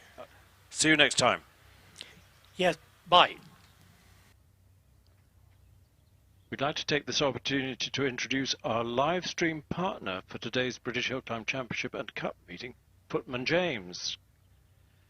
BHC Cup main sponsors, Footman James, have been at the heart of the classic vehicle movement for over 35 years and provide specialist classic vehicle insurance cover to owners, collectors, restorers and traders. Their classic car and classic bike insurance policies come with show and events cover as standard. Plus, you can tailor your policy to suit your needs with their flexible FJ Plus options. These options have everything from agreed value to track day cover. To find out more, please visit www. Good afternoon, everybody. And we've got here at Shelsley. I would not have expected this weather to be gracing us here in the Team Valley at 6:30 this morning, and wow, we're back to the weather that we had yesterday afternoon. The big question is, will we be able to to dry out the S's, get that tarmac dry enough for some even quicker runs up Shelsley this afternoon. We've already seen the best time of day so far set by Alex Summers, 24:07 seconds. That was a committed run when I saw him rush towards the S's during that first top 12 runoff. Very, very committed run indeed. So there's going to be some sport this afternoon during our second top 12 runoff. But we've got our class runs to go through between now and then. So we've got a lot of motorsport still remaining here at Shelsley. We hope you're having a good day. Welcome if you've come here for the very first time. And welcome back if it's been a while since you've been to Shelsley. We did have some events open for limited numbers at the end of last season, a truncated season for obvious reasons, and maybe some of you were unable to come, maybe some of you haven't been for a while, but it's great to see you here. Yes, it's it really is. You've probably been up the hill, Toby, but we've got the grandstands are getting full, and it's brilliant. Yes, we have our social distancing signage around the venue, as you may well know, so we can do what we can. But actually, there's one guy who deserves the attendance, the spectator of the day. Robin Minot is 93 years old, and he's here today, and he first came to Shelsley in June 1946. He saw Raymond Mays set best time of day, 42.7 seconds or so. It was a wet day. It was the first meeting after the war. It rained like the Bible. And there were queues still waiting to get into Shelsley at 4:30 in the afternoon. Good heavens. Yes. There were special buses put on from central Birmingham to get people back to Shelsley for the first time since September 39, when Mays had just set the record at 37.37 seconds, and we were still having action on the hill in June 46 at 7:30 in the evening. But Robin Minot, he's here today, and he was here at Shelsley that same day. Wow.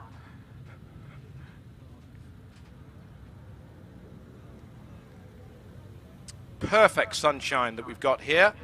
A complete antithesis to the weather that befell them in June 1946. I've got a program at home of June 1946, and it's still got the mud on it. I don't think there'll be a clean, good-looking program, a good condition program at all from June 1946. June 46, that's before the British Hill Climb Championship started, which it did in 1947. A complete world away. Okay, dokie. We're back in action here at Shelsley with Seb Cartwright. Seb Cartwright leaving the line with his Mazda MX-5. Disappears away to my left-hand side, up towards the spectator areas, through crossing. A little bit of dappled sunshine now over the racetrack from the big, tall, evergreen fir trees. Through S approach at 67 miles an hour. Yes, here he is, Seb Cartwright in the Mazda, driving it very, I want to say sedately, that's not the right word, very competently. Carefully. Carefully, yes, and he is being careful because it is not absolutely dry up here yet. Okay, time 41.25 for Seb Cartwright. Simon Durling with the Alpine. He had it smoking last year. It's had an engine rebuild over the winter, and it's on full song. It's got more horsepower, and that means that his S approach speed is now 69 miles an hour. Yeah, this is quick. Wow. Very nicely done for Simon. Used to be rally cars back in the day, which amazes me because all the balance seems wrong for rally cars with the engine hanging out over the back. He's over the line. He did well on the Monte Carlo rally. 40.59, 69 miles an hour as Simon crossed the finish line. Steve Jackman with the MGF, the 1800s, kind of rear engine, mid-engines setup for these cars. 21-year-old car or so. Leaves the line, no problem at this end of the 1,000 yards of Shelsley Walsh. He goes up towards Kennel. All he can see is the lime green colours of the field and the hedge and the azure blue in front of him as he goes up towards the top of the hill. Now into the shadows at a speed of 71. Yeah, Steve, into bottom S. These cars should have been better than they turned out to be. They're now becoming a bit of a cult, and they're quite collectible. And he's over the line, Steve Jackman. Steve Jackman crosses the line, 39.13, 39.13. Dave Warner with the Renault RS Clio. These are quick, they're chuckable, they handle well, they give great feedback. S approach, 66. Yeah, Dave Warner been campaigning this car for a year or three now. Going very nicely. He's having a chat to him yesterday. Competently driven through the S's here. There was no backing off, there was no understeer or anything. Nicely done. All done at 40.03 seconds towards the top of the hill. Next up, it's Robin Holden with this Mazda. Slightly bigger capacity than the one we saw a moment ago, and it's visually, even through the screen that I can see here, quicker. And as he goes through the S approach at 78, it is. Yes, nicely into bottom S. Nice drifting line at bottom S. Oh, he just clips the bank on the left-hand side. He was trying to get to the right point for the apex. I don't think there's any damage in terms of mud. No, looks clean to me. He's over the line. Over the line, 36.7, 36.7. Now here's David Wilson with the Peugeot 205 GTI. 1900cc front-wheel drive, the 205. It was so successful in the World Rally Championship with Ari Vatanen and then Kankkunen, winning eventually the 1986 Group B World Rally Championship with Kankkunen. And it really saved Peugeot, and they're still driving around the roads of France in various different colour schemes, as long as the guy has got his arm out of the window and puffing on a Gauloise. And not carrying a dozen eggs in the bag. Well, exactly, yes. A baguette, though, a baguette, please. 35.6. Michael Thompson with the Honda S2000, the VTEC engine. They don't blow these up. They are absolutely bulletproof. Michael Thompson through the S approach at 79. Yes, very, very clever, this variable valve timing setup on these cars. Little bit of work going on the steering wheel just to correct his line. Tidily done, and he's over the line. Quick run. Over the line at 36.38. James Kerr now with another Peugeot 205 GTI, again a 1900, looking quick, looking rapid. Can he go better than David Wilson's time that we saw a moment ago? Oh, flicks it into bottom S, out of top part of the S's. Oh, he has to back out, claps the bank, but no harm done. I think he missed a gear, I'm not sure, and he's over the line. Over the line with that 205, 35.62. Tony Adams now with the Lotus Elise, the 1800. He likes his red cars, doesn't he? He's in the red Elise here today. Sometimes he's got a Ferrari that he brings here to Shelsley. Tony Adams on S approach, 84 miles an hour. Yep, nicely done through the... Oh, and he spun it tidily in the top part of the S's. Wow! And has not hit anything. He hasn't hit anything. He can just put it into gear and drive back down to bottom S. Or put it in reverse and go over to the top of the hill. Now, Simon Fido spun the Empire Evo there, and he got it wedged in, but he didn't hit anything, if you see what I mean. And he came back later on in the week and he'd measured the car at home, no damage, measured the car at home, and it was something like 4 inches wider on the racetrack than it was between the racetrack. Here's a replay on the screens. He just spins it. He goes round. He's thinking money, money, bill, carbon fibre, money, money, and he's absolutely okay. I think, David, what's going to be most disconcerting for some people is coming around Top S and seeing the black lines on the road. Yes. How did he get away with that? How did he do that one? Yes. It actually just confirms that one or two of the drivers were up here during the lunch break, and I was chatting to them, and they were saying that it's still, and it feels very greasy in certain areas on the left-hand side, and that's where he was. Yes, it takes a while for the S's to dry out. By the virtue of the ash trees sheltering the tarmac from the strong sunshine that we've now got over our heads here in Worcestershire in the UK. And it'll take a while for that to dry. Absolutely bone dry and warming up here at the base of the hill. The view through the paddock. Alex Summers there on the right-hand side with the red T-shirt, having a chat with... Hello, Alex. Thumbs up. Well done, sir. Winner of the first runoff here today, ladies and gentlemen. So with the conditions getting quicker and quicker, it's all good camaraderie between the drivers until they're strapped into the car and the crash helmet is on, and then it's each man for himself. David Gould walking through the paddock as well. The mastermind of the first, the Gould Terrapin, and then the first Gould that won the British Hill Climb Championship in 1985, and then going forward with the first carbon fibre Gould to then be so successful, culminating in the current GR59 chassis that we see with the reigning British Hill Climb champion in the shape of Wallace Mengiz and Sean Gould and Scott Moran and Graham Wynne and Paul Hames as well. So and the Warburtons, of course. So yes, there's the fair amount of Goulds around. Also, Martin Groves is here today. Martin Groves, current record holder here at Shelsley, 22.58 seconds. Still holds that record from August 2008.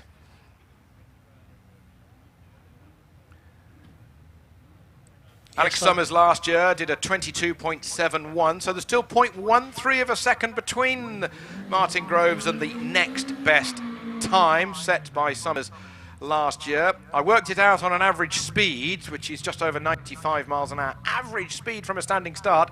There's 5 meters between them at the finish line.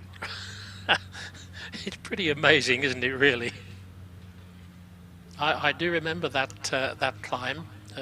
What's 12, 13, 14 years ago now? Amazing. Yes, middle of August 2008. Next car has already left the line, though. Simon Curtin with the Lotus Exige, victorious in the Midland Automobile Club Sunrise Championship last year. Simon, who is is sporting a kind of Andre Lotterer replica crash helmet. Lotterer, winner of Le Mans, and now currently a Porsche Formula E driver. Simon going nicely, very competently through the S's, under 10 seconds in the S complex, so good. Simon Curtin, 34.7. Ross McDonald now in this beautiful Porsche Carrera. It's very quick off the line for the car that it is. 2.22 seconds for the first 64 feet. Just a wonderful thing to even be in, let alone drive here at Shelsley. Yes, it really looks a treat, doesn't it? Wide line through the bottom part of the S's. Back end steps out a little bit under my box here. Hangs onto it nicely, doesn't back off at all, and he's over the line. Over the line for Ross McDonald in a time of 35.49. 35.49. Phil James, Porsche Cayman, 3.4 litre, flat 6. Beautiful looking car. A bit more up your street, David. Yes, indeed, but he's got a much bigger engine than I have. Oh, all right then. Still got the same engineering, though. It's the same engineering, absolutely, yeah. And here he is. Just bounces slightly over the concrete rumble strip. Has a little look at the drain cover as well. Nicely now in the left-hand side, middle of the track now, and he's over the line, under control. Over the line, all under control for the Cayman of Phil James, 36.06. David Meek now with the Vauxhall VX220, 2-litre, turbocharged engine mounted behind the driver, and he's cracking on into the S's at 86 miles an hour, and he's all over the place. He was all over the place, but he hung on to it beautifully. He was a bit cautious through the S's because he'd lost his momentum, but he's gained it again now, and he's over the line. And he's over the line, and 35.3 seconds. Now, here's a GT3 Porsche of Richard York. It looks good, it sounds right. Oh, I'm a latecomer to Porsches. I've done a bit of work with them and been exposed to them from the inside, and oh dear, they're just lovely things. Whatever a GT3 they may well be, a lovely, lovely thing. Yes, although I'm a bit of a southern Bavarian car driver, I could go a little bit further north, a bit more your territory, couldn't I? If you were persuaded. If I was persuaded, yeah. Yes, the GT3, beautifully done of Richard York, nicely through the S complex. Over the line now. Over the line for Richard York, 37.93, 92 miles an hour over the finish line. Robert Lancaster-Gay in another Porsche GT3, regular visitor, competitor here at Shelsley Walsh is Robert. Great to see him here in this Porsche class. Again, nicely done. Just drifting out slightly, held onto it beautifully. Power goes down very, very early under my box here, and he's over the line. He's over the line, Lancaster-Gay, 34.21. These all in the Petro-Canada Lubricants Porsche Club Speed Championship in association with Pirelli. We've got our Westfield class coming along. We've got then our weekend competitors culminating in our British Hill Climb Championship runoff in association with Avon. So Peter Herbert now on his way. Peter Herbert, 82 miles an hour on S approach for him. Nice line through the bottom of the S's, little wide line. Tucks it right to the right-hand side of the track now. And he's planted it firmly, and he's over the line. Over the line for Peter Herbert in 35.77 seconds. Simon Tarling now with the 996 GT3. Now this is cracking on. S approach as you see him shoot through the shards of sunshine, 86 miles an hour. Yes, the wonderfully registered GT wow on his plate, going very nicely again. Had to back off a little bit here though, because he was getting a little bit close to the bank and he just had to feather the throttle slightly. Over the line for Simon Tarling, 35.43. Now, what can a four-wheel drive do up Shelsley Walsh? This is Justin Andrews with the Subaru Impreza. A little bit larger than the normal 2-litre flat 4. It's 2.1 and a bit turbo. Shades of Peter Solberg, I would say, with this kind of Subaru when he won the World Championship in 2003. Yes, the normal flat 4 boxer burble as he goes away from me, and he's over the line. Over the line with that Subaru, 32.47. That's quick for a road car, 103 miles an hour. Another Subaru on the hill now. This is David Nixon with the 555, or the banana colour scheme that they later put on the side of the cars after the McRae and Burns era. David Nixon, 80 miles an hour on S approach. Yeah, people were asking if we got any rally cars here today in our stream, and the answer, of course, yes, but not rallying. They are hill climbing, and he's over the line. Nice car. Over the line with that blue and yellow Subaru, it is 37.63. Stephen Mogg, 2.5 litre Subaru Impreza, even bigger capacity again, 80 miles an hour. Yes, into bottom S, out and tidily through the S complex. Just a fraction over 11 seconds through the complex, and he's over the line and finished. It's all as quick as that. 36.87, 36.87. Bruce Bosley with the Caterham Super Sport, a 1600cc engine in the front of this car. Sunshine glinting off his windscreen as he comes out of kennel. Already, though, he's up towards the top left-hander. Bit of a dip through there. Compresses the car, goes through the trap at 67. Yes, backs off just a little bit, but he tucks it across to the left-hand side, so I think he's been to the driving school, because that's the classic line that you're taught in driving school. And then he's in the middle of the road and over the line.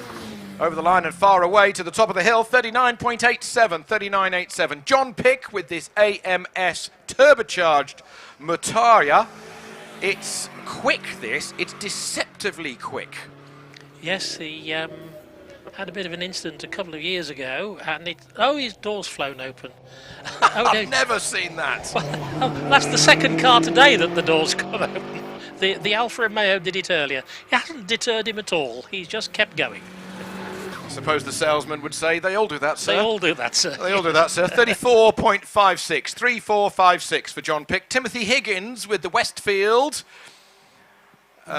smaller doors if they were to come open on this car. 82 on S approach. Yes, it's nice, isn't it? Really cranking it into, hanging his elbow out on the right-hand side into the slipstream. I'd have thought he would be a bit nasty if you hit something. He's over the line. Over the line for Timothy Higgins, 34.88. Oliver Sargent with the Opel Tigra. It won't weigh much, this, with the 1400cc engine in it. Goes on S approach into the shadows towards the sunshine of bottom S at 78. Yeah, a bit of a trail of blue smoke behind him as he backs off. That just has to back off under my box as well because he was getting a little bit close to the bank, and he's over the line. Over the line now, 36.52, 83 miles an hour as he crossed the finish line. Martin Rutter now with the Fiat X19. Something's not right. Oh, they had problems with this yesterday, didn't they? Probably they thought they fixed it, but it might not have done. It's just sort of going slowly. It'll get to the top, but just slowly.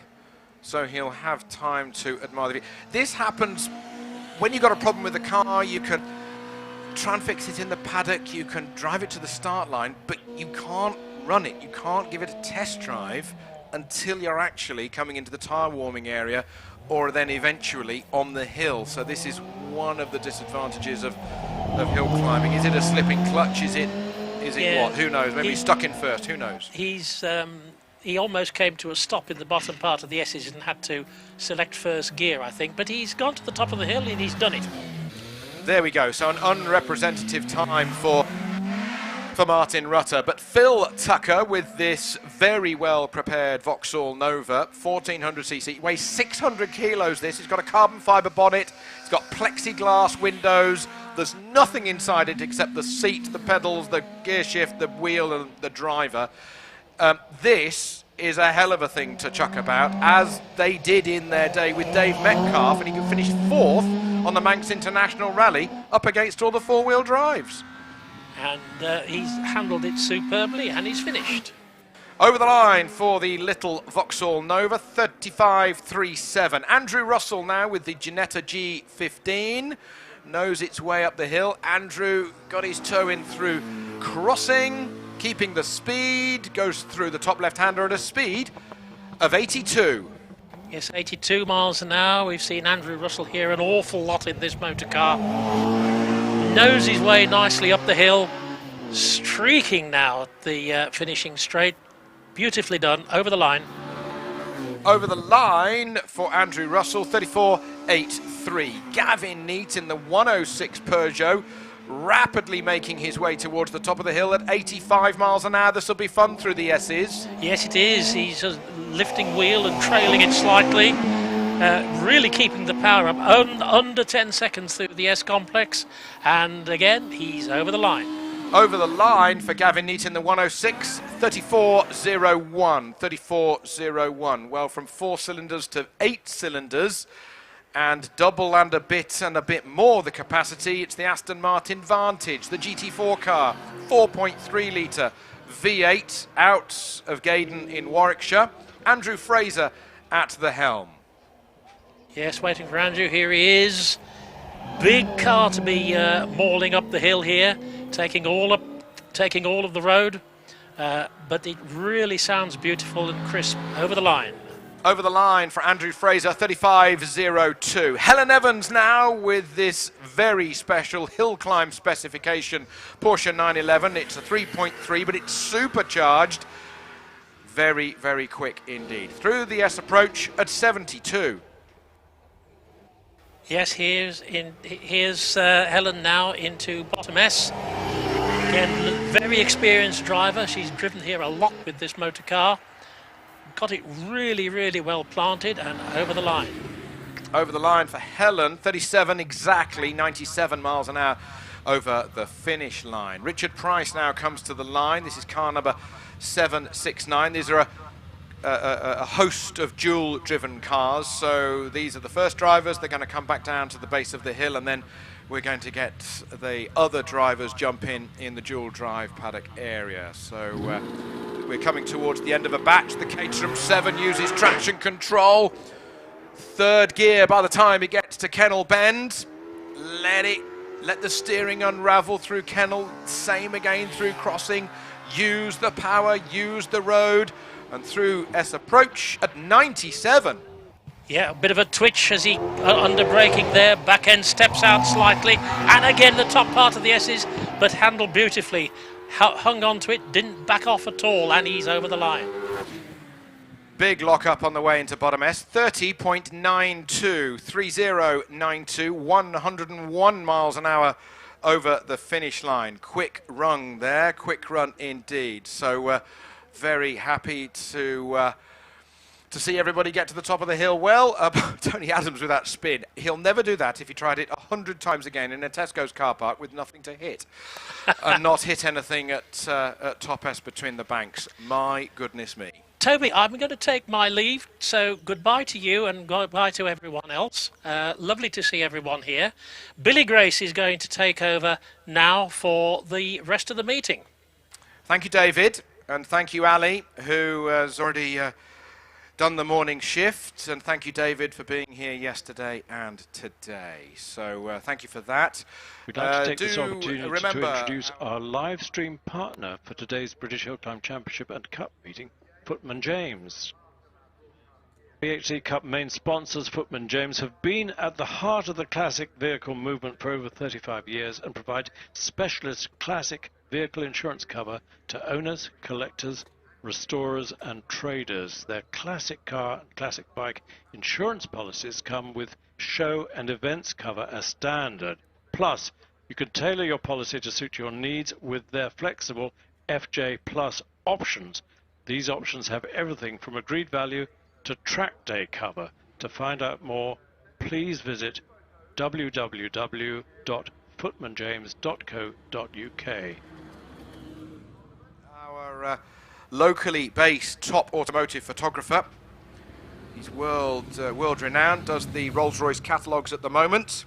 Did the Renault Nicole Papa Vavavoom campaign. And a lot of stuff for Jaguar. He will be one of the judges together with our partners at Piston Gin. Send your photographs into, your best two photographs should I say, toby@shelsleywalsh.com. And we've got a couple of prizes, a bottle of Piston Gin that is distilled in Worcester.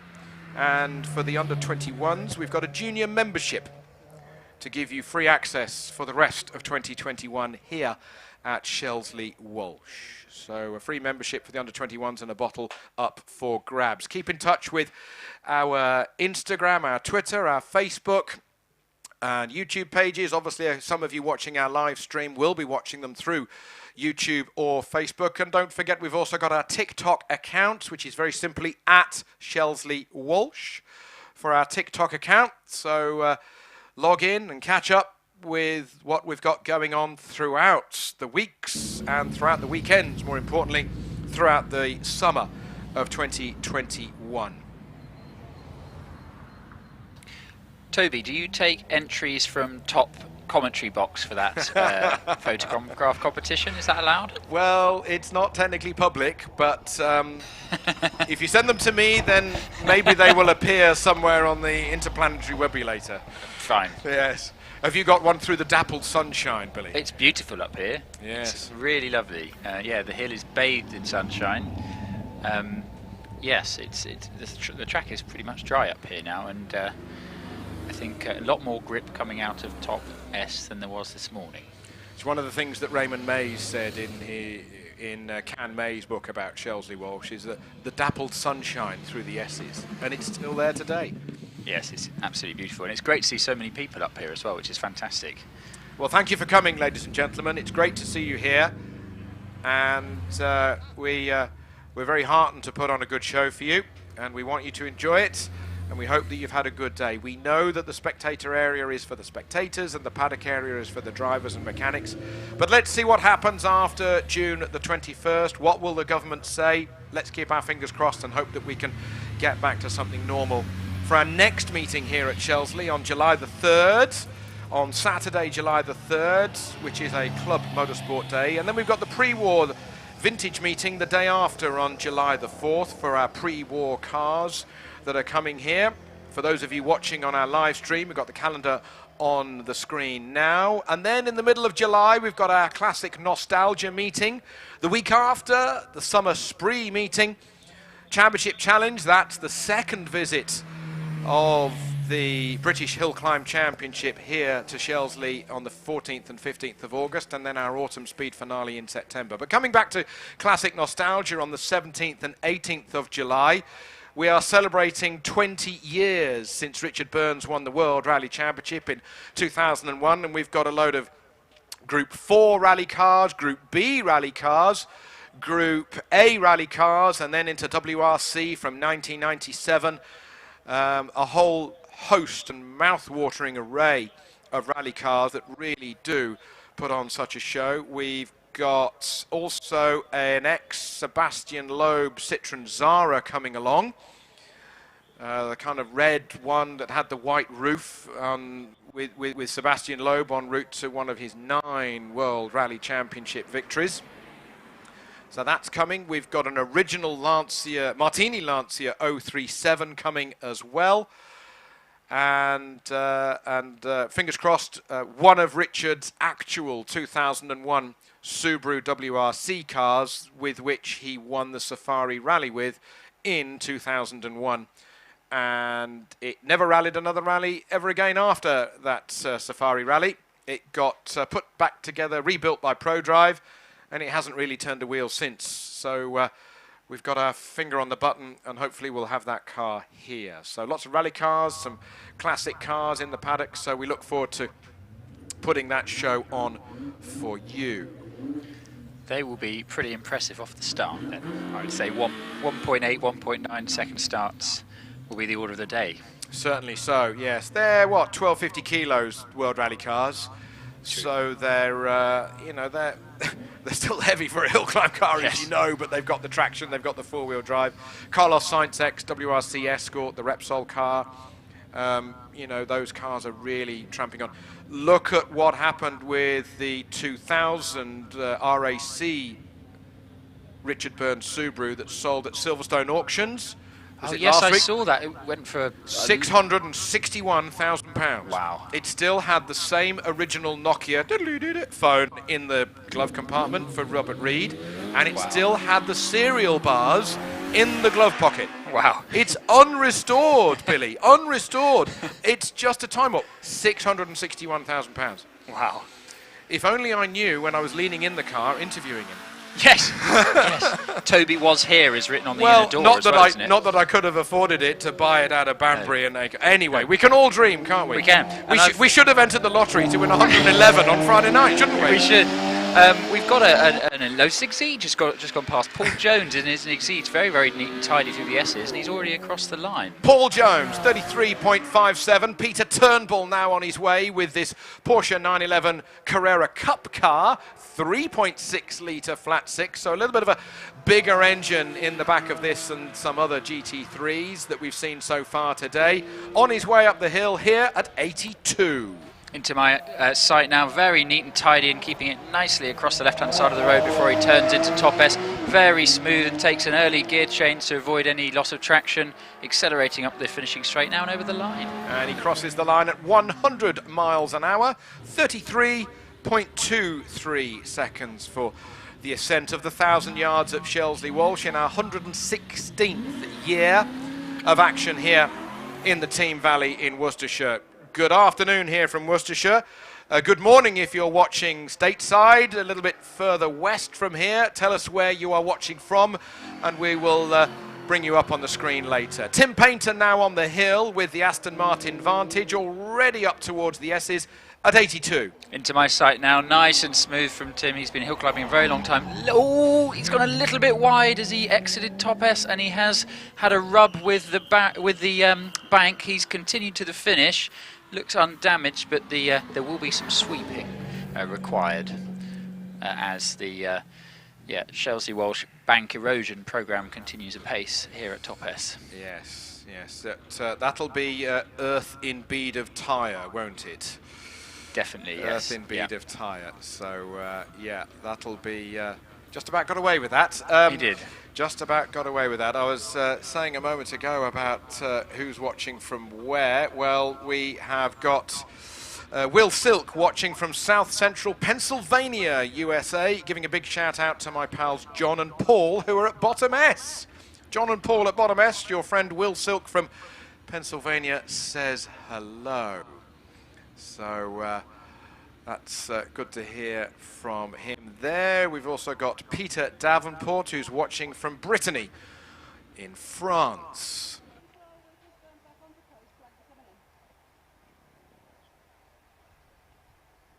So we had the marshals up here have finished sweeping.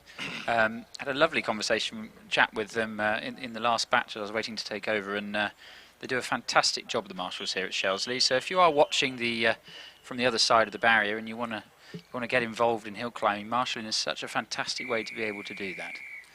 I mentioned a moment ago about the difference in distance between the first and second driver. Andy Lawrence, you say that it's 9 meters at 0.13 seconds. But I'm doing it at the average speed, which is just over 95 miles an hour, which is 5 meters, Andy. So I know where you're coming from, but we don't know what Martin did over the line when he set his record. We don't know the speed, but we do know the speed of the cars that we did last year, Andy. So we're attacking the same thing from different angles. Paul Howells now comes to the line in this Petro-Canada Lubricants Porsche Championship. This is the very rapid RSR, spits flame on the overrun or when he's changing up through the gears. 3.8 litre, flat six, mounted behind the rear axle. This has got traction off the line. Raises the revs and gives it just enough. Does it go? Third gear already on the way into kennel. This will be a rapid run. 2.07 seconds for the first 64 feet, quicker than some of the single-seater drivers. He'll run out of puff, of course, in a straight line compared with the single-seaters, but 87 is still cracking on. Carries so much speed into bottom S, and he's already through top S. Turns in nice and early. Little wiggle. He had to get out of the power slightly as he came out of top S, but he is accelerating away, and he is already across the line. Quick run, 31.07, 103 miles an hour as he crossed the finish line. And so from one Porsche we go to another. This is going to be Andy Norris in the 3.3 litre supercharged 911 Carrera. Let's see what he can do off the line in the first 64 feet. 2.05 seconds, 200ths of a second quicker than the yellow RSR that we saw just a moment ago. Andy Norris knows his way up Shelsley, building the speed, leaning on the outside tyres as he goes through, crossing through the top left-hander. 85. Into my sight now, nice and neat.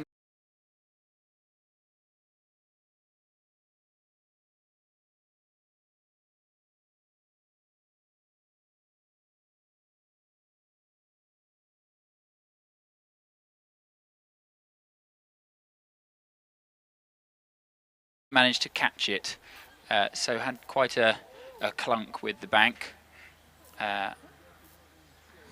Yeah, I mean, he looks to be okay. It'll be a bit of a shock. I think what we're seeing here, Billy, is, you know, that top S is still very slippery. Very, and I think it's the sort of second half of it. So the bottom S and between the S's has got quite a lot of grip, and I think it's inviting confidence that the top S just can't quite deliver. And you've left the line in the sunshine and you've got the grip, and then when you go through kennel you go, okay, we're on here, yes, let's give this a bit of a crack, and then you get to the last corner and I've got to, whoop, done. Yeah, I've done it myself. I've been off at top S like a complete whatever, because I did just that. I just relaxed my mind and didn't concentrate. And you're in sight of the finish as well. And you're in sight of the finish, and I was very cross with myself. Yes. So and that was on a dry day. There's a lot more slack to be given today. So the marshal's just taking their time. He is out of the car now, which is great to see, and looks perfectly okay. Just they were taking their time, taking his helmet off as he was still sat in the car before he stepped out. But he's now walking around the left-hand side to survey the damage. I just saw an exhale of air. Yes. And there'll be a bit of recovery to go on here, because I think there's fluid coming out the front of it, which I'm guessing, given it's a Porsche, is probably the radiator. But the most important thing is he's perfectly all right, which is great to see. That's great to see. That's one of the things about the Porsche Carrera Cup. It's quite self-policing, isn't it, Billy? Because if they start nudging each other, they break their own radiator. Yes. So they don't nudge each other so much, a la touring car. No, you can't tap someone into a spin in a 911, because yes, you end up with no radiator and no coolant. Exactly. But yes, there'll be a bit of a pause here to recover a bit of Porsche. And there'll be some sweeping, and there may. The good news is that for anyone listening who's about to come up the hill, is that the coolant and water is to the right-hand side on exit of top S, so it's not on the racing line. It's quite far over to the right, which is good. But I'm sure there'll be some dust to put down as well to absorb that. That's a shame, that, because it's a quick car. It's a quick car, and Andy and Helen, faithful supporters of the hill, of Shelsley, and that's bad luck. That's real bad luck, that. So we'll get that lifted onto the truck in short order, I hope, here, so then we can carry on. That will be, yeah, hopefully we'll get it all sorted by the time we're next in action at Shelsley. Message also from Lee Corbett. Positively tropical weather in Guernsey, where he is watching from. Good to hear from you, Lee. Hope that all is well with you. Who else is watching? Paul Sutton watching from the sunny New Forest. It's certainly very sunny here in Worcestershire. Are we sure we're still at the same day as we were when we started the day? Because unbelievable. It's completely different. Unbelievable. I just can't believe it. No. I'm not leaving home this morning. Yes, drizzle and puddles and mud and Yes, I left home in London this morning and got to sort of Warwick services and thought, oh, this isn't very nice. It started raining, so it's such a beautiful day up here now, you wouldn't realise it. But it might take a little bit of time up here, because first thing we'll have to do is we've got a bit of a traffic jam.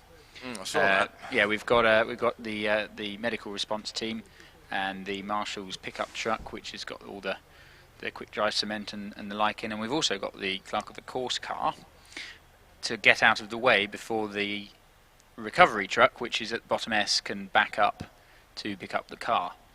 So there's going to be some musical cars up here. So I would say we're probably 10 minutes or so away from being able to resume. But the main thing is, as we said, Andrew is perfectly all right. He's just getting in the course car now.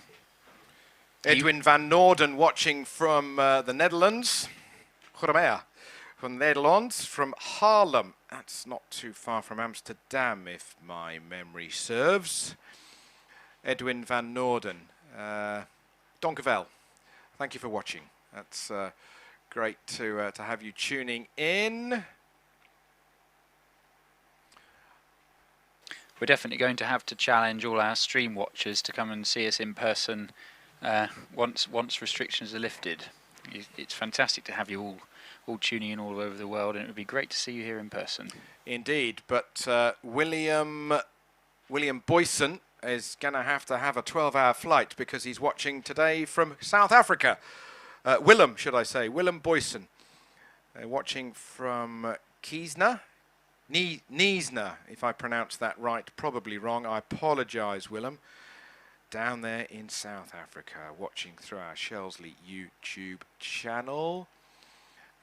Elaine Cheeseman is watching from sunny Weymouth. It'll be very sunny indeed down there. And we've also got all sorts of people watching from out just a bit further afield. Rusty Chapo watching from Birmingham, wishing we were there. Well, next time you will be able to come here trackside and have a look and see what it's like, and get that real experience of what it's like to see these cars right up close and see the speed and experience what it's all about.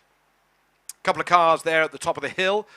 The Vantage, the Carrera Cup Porsche, the RSR, and Paul Jones's X-Ege. So they were waiting for Andrew Norris to get to the top and join them, but unfortunately we're going to have to have a little bit of a delay. So we're musical cars is going on very well up here. So we've now lost the medical truck and the pickup truck and the course car, and the recovery lorry is just backing round Top S right now. Hits the drain cover beautifully on the way in, I must say. So we should be able to get the car on the truck pretty soon.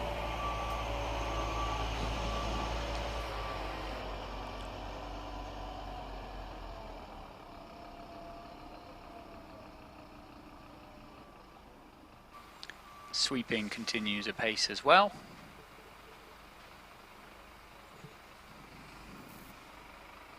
We had a colleague of yours here yesterday, but not on McLaren Automotive, but McLaren Formula One, driving the Evo.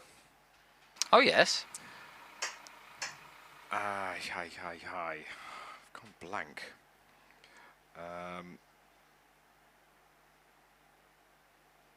Let me find his name, but yes, he's part of your team on what, another side of the building?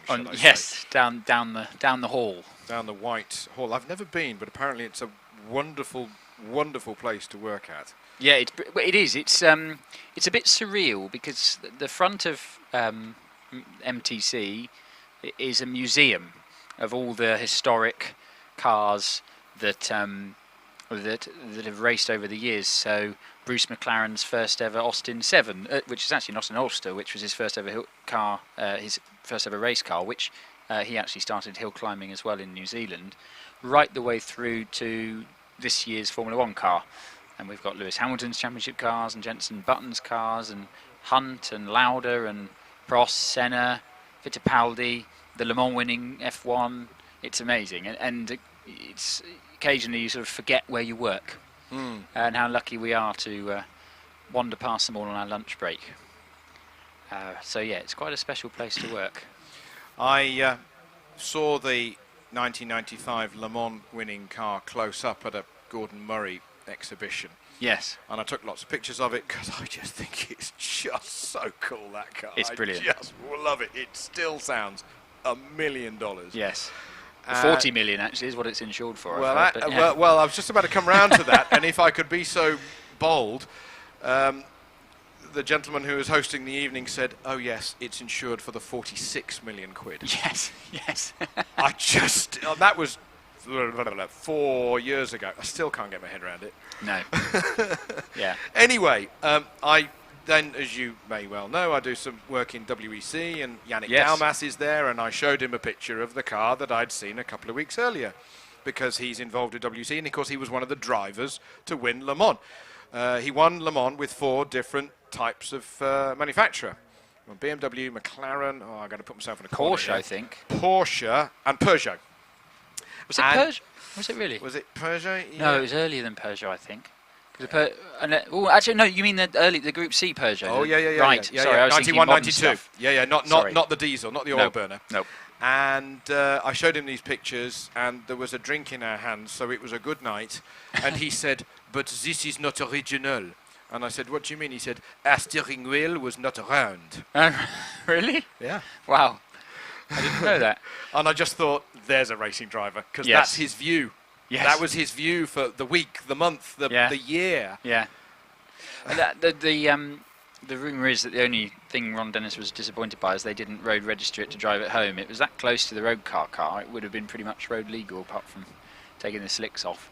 And it actually won Le Mans with less horsepower than the road car because of the restrictor. Yes, they had to turn it down. So it was 650, I think, or so, 680 on the road, and that was too much, so we had to turn it down for Le Mans. But yes, it's a very special place to work. I'm very lucky. Not that I'm there very much at the moment. I think I've been like 5 times in the last 14 months or something. So, but looking forward to getting back there. JJ Leto was lapping in the wet at Le Mans during the night, and what was he, 25 seconds, a lap quicker than everybody else. He said, "I was just spinning the wheels in 6, 6th, all the way down the Mulsanne. That's Unbelievable. Yeah, they have fear removed at birth, I think, for that. Yeah. And there was a clutch bearing problem in practice, and they put in a new clutch bearing, but the only ones that they had were from the road cars. They weren't beefed up Le Mans spec, and they survived the race. Yeah, no, it's a phenomenal car, that. Just fantastic stories. Yeah. Wow. I saw them race in period. I saw them at Brands Hatch in period. Oh, never forget it. Just a little recovery update. I don't know if you can see on the stream, but the Porsche is being loaded onto the low loader. So yeah, it is on the low loader now, strapped on tight, and just a bit more sweeping is currently going on. As I said, for the aforementioned little bit of fluid, which yes is out the radiator, and yes, looking at the car now, it's front left that's taken the impact. So it oversteered through top S, and then he caught it and it gripped, and straight to the as Martin Brundle would say, straight to the scene of the accident. Scene of the accident, yeah. Yeah. No, your colleague is James Herbert.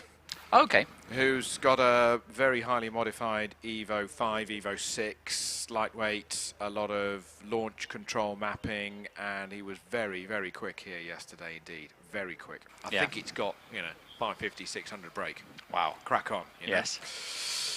3 times more than they came out of Japan with. Yes. Yeah. But a lovely thing to drive. That Evo 6 GSR, lovely thing to drive with the clever trickery that they did with the rear suspension, anti-yaw. It flattered you greatly. Yes. Yeah. But you could tramp on over B roads. Oh dear, oh dear. So good news. The recovery truck is on its way back to you. Sweeping has been completed, which is great. Marshall's returning to posts. Which is good to see. So we shouldn't be far away now, actually.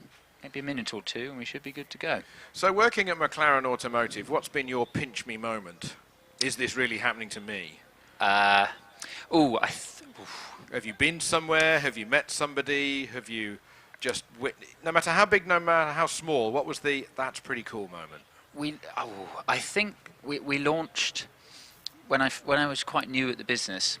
We launched the McLaren 720S in Rome to all the media, so I spent 2 weeks out there talking to them about the car and introducing them to the car and showing them how it worked, because they haven't driven it before. And I think spending 2 weeks there with doing that, and then actually being allowed to drive a McLaren through Rome was a pinch me moment.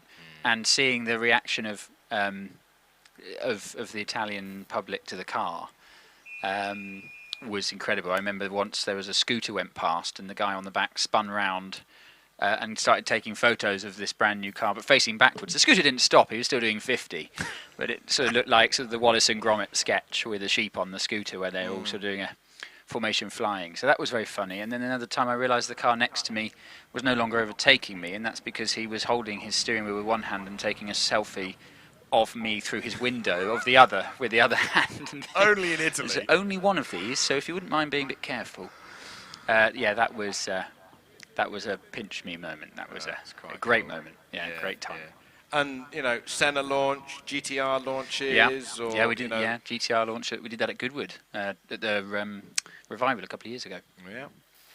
Yeah. No, it's a great place to work. I know have you been in one at speed by somebody who can pedal? Little bit, yes, and it's quite frightening. It's incredible. The way that they gain speed is just amazing. Really is amazing. So I'm very very lucky. And you've still got P7 OOV. Yeah, P1 OOV. P1 OOV. Apologies, yes. That was the works P1. Yes, it was. Sort of purpley, misty black. Yes, I think it's been retired now after a life. Of journalists driving for Chris Harris and Dickie Meaden thrashing around Abu Dhabi. Yeah. I think it's been very kindly put out to pasture. But yes, that lives on. I think that one lives on the boulevard. I can't remember now. But it's a special place to work. Fair play. Well done, you. Thank you. Fair play. Yeah. Flags are in up here, by the way. Good. Yeah, flags are in at top S, and I think at bottom S too. Okie dokie. A couple of questions just coming in, Billy. Question from Terry Fox. Is Andy Norris okay? Yes, he is okay. I've seen him come down in the course car. The car will take a little bit of jiggery-pokery to get it on the trailer, but just a bit of a wiggle. So Andy is okay. I've seen him come down in the course car, so all okay with him there. Very frustrating, though. Roger Banks, watching while I work. Hope to have the big Audi out again later this year. Roger Banks, a class record holder here with the big Audi A4 four-wheel drive with the big V8 in the front of it. Very, very rapid indeed. And we look forward to seeing you back here at Shelsley, Roger. We've also got a message on the screen here from Scott B. Shelsley looking splendid, even during the red flags. Well done, the team. We've had a few little unfortunate offs, so apologies for the delays, but we're working to get them all sorted as quick as we can. And also, we've got a message here from Jeff Allman, watching from near Stafford. Thank you for the excellent courage. Could you give a date for the rally cars again, please? Certainly, it's July the 17th and 18th at Classic Nostalgia. If you go to classicnostalgia.co.uk or shelsleywalsh.com, go to the events page and you can see all of the details at Classic Nostalgia. So, Jeff, it's July the 17th and 18th this year. All tickets are online. So buy your advance tickets and then you are ready, you've got your slot and you're ready to come and visit Shelsley and see us here. The thing you can't quite see on the stream is how steep Shelsley is. That is, for me, the thing that takes your breath away when you come up here is the gradient is just phenomenal. It's like, you know, it's the Alpe d'Huez trick, isn't it? When you're watching the tour, what's the matter with them? Yes, I could cycle up there. Yeah, well, I haven't done Alpe d'Huez, but I've done some other climbs. And you're there going, how do they do that? And they do 5 in a day. Yeah. I get halfway and I just have to stop for an hour. Yes. Yes, it is very steep. It's a vertical rise of 100 metres between the start line and the finish, Billy. I didn't know that. And I think what people find is that it's harder walking down than it is actually walking up. Yes. Mike Turpin is now getting us back underway with the Vauxhall VX220, 2.2 litre supercharged engine with this Vauxhall. Aluminium chassis, very lightweight. S approach speed, 84. Turning into bottom S now, nice and smooth. Yeah, really smooth here, and through top S as well. Nice and smooth. Little wiggle as he came out, and a little wiggle as he's putting the power down over the dust from the previous incident, but he's away and over the line. Over the line, 32.3. There's some quick cars here. 2.03 seconds for the first 64 feet. The acceleration of the Mitsubishi Evo 6 from Stephen Moore. Rapid as he puts the power down through all 4 wheels. We've got a Subaru Legacy on the start line with 700 horsepower, so we've got some quick runs coming up here. 84 on S approach. Into my view, really nice and smooth through bottom S. Took quite a lot of curb, little bit of understeer through top S, but he's got that out of top S now, and he's accelerating away to the finish and over the line. He's rapid, isn't he? 31.45. Look at this! Damien Bradley, 1.99 for the first 64 feet. 700 horsepower with the Subaru Legacy. He did 122 miles an hour over the finish line when everything was going well in previous visits here to Shelsley. S approach at the moment, 96. Nice and tidy through bottom S and through top S. A bit of understeer, had to get out of it, a little bit of a wiggle, and now he's got the power down, and it just takes off towards the finish, and he's already over the line. Look at him go, 119 over the line, 29.25 seconds. That is quick for a tin top, isn't it? Very rapid indeed, he'll be happy with that. Robert Wilson now leaves the line with his Peugeot 205 GTI. Another 1.9 version over the 1.6s that they also made at the same time. Robert thrashing through towards the S approach. He goes through there at 83. He was flat through the kink from what I can hear, which is great in a little 205. Really, a little wide through bottom S, but he's taken top S very neat and tidy. He's got through top S now, isn't he? Accelerating away over the finish line now. Over the finish line, 35.55 for Robert Wilson.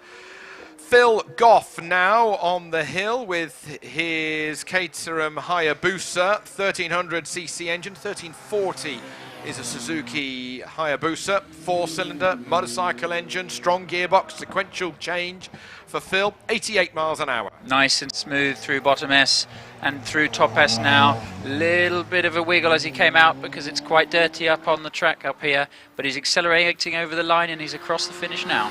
Time for Phil Goff, 33.44, 33.44.95 over the line. Jerry Neary now with the Westfield 2 litre, going into the shadow towards the bottom S and towards you at 74. Into my sight now, nice and smooth, taking quite gingerly through bottom S, stab of power between the S's, and he's out of top S and he's feeding the power in gently, full throttle now as he accelerates towards the finish, and he's over the line. He does that at 36.47. Steve Garner now with the Westfield 2.1 litre traction control as he left the start line. 93, quick. And it's in the traction control between the S's as well, and coming out of top S as well. It's struggling to put all that power down. It's still in the traction control. He's away now though, and he's over the finish. Over the finish, 30.94. That's quick. That is 108 miles an hour. Very rapid indeed. Next up, Ray Law with the Caterham 7 Super Sprint. Very lightweight chassis that they made. 2.1 litre engine. Building the speeds through the first steep part of Shelsley at Crossing and then the second steepest part into the S's at 98. Into the bottom S now. It keeps it well over. Turned in quite early for top S though, but actually really nice and smooth. But he's lit up the rears as he's accelerating out of top S. He's taken another gear and another, and he's across the line. He's across the line, 32.02, 32.02 for Ray Law.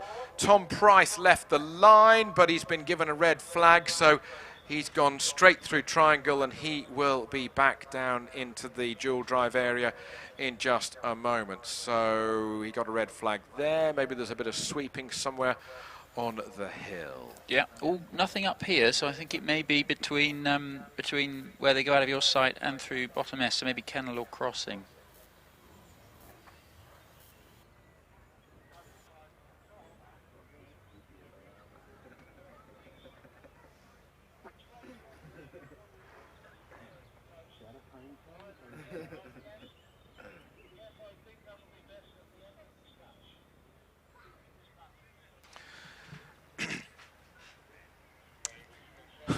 Umbrellas now down here at the bottom of the hill to keep the sunshine off people rather than the rain earlier this morning. I took a phone call in the office this morning. Somebody said, I've bought a ticket, but I don't want to come because it's raining. Yes, I saw a message about that on the screen, and yeah, it's really is 4 seasons in one day here today. Yeah, you're right. You're absolutely right. Beautiful view down there over the paddock. John Chalmers, class record holder, just walking through shot. Martin Groves just to the right of shot. Einan Price, maybe just going for a little comfort break before their run. David Wren, Sean Gould, I can see. The Right Honourable Philip Serrell down there as well.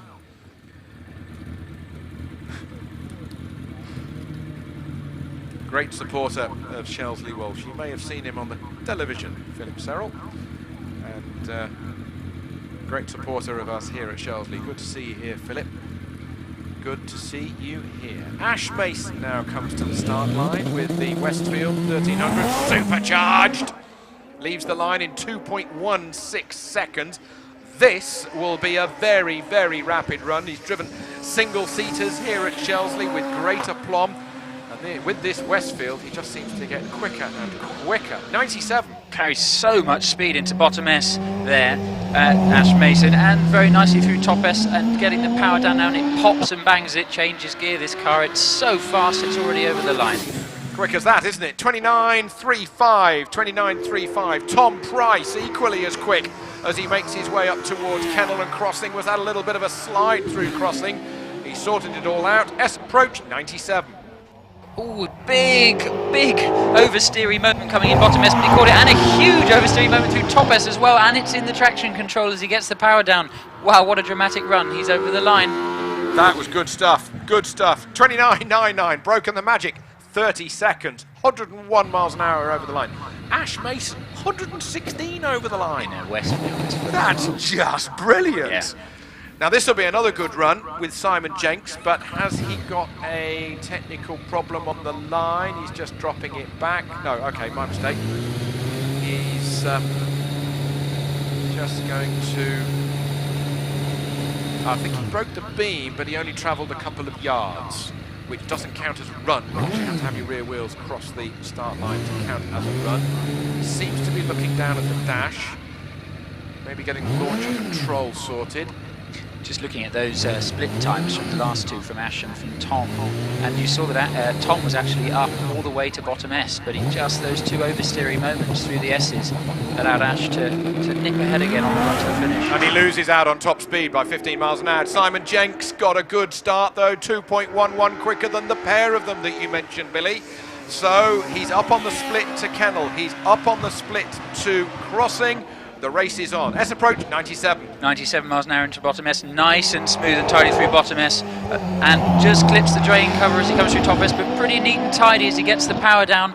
He's taken a gear and another, and he's across the line. Got to beat a 29.35. He does a 29.53, 109 miles an hour as he crossed the finish line for Simon Jenks there. Very close indeed.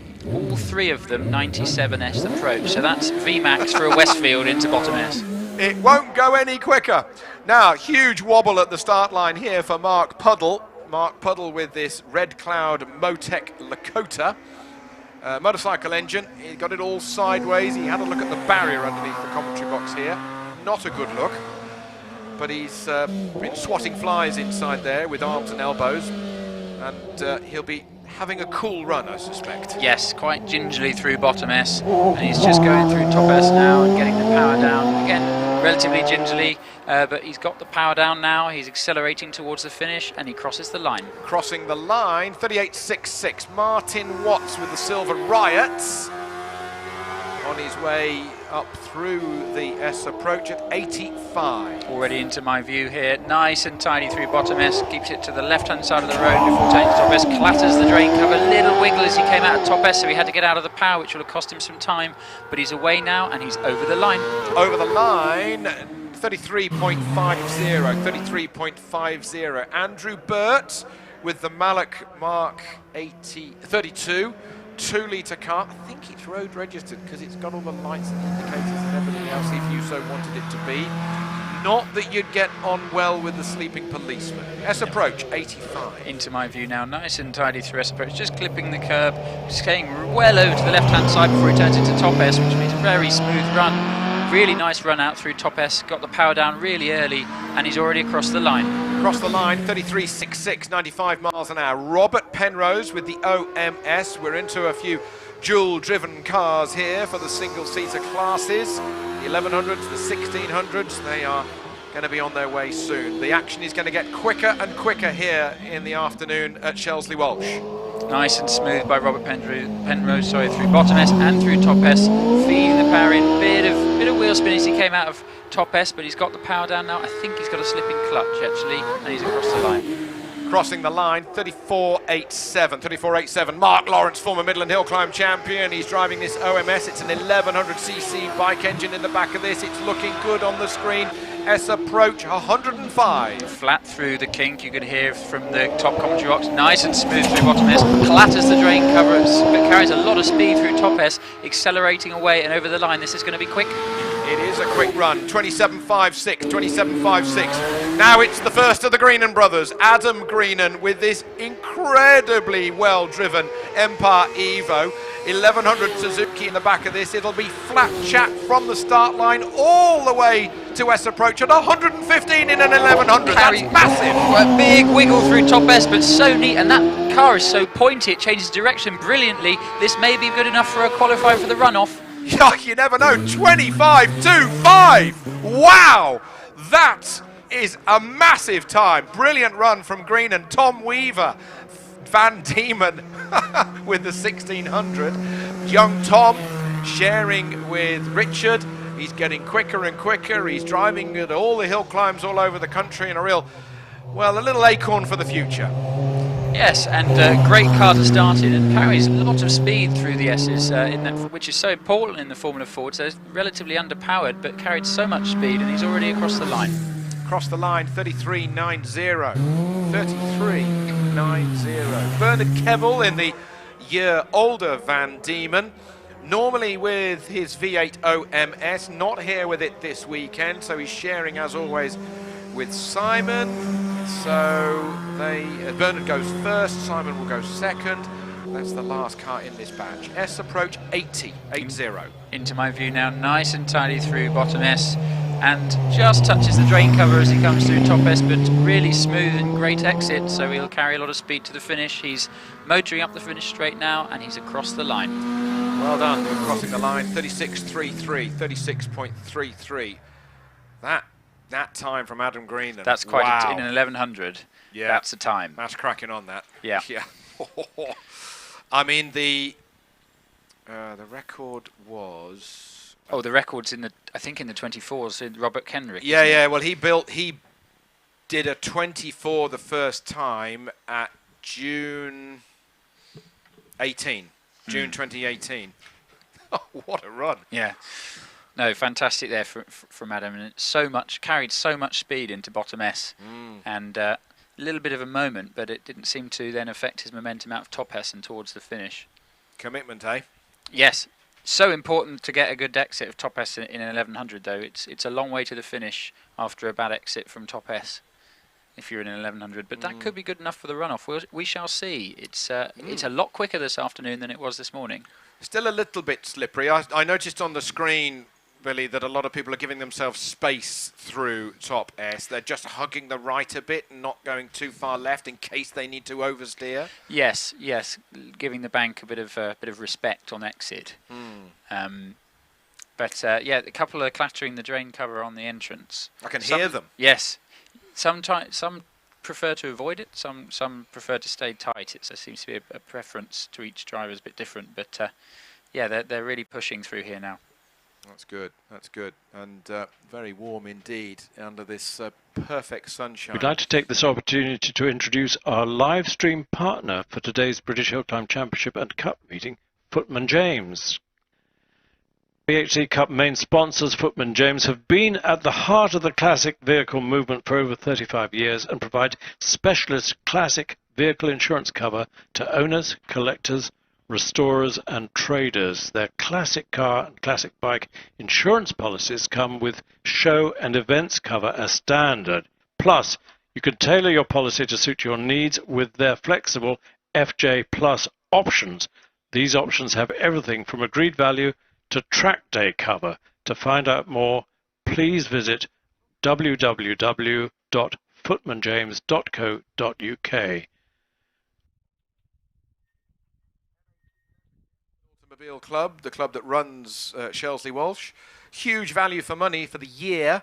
£105 gets you 2 tickets for everything that is organised by the Midland Automobile Club here at Shelsley Walsh, and it works out over the year. A great value for money. We've already had our Speed into Spring meeting in early May. Here we are at the Best of British meeting on the 5th and 6th of June. It's a month until our next weekend on the Saturday, 3rd of July for the Reg Phillips meeting, and then the Sunday, the pre-war, the vintage meeting with a lot of nice cars coming along to that one, and likewise Classic Nostalgia. I mentioned it earlier with a lot of rally cars coming in tarmac specification, and a lot of just nice older things will be here over the Classic Nostalgia weekend. Summer Spree, clubby weekend at the end of July, just the week after, and then a return of the British Hill Climb Championship cars here to Shelsley in the middle of August for the Avon British Hill Climb Championship, 14th and 15th of August, with the 2 runoffs taking place on that Sunday the 15th. And then towards the end of the year, our season should I say, 18th and 19th of September, our Autumn Speed finale. 2 one-day meetings, so the practice is in the morning and then the action is in the afternoon for both the Saturday and the Sunday. And we regularly see a lot of quick times at that meeting because people have had a summer in their car, there's a bit more rubber down on the track, people have got their eye in, they're used to driving the car, whether or not it be here at Shelsley or anywhere else in the UK. And there's some good quick times that pop up in that September meeting.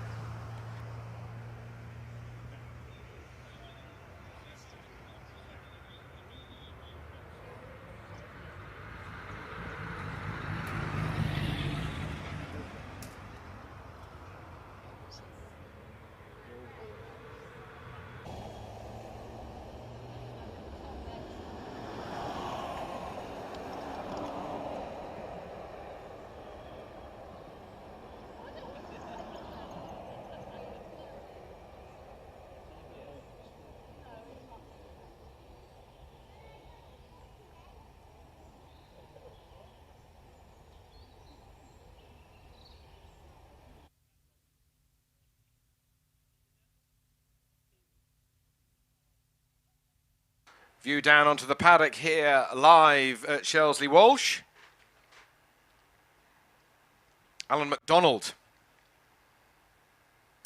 just lining up in the four-wheel drive, very lightweight Mini, but actually it's running with a Mitsubishi Evo drivetrain underneath it. Very lightweight, lots of grip, very short wheelbase for obvious reasons, and very, very quick indeed. We've got a whole host of hill climb champions here today. David Grace is here, as you well know, Billy. Rings a bell. Rings a bell. Yeah. Just the 5 of them. Yes.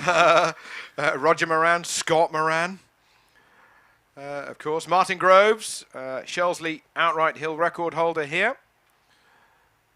Wallace Menges, reigning British hill climb champion. Trevor Willis, driving here today. Alex Summers. Am I going to get ribbed if I've missed somebody? Because I can't think who else. I was just thinking. I was just trying to think. Former hill record holder Richard Brown is here. Former hill record holder here at Shelsley, Scott Moran, is here. Former hill record holding car from 1967 in the hands of Brian Eccles is here. The Brabham. The current record holding car. Current record holding car that has been driven by Nicola Menges and David Uren. Different colour now with the red as opposed to the dusty yellow that it was in the hands of Martin Groves and Paul Ranson. Okay, next car comes to the line in short order. This is Graham Lokes with the Lola sports car, but with the Porsche engine in the back of it. This will be a quick start. 2.19 seconds for the first 64 feet for this sports car. We've got the Metro 6R4 next. Hold on to your hats. Graham Lokes makes his way through Kennel and Crossing with no problem. Shoots up through the top left-hander, 84. Into my sight now. Beautiful sounding car and a very, very pretty car as well. Nice and smooth through bottom S and nice and smooth through top S as well. Using all of the road there on the exits. Didn't touch the bank or anything, but used all of the road. Lovely line. Anyway, he's accelerated up the straight and across the line. Across the line, 33.60. Ian Rowlands with the Metro 6R4. 1.86 seconds for the first 64 feet. Rapid indeed. Was that a little bit of oversteer through Crossing? This is nuts. 100 miles an hour. Lots. Big oversteering moment through bottom S. Turns in so much speed. Big. It's snaking away up the finishing straight. I don't think he's in a straight line yet, and he's across the line. Look at the speed. Look at the time. 29.05. 117 miles an hour for something that was built in the middle 80s. Phenomenal. Oh, look at his. Next time we got Alan McDonald now on the hill with the Mini, with the Evo drivetrain. Huge turbocharged power with the short wheelbase. He's even quicker than the Metro. Into my sight now, nice and smooth through bottom S. It's four-wheel drive, of course, loads of grip, and very smooth through top S as he lights up all four tyres and it pops and bangs and flame spits its way to the finish over the line. Over the line, 29.26, 29.26, 108 miles an hour, but it's the Metro 6R4 that was the quicker of those two cars. Great hill climbing. Alan McDonald, 1.85 off the first in the first 64 feet. Absolutely fantastic. Richard Walker now with the Jedi, 600cc engine in the back of this. Goes up through S approach at a speed of 82. Into my sight now in the Jedi, nice and smooth through bottom S, gets it right over to the left-hand side before turning through top S. Very smooth as well, and very smooth application of the throttle, no moments at all, accelerating away over the line. Over the line for Richard, 33.13, 89 miles an hour as he crossed the finish line. Great hill climbing towards the end of that batch, which has just come to a halt for a moment. So we will come back in a few moments' time. We've got our messages on the screen. Great coverage. I've learnt a new line through bottom S today. We'll be there on July the 3rd with Maximus, the Shelsley Special with the V8 two-stroke, now hopefully sorted. That's Peter Hubbard. That's quite a vehicle. Quite a vehicle. Now, here is somebody watching from a place I've never said on a TV broadcast before, and I've done a bit of broadcasting. This is Catherine Daniels, who's watching from the Falkland Islands. Well, there you go. There you go. So that's quite a way away. It will be, I don't know, lunchtime or so, just to the east of Argentina. Catherine Daniels, thank you so much for tuning in. That's about as far away as we've had somebody watching Shelsley Walsh to the west. Yes. Definitely the nichest, Yeah. I would say. No, we can beat that. That was absolutely trumped at the first ball of the over last year, Right. when a friend of Rob Anscombe said he was watching from a container ship in the middle of the South China Sea. Wow. There was somebody earlier today who said they were watching from an oil rig that they couldn't get off because of the fog. Yes, he was on yesterday as well, so it's still foggy for him. Sorry that it's still foggy. It's lovely and sunny here. I hope that helps. Just rub it in. Just rub Yes. it in. Yeah. Oh my goodness me.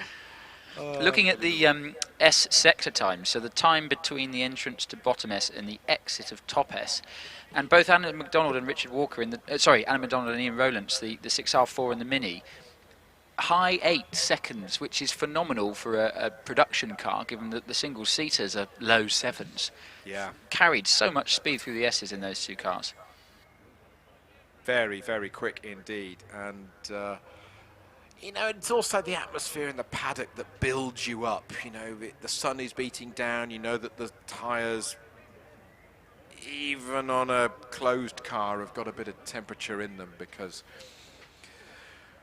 even the sun, you know, on the rim will heat the tyre just a few more degrees more, different with the single-seater for obvious reasons. And it just builds you the confidence and the atmosphere and the theatre of it all. Exactly. No, there's no start line quite like Shelsley Walsh's start line for the drama, for the theatre. So there's the some recent runs that we've had. The Class A1 in conjunction with Mill Garage at Hereford. We've had a 34.7 going to Simon Curtin with the green Lotus Exige ahead of Robert Wilson and David Wilson with their 205. 34.7. So he will take that A1 class. That's road cars, production cars, up to 2 litre. Class A2 and A3 merge. Road cars over 2 litre, 4-wheel drive, any capacity. Justin Andrews with the Subaru Impreza, 32.4. That's quick. Ahead of Robert Lancaster Gay by some margin. David Meakin, 3rd position. It's your best run that you take forward, and the quickest runs are by definition coming this afternoon. Specialist production road cars.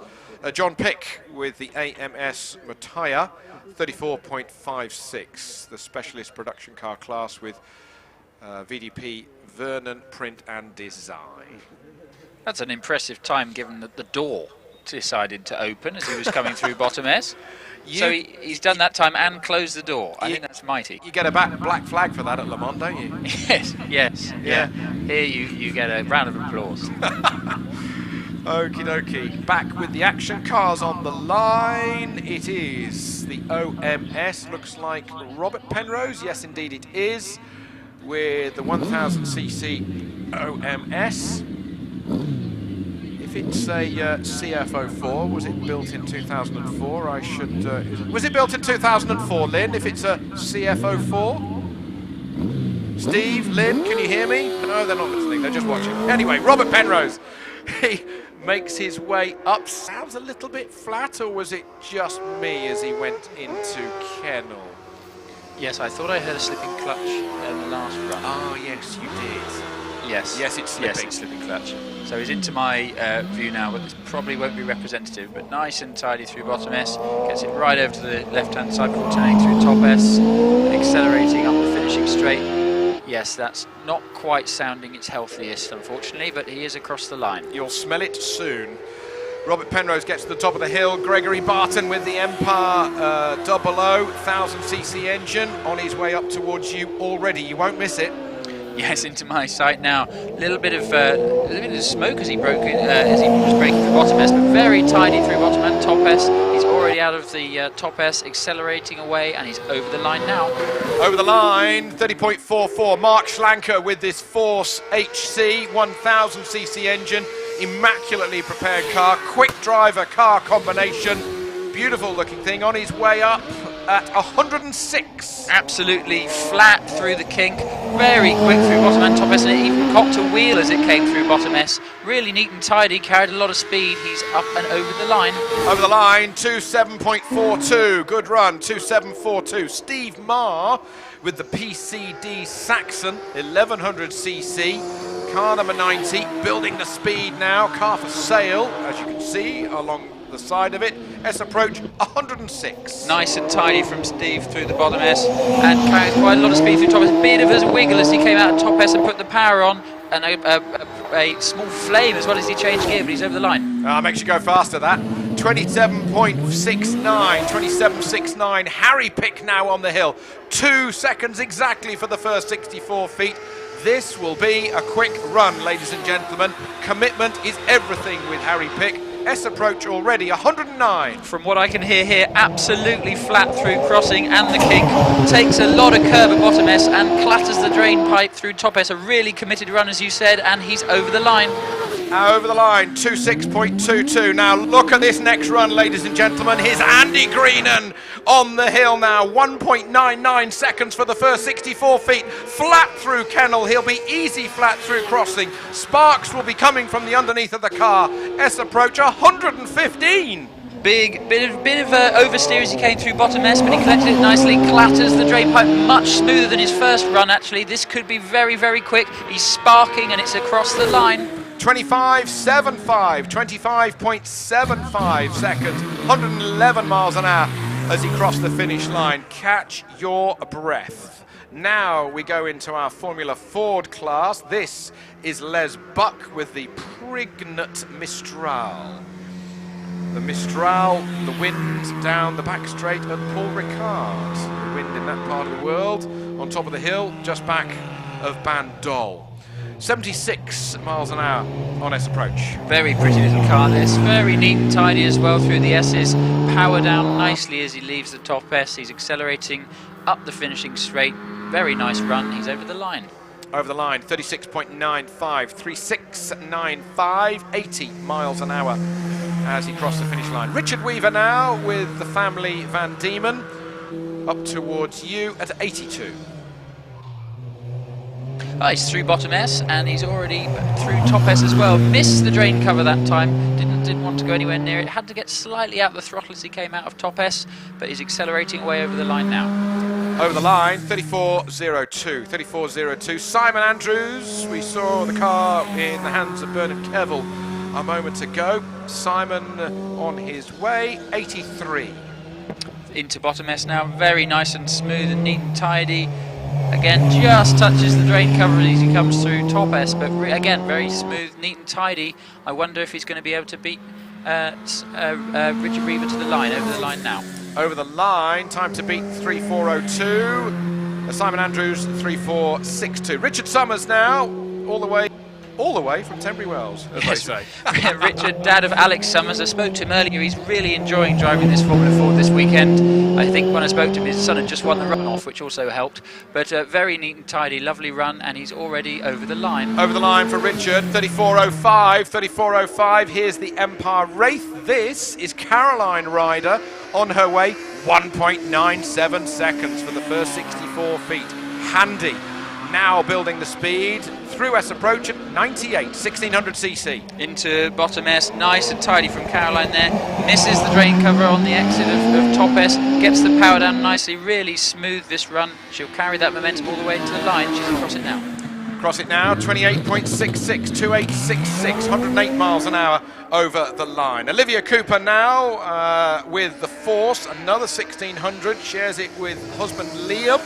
Olivia going first though this afternoon, building the speed, nice and smooth. That's approach 111. Into my view now, she's really enjoying this Force TA. She says it's a really fantastic car, nice and smooth through the top S. Gave it a little bit gingerly because she spun here this morning, but she's already crossed the line. over the line, 2773, 27.73 seconds, 113 miles an hour as you cross the line.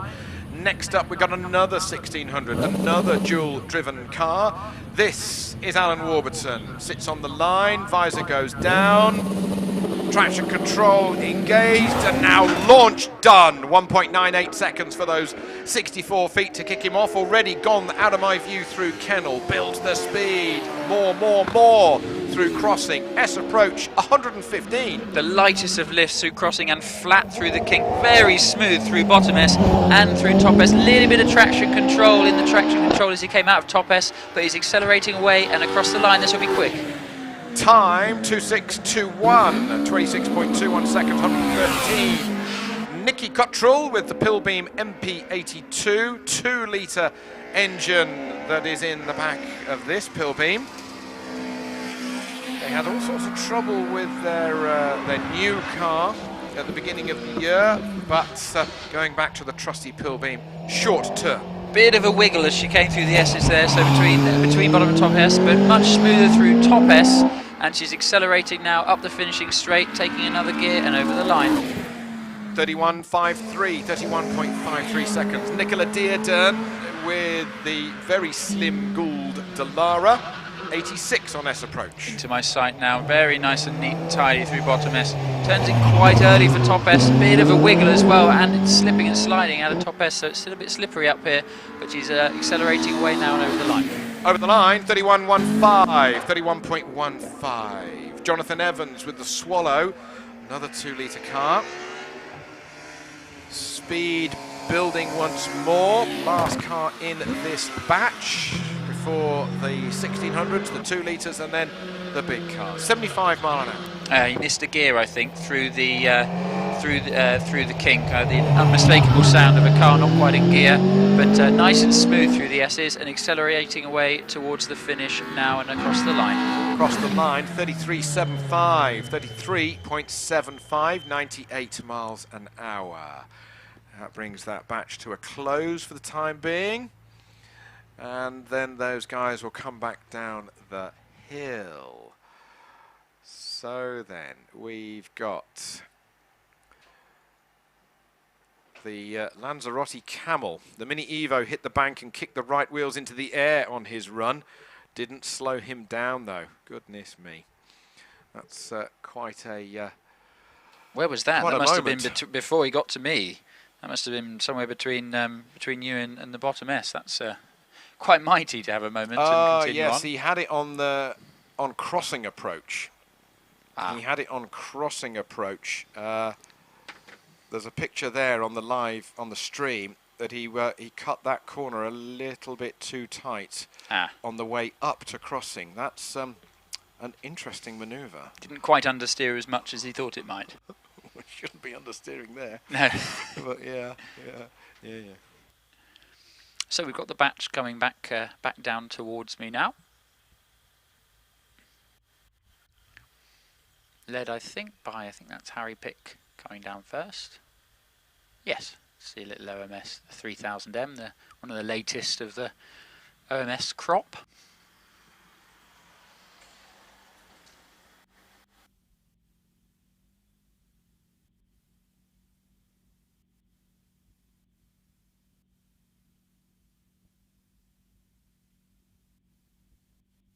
Message from James Baxter, who is the pre-war record holder here at Shelsley Walsh. Awesome coverage. Thank you, chaps. Hope to see you on July the 3rd with the new to him Cooper Formula 5000. James Baxter holds the pre-war record here at Shelsley with the ERA R4A 33.03 seconds. Quite some improvement from the pre-war record that was held by Raymond Mays, 37.37 in September 1939. James is also very quick in modern singles. He's got the 2.5 litre V6X Tony Marsh Gould GR55, I believe. He's flogged it. Oh, is he? Yep. He's flogged it to make way for a Formula 5000. Oh, right. Yeah. Well, he was very, very quick in that car. First time here in it, and he qualified for a runoff, I seem to remember. Yeah, not quite the first time, but I know what you mean. Yeah. Sorry, first time here in a non. No, because he came here and it was the first time he drove a modern car, and he's like, it tracks a bit up the finishing straight. Is there something wrong with the steering? And they all do that, sir. Yes. And after 2 runs, you forget about it. You just get used to it. But you know, when you drive a single seat, it starts to go left, it starts to go right. Oh, the steering's very direct. Yes. They all do that, sir. Yes. And it's the thing I couldn't get into my head was getting it off the line.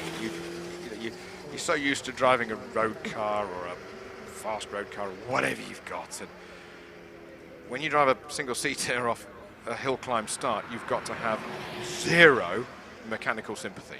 Yes. It's pretty horrible for the gearbox, for the drive train, for the chain. With the motorcycle engine cars, those chains start to stretch, of course, and then they get a bit floppy, and you don't want to jump a tooth or anything, or they eventually break. Couldn't get the thing started, and Really? Oh, it was terrible. And it's just like, okay, right, I've just got no mechanical sympathy, and of course that's what you've got to do. That's what you've got to do, and then somebody's turned the light on for you.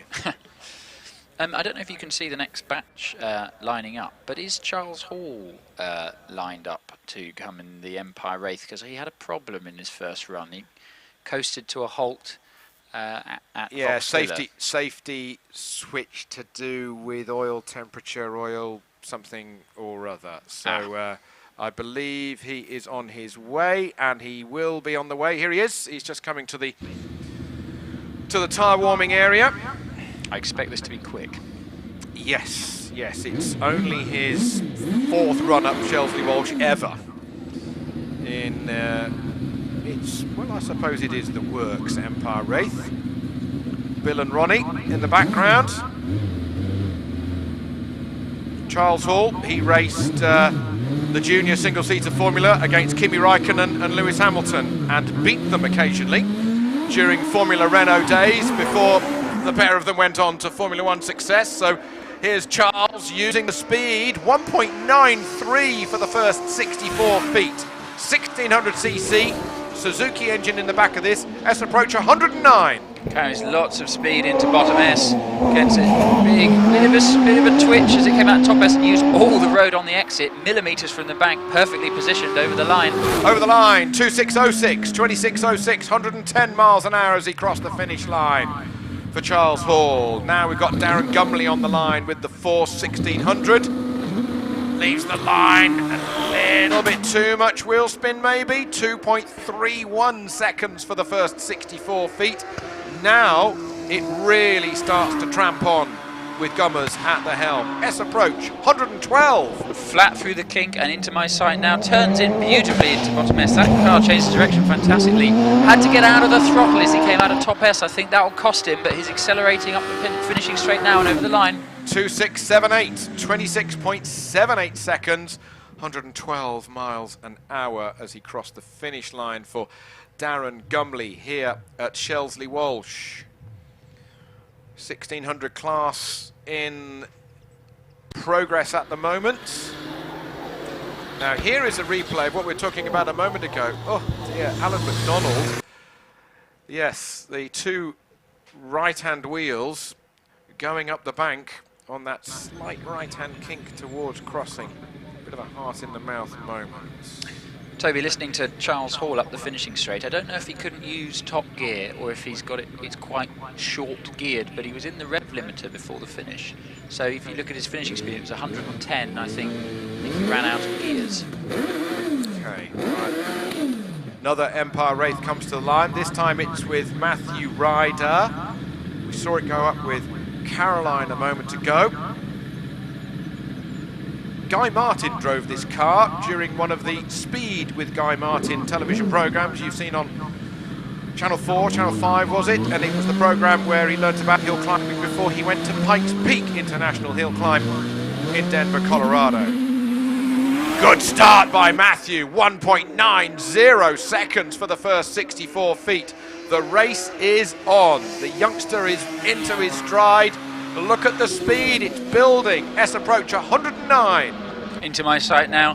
Nice, carries lots of speed through bottom S and lots of speed through top as well, and a really smooth exit, really fantastic. This could be a contender for a runoff position. He's over the line. 2605 beats Charles Hall by 100th of 8 seconds. Stephen Morgan now 1.94 for the first 64 feet with the Empire Evo 1600. S approach, whatever it is. Through bottom S, really tidy, and very tidy through top S as well. Really nice line through here, but got on the power a little later than some of the others, but he's already across the line. Across the line for Stephen, 2787, 2787. Neil Coles now with the OMS 2.04 as he left the start line, stamps on the throttle, gets the power on, builds the speed through crossing up towards S approach, and he goes through there at 109. Into my sight now, takes a lot of curb on the way in, but then gets in, turns in quite early for top S as well. Out of top S, a little bit of traction control, but he's accelerating away and over the finish now. 2720, 114 miles an hour as he crossed the finish line. Next car on the line, Einon Price with the Force 1600. This will be a spectacular run, folks. He will chuck it into every corner that comes at him. 1.89 for the first 64 feet. They're getting quicker and quicker here at Shelsley. Here comes Einon Price, 114. Wow, into bottom S now, and he carries so much speed into bottom S, takes a gear, changes up a gear through the back, hits the rev limiter as he comes out of top S, but he's accelerating up the finishing straight, and he's over the line. Over the line, 2574, 25.74, 117 over the line. Liam Cooper sits on the line with the family Force. Not got a tinted visor, he'll be squinting like a badger at high noon with the sun right in his face. Good start though, keeping the speed, good run through crossing, S approach 110.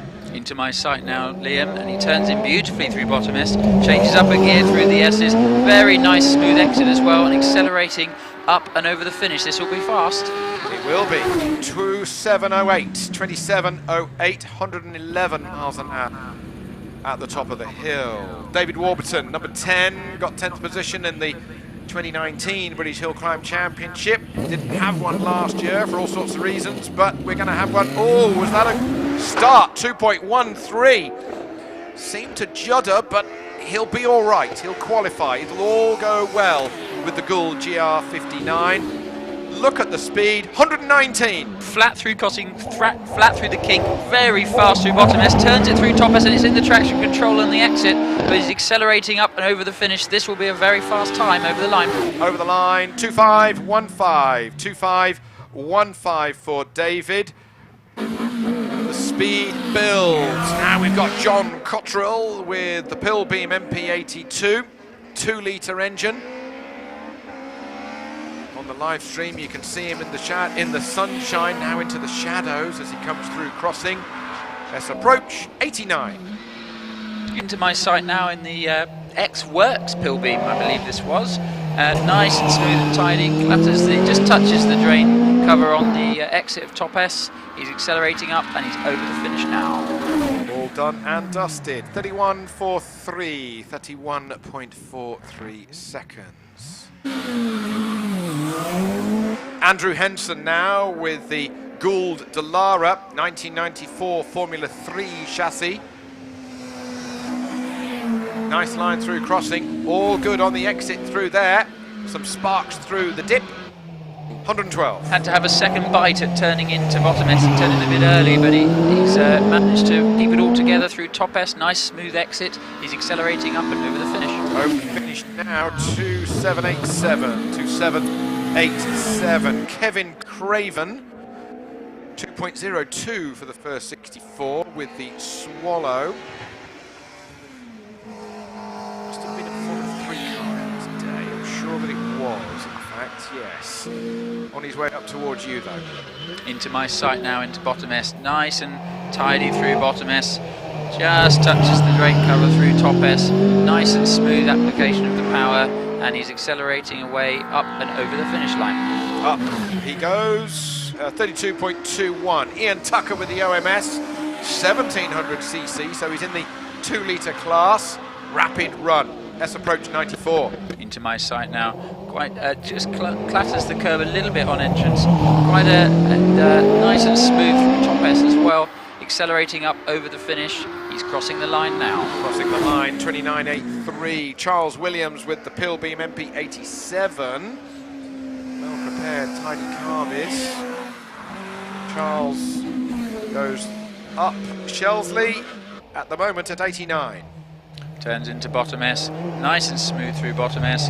Takes a big chunk of the drain pipe, drain cover on the through top S, but he's accelerating up and over the finish now. All safe and sound for Charles Williams. 31.21, 31.21, 103 miles an hour. Another former Formula 3 car coming to the line from 1999. Joshua Moss with the Dallara. As you will see, Billy, it's the right colour. Yes, yes, yes. But only in this commentary box. Yes, it's Ferrari orange. Isn't it? I think that's what it's Well, called. it's nearly your orange. It is. It's got a bit of McLaren going on orange, there. Yeah. Yeah. It's got a bit of McLaren, a bit of papaya. It won't be far away on the Pantone chart. No. Joshua Moss already up into the shadows of crossing with his Dallara. Got some nice cars in this class. Here he goes, 109. Quick into bottom S and nice and tidy as well. It's a lot of speed through top S, really nice line and carried a lot of speed through top S, really neat and tidy as well. He'll be over the line now. 27.22, 27.22 for Joshua Moss. Mike Tregoning up from Cornwall leaves the line and he leaves it well, doesn't he? 2.04 seconds, good job with the Pilbeam MP88. The Morans had one of these today, with a V6 in the back of it. Yes, I think they did. 106 for Mike. He was flat through the kink and he's into my sight now. Really nicely prepared car. This big squirt of power between the S's. Nice and tidy through top S as well. And he's accelerating up the finishing straight and over the finish. He does that. 28.52, 28.52 Lee Griffiths with the OMS 28. A little bit bigger than a 1600cc engine, so he's in this 2 litre class. Holding the corner speed and the straight line speed and the sparks at 104. Into my sight now in this OMS 28. Ooh, changes up a gear through the S's, clatters the drain cover and nice and close to the bank on exit. He's accelerating up the finish and he's over the line. Over the line, 2804, 2804. Now look at this next car, ladies and gentlemen. This is Jonathan Varley on the line with the GWR Predator. He's got a 2 litre V8 engine behind him. And essentially it is a motorcycle V8, 2 4-cylinders put together. Little bit of a stutter off the line, 2.31 seconds, but now he'll start to get the speed going. He's piling on the coals here at Shelsley. Jonathan Varley, S approach already, 118. Fantastic, nice and smooth through bottom S. Jonathan gets it, turns so beautifully this car, carries a lot of speed, makes it big wiggle as he gets into the power, and that sonorous V8 screams up the finishing straight and over the finish. Wonderful, 26.15, 26.15. That is a good run, 120 miles an hour as he crossed the finish line. Good run at the top of the hill there by Jonathan Varley. He only drove the car in its current configuration for the first time about 4 days ago. There you go. Well, that's his 4th run up Shelsley. Yes, since it's had the V8 in it, but what a beautiful sounding car. Does. Sounds the business. 26.15. So, quickest at the moment, I've got David Warburton. Have I made a mistake there? 25.15. Yep. Second, big shout out to Adam Greenan on 25.25 in the 1100. I've got down as second quickest at the moment, which is a fantastic time. That's bonkers, isn't it? Yes. I mean, just stop messing about. That's proper bonkers. So, yeah.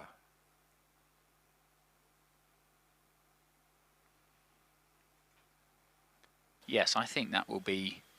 I think he should qualify with that.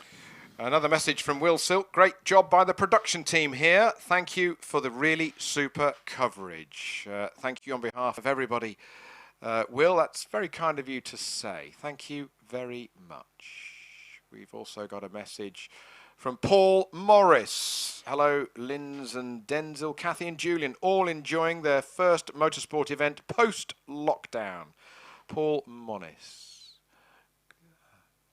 And we've also got somebody in a far-flung corner of the world in the shape of Richard Young, watching from another oil tanker, this time in the Gulf of Oman. It'll be even warmer there than this commentary box.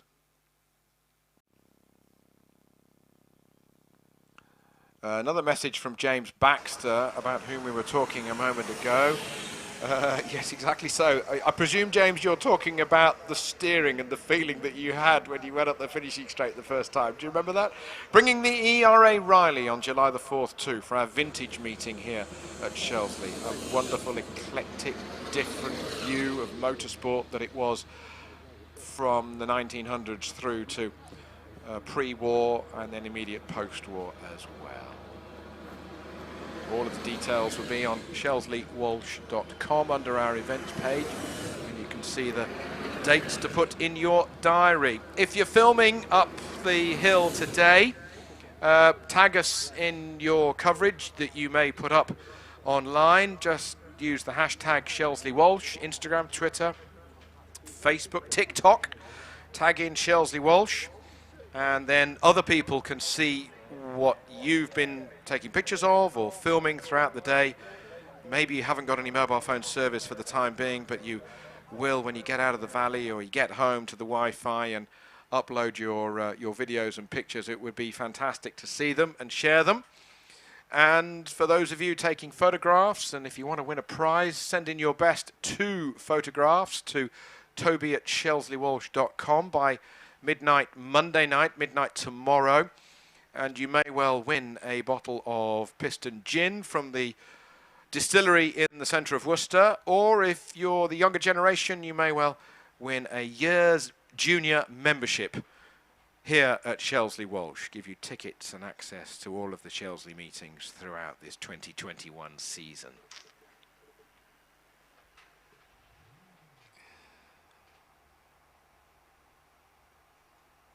Message also from Alison Bishop, watching from Charente, southwest France.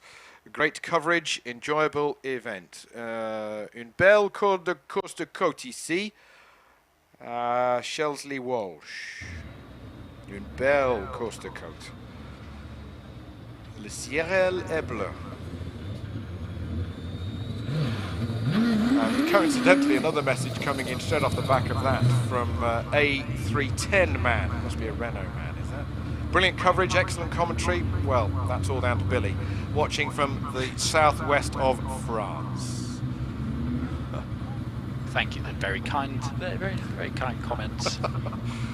So, yep, next car already on the line. This is John Chalmers. John Chalmers, class record holder here at Shelsley Walsh. He holds the up to 2 litre normally aspirated class record in a time of 25.18 seconds, but he's in the class for turbocharged up to 2 litre forced induction.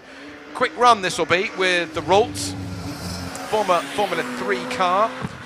Commitment as he goes through the top left-hander at 114. Banging and burbling on the overrun as it comes into bottom S. Turned in a little early for bottom S, but out of top S now, applying the power, and it really shoots away in a big pop and a bang of flame as it accelerates towards the finish. 26.89, 26.89, 124 as he crossed the finish. Kelvin Broad, another forced induction car, not turbo like John's, but supercharged 1300cc engine. This is a very quick car when it really gets going. There we go, second, third, fourth, or maybe just the limiter in third, couldn't quite tell. Already coming up into the shadow of crossing. Now the straight opens out in front of him, 114. Almost on the rev limiter as he turns in. Oh, and he's made a bit of a mess of bottom S. He will continue to the finish, but it won't be a representative time. The rear got away from him on the entrance to bottom S, and he clattered over the curb. He caught it and didn't go up the bank, but he's taking it quite gingerly over the finish. get it to the top. Okay, that's a shame that, because it was a good run there. 32.86, not representative. Simon Lloyd with the gold GR59. This will be a quick run. Oh, my goodness me. Kennel gone as I look to my left-hand side. 1.96 for the first 64 feet. This is brilliant hill climbing. 120. Turns it in nicely, little wide an exit, but gets it back across the road. Turns in quite early. Oh! He's had a moment coming out of top S, unfortunately. The rear got away. The car is still on all four wheels, but he had a moment getting away, getting out of top S. A bit of oversteer, and it then sent him into the bank on the right-hand side exit of top S. Marshall's just running up to his aid now. It will need, I think, the recovery truck because it's done some front right suspension damage. I can see him talking to the marshals now. That's a shame. That was going to be a fast run, I think. Yeah, it was. That was a runoff qualifier. 120 into bottom S. That is 9.59 to crossing. Yes, Yeah. I think that would have been a runoff run. Yeah. I think you're right. It had a bit of a wiggle through bottom S, but pretty tidy, and then turned in quite early to top S, which took him wide on exit, and then he had to get out of it. And as he did that, the car had a wiggle, and it sent him into the bank on the right, unfortunately. But I can see him. I believe I can just. Yeah, he's climbing out of the car now, so he's perfectly all right, which is great to see. He'll be a bit disappointed, but he is okay. It's a shame that I think he's been going very well in this car this year. But yes, we have the familiar top S traffic jam now.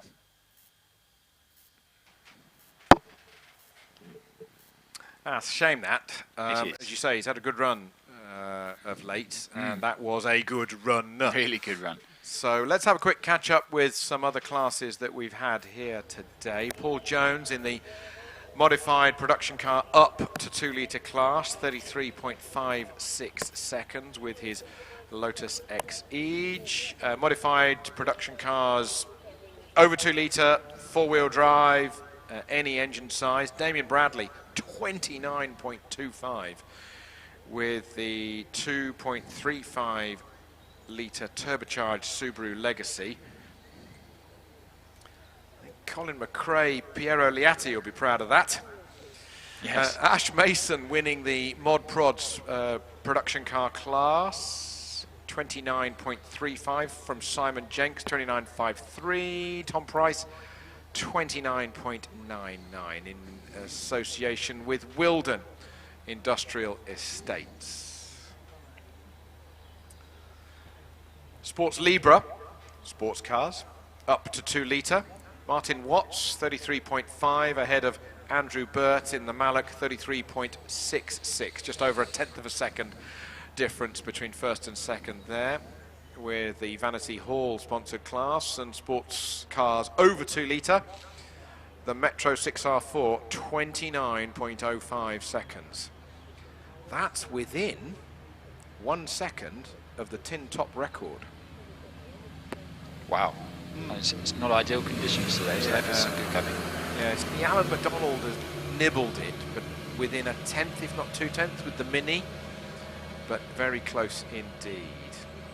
Up to 1100 class in association with Force Racing Cars. Adam Greenan from Andy Greenan, 25.25 from 25.75. That's a thick end of half a second. Harry Pick in 3rd position from Schlanker. Mark Lawrence, Steve Marr, Gregory Barton, Bob, Robert Penrose with the OMS. I think they had a bit of a clutch slip problem, but Adam Greenham winning that one, 25.25. Formula Ford's Tom Weaver, 33.9, beating his dad by 0.12 of a second. He'll be happy with that. Well done, Tom. From Richard Summers, from Simon Andrews, Bernard Kevill, Les Buck. Up to 1600cc class, David Warburton, 10th of a second quicker than Adam Greenan, 25.15 from Inan Price. Matthew Ryder in third at the moment on a 26.05 from Charles Hall, 26.06. Alan Warburton, Gumley, Cooper Coles, Olivia Cooper, Stephen Morgan, Caroline Ryder. But all of them quick, still 28.6 there. Up to 2 litre, normally aspirated in association with TechCraft. Jonathan Varley, 26.15 seconds with the sweet sounding V8 ahead of Joshua Moss, Andrew Henson and Lee Griffiths. That's a pretty impressive result for Jonathan there, given how new the car and its current configuration is to him. Paul Hames quickest at the moment in this class, forced induction up to 2 litre, 25.76. So I think that's a class win for Paul then, because he's the only one left to run. Yes. Let's see if we can lower that a little bit. Well, he came to the line but has been wheeled back. Yeah. He'll need to find some shade because he'll be warm in there. Yes. We're just doing the ballad of the reversing course cars up here. So the course car's heading back down towards you now with the ambulance also just backing away. That wasn't required, which is good. Yes, Simon Moyes is in the course car coming back down the hill, and then we've also got the Marshall's pickup truck. It's just backing out the way, at which point our recovery lorry can back up to come and pick up the stricken Gould. Back up the lorry, Billy. Yes. He's got his money's worth for runs today. The lorry.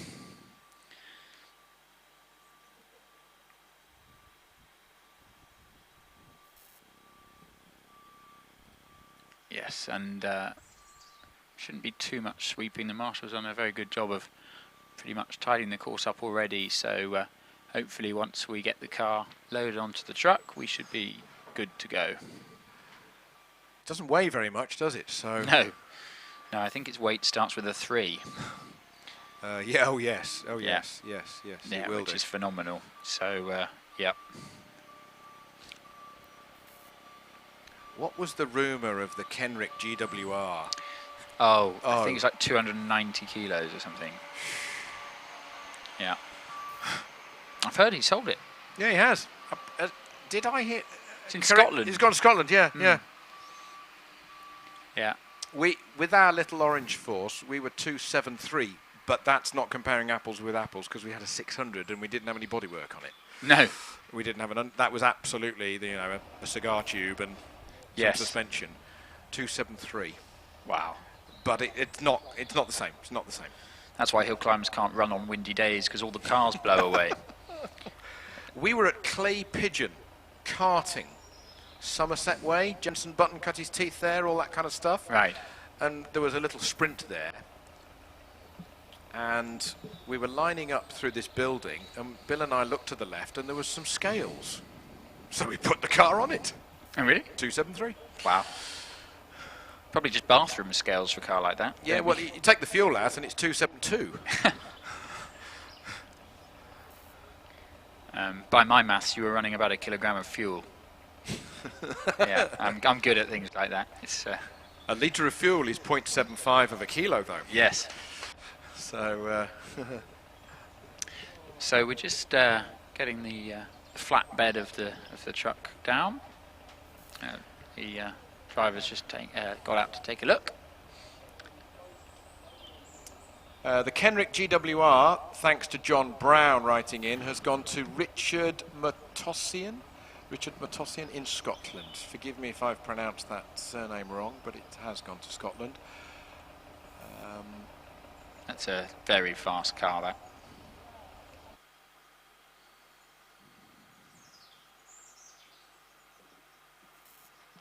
View down on the paddock there on our live stream.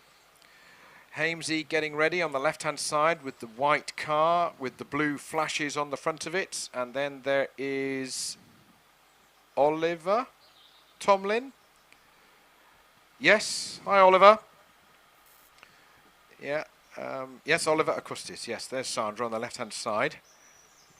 Sandra Tomlin, star of Sky Sports after Max Verstappen said at Silverstone, "I was driving like my granny." So we got Sandra on the telly, didn't we? On Sky Sports F1 last year. The family Pilbeam with the 4-litre Judd V8 in the back of it.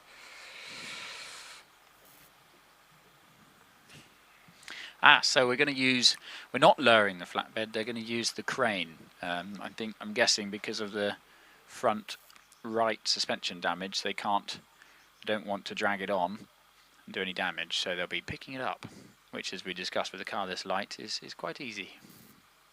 Exactly, exactly.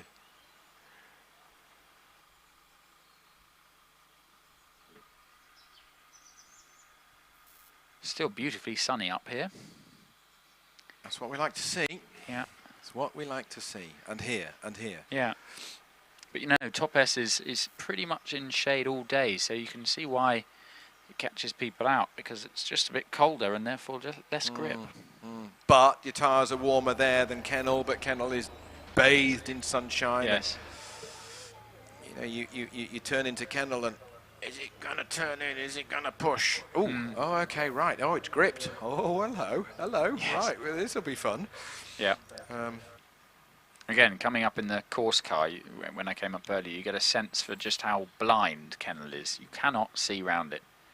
And of course, you're even lower. Yes. So it's even more lack of vision on the turn-in. But the adrenaline and your eyes around stalks, and you're hypersensitive, and it's such a drug. Yes. Such a drug. When was the last time you competed, Toby? 2 years ago, August 19. August 19. Had a bit of a break. Drove 3 times the bigger car. I was a bit daunted by driving a 1600. Oh dear, what's it going to be like? But it wasn't as... I was very careful the first couple of times, obviously. Yes. Don't go off. No. And then just concentrate, think about it. Don't have a late night. No. Because it's tiring. You know, you're running around, you're hot, you've got a suit on, you're nervous energy. As we discover when we're hill climbing, there's a lot of nervous energy. And there's a lot when you're driving these things. As I say, you become hypersensitive, and it's what in a normal film in the old days was what 24, 25 frames per second. All of a sudden, you run at 60. It's just that the Lewis Hamiltons run at 100. They can process more information through their eyes to their fingertips and their feet. But it's a huge buzz. It's a huge adrenaline buzz, and on a sunny day like this, it's wonderful to watch. It's wonderful to commentate on. It's wonderful to see trackside, and it's a privilege to be able to drive it as well. Need to get you in a car, don't we? Well, the thing is, now, unfortunately, do you know a tutor? My dad was quite good at it. Do you know a tutor? Yeah. No. Yeah. So yes, that could be a bit embarrassing. I was about to say I'm a bit tall for a hill climb car, but I can't use that excuse, of course, because Alan Warburton can fit in a Gould. So. And you're taller than your dad? I am, yes. Oh, wow. Yeah. Okay. He used to thrash up here in that Pilbeam MP8 58. The sports car. Oh, the 58, the 58, DFR. The yeah. DFR in 1992 or 3 or 4. Yeah. And your father used to say you could do 124 into bottom S and get round the corner. You could do 125 and it wouldn't go round. No. That was the point. Yes. And he would chuck it in. Oh, it was fantastic. But was that nearly 30 years ago? That's pretty frightening. But oh, it was cool. It was cool. It's amazing. You see some of the footage from back then, and the sort of the start line was concrete, and the quality of Shelsley, I don't think it's ever looked better now. It just is such a step on. Certainly is. The concrete pad was there for the 70s, and early 80s or so, yeah. You know, Bolsover, Griffiths, Max Harvey, ADO. Saw him driving through Droitwich a couple of weeks ago. Oh, really? Yep. Funnily enough, got an ADO plate. I thought there can't be too many people with an ADO plate in Worcestershire. And I squinted and I looked at him and there he was.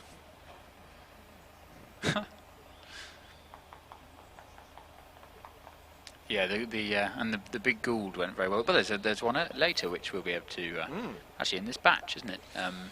Sorry, in the next batch. GR37. Great to see it here in the hands of Terry Graves. Terry Graves, yes. Looks good, sounds good. So here we go. So we've got a car atop a truck, and it's heading back down to the paddock now. Yes, front right suspension meant that it wasn't going to be possible to steer that car onto the lorry. But we have a car returning to the paddock, so hopefully we'll be underway shortly. So top S still a little bit slippery. Yes, just a little bit. I think so. Not as much, but a little bit. Yes. Yeah, and it is in the shade, so it's getting probably quite cool on the tarmac level as well. Yeah, please. And as you said, it's such an important corner to carry as much speed as you can, because you carry that all the way to the finish, and that you don't realise again on the stream how steep the finish straight is. So yes, I think just an unfortunate moment there for Simon. We won't be having any Red Bull soapbox races here. No. They'd be doing 190 into the paddock. No, into top S. Yes. Ka-chunk. Yeah, thud. Yeah. Yes. We did have an inquiry from the BBC the other day to do something with a children's programme and Gravity and such like, and I was talking a bit slowly on the phone to the researcher and saying, I think we'd have to start you at... where do I say? No. I think what I did, I said, we'd start you at the finish line. They only needed something like 60 metres. Yeah. We'd start you at the finish line, you do your 60 metres, and then you've got another 250 to slow down in. Yes. Because the paddock's not designed for somebody coming down into it at speed, as I know to my detriment with a night or two in hospital. Really? Oh dear. I fell off a push bike when I was doing a lot of cycling. I cycled up Shelsley in whatever it was, and then I came down and I made a proper mess of myself. Ooh, yeah. Oh yeah. Oh yeah. You stopped when you got to the team. I stopped on one of the garage sheds on the right-hand side with my head. Ah. Oh yeah. I missed. They don't advise that. No, I missed a load of exams, so it was an excellent choice. Brilliant. It was excellent. The day Ayrton Senna won the Monaco Grand Prix in the Camel Lotus. Every time I see a picture of him in the Camel, the first ever active ride Grand Prix victory. Oh right. Yeah. I didn't know that. Was that the day this happened? And Moody was on the floor unconscious. Yeah. Oh yeah, made a proper mess. Oh dear. Yeah, won't do that again. No. Oh, flags coming in at top S. Good-o. Whistles being blown. Okie dokie. Flags in. So it'll be Paul Hames coming to the line. Paul Hames in the other GR59. Yes, I can't remember if it was the Hames car or the Moyes car that was finished first. I think it was the Hames. I'm going to go for 50p on that. Well, David Gould is here somewhere. So he's opposite me, David Gould. Ah. He's standing with Martin Groves. Hill Climb royalty right in front of us. Look at them, look at them. Gould, Groves. As David looks over the fence to his left-hand side and sees one of his creations. You can just see them on the screen, on the left-hand side of your live screen. There's Martin and David looking on and about to see Paul Hames get lined up. Now this will be a quick run. He did a very, very quick S approach speed in the runoff this morning when it was a little bit slippery and a little bit greasy. Colourless, clear visor, snap down here on the start line at Shelsley Walsh. Paul Hames Traction control, second, third, fourth gear already. 2.02 for the first 64 feet here in Worcestershire. Now going quicker and quicker through S approach at 121 quicker. Nice and smooth into bottom S, gets it right over to the right before turning into top S. Nice and smooth through top S as well, gets the power down early, and it is singing that car as it's away and already across the line. 24.77, wow. 24.77. We're in the 24s already here at Shelsley. Next up, it's Ollie Tomlin with the 4-litre Judd V8 powered MP97. Sounds good this, through the top left-hander at 111. Into my sight now, nice and tidy through the bottom S and gets right over to the right before turning through top S. A little bit of in the traction control as it goes over the dust out of top S, and it rockets away and it's over the line. Quick as that, 139 over the line, 26.21. Lynn Owen now with the new for last year OMS, the RPE engine 2.7 litre V8s in their latest creation of 2020. Lynn on her way at 95 miles an hour. Into my sight now, nicely through bottom S, quite a nice late turn into top S, and uses all the road on the exit and then puts the power of that car down. Really smooth power application over the line. Over the line, 29.32, 29.32. So the OMS crosses the line at 123 miles an hour. Got another Gould on the line, this time it's Graham Wynn. Graham Wynn, who's had this car a couple of seasons now. He's now sharing it with Scott Moran, who we will see in it in the next batch, but Graham's going to go first as the first of the dual drivers. Jet black unpainted carbon fibre crash helmet for Graham. Rockets towards Kennel, it pointy turn in, he's away and gone towards the shadows of crossing. Now he can use the 4-litre V8 at 111 miles an hour. Into my sight now, that car turns beautifully into bottom S like it's on rails, nicely through top S, a little wide, almost touches the bank on the exit of top S, so couldn't get in the power straight away, but he's over the line. Oh, 25.30, 25.30 for Graham Wynn, but still quickest this afternoon is Paul Hames on a 24.77. The quickest 12 drivers will then qualify for the second of our top 12 runoff that we will have at the end of the day. Who will be best time of day here at Shelsley? Next up, it's Nicola Menges with the Gould GR55B, 3.5-litre V8 Nicholson McLaren engine in the back of it. She's building the speed, she's on the way through the top left-hander at 109. Into my sight now, Nicola, nice and smooth through bottom S, turns it through top S, nice late turn in, gets the power down, really smooth out of top S. That was a fantastic line, she's over the line to finish. And she finishes 26.08, that was ADO's record here in 1983.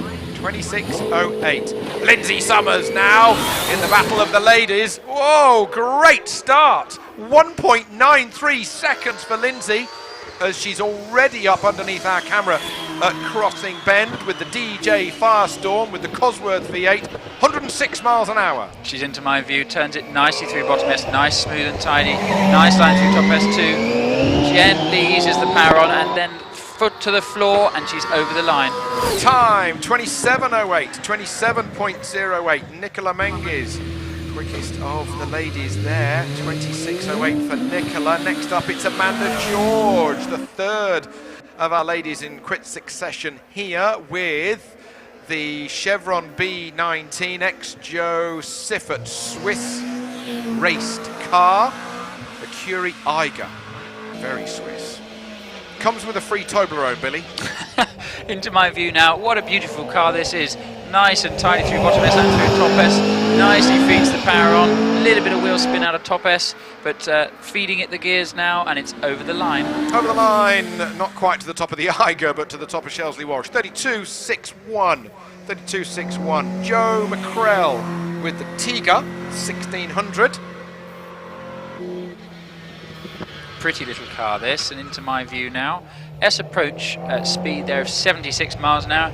Nice and tidy, clatters the drain cover through top S, feeds the power in nicely, away up the finishing straight and over the line now. Over the line, 35.1 35.12. George Brown, there's a bit quick run in the Mallock. Hold on to your hats. Nice, and carries lots of speed through bottom S.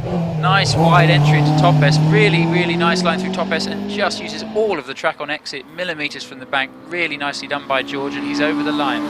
He is over the line. 30.55. 30.55. Couple more batches to go. The next batch will see the very quick British Speed Hill Climb Championship cars as they battle and push and barge themselves into the top 12 runoff for the Avon Tyres Motorsport UK British Hill Climb Championship for 2021. The current leader is Wallace Menzies. He has a 7-point lead ahead of Alex Summers, who scored maximum points this morning to close that gap just a little. Wallace Menzies, out of the 6 rounds that we've had so far in 2021, has been victorious in 5 of them, including a new outright hill record at Gerston Down just 7 days ago. And still Adam Greenan in the 1100 is third fastest qualifier as we speak. Top job. Great job. Fantastic. So there you go on our screen. Alex Summers, best time of day so far, but he hasn't had his second class run. That's why that second column is blank for him at the moment. 24.45. In the runoff, he did a 24.07, but these are the class runs. These are the event runs. So let's concentrate on this. We'll get round to best time of day towards the end of the day. So Alex from Sean, it's going to be nip and tuck. It's just like it was throughout 2020 when we had our hill climbs here at Shelsley. I remind you, the outright hill record, 22.58 from Martin Groves. Alex Summers, 22.71. Sean Gould, 22.73. Just 0.13 and 0.16 of a second between 3 different drivers, all of whom are here today. 3 different drivers, 3 different cars and 3 different engines, just to show the variety of hill climbing. 2 different eras. Yes, yes, true.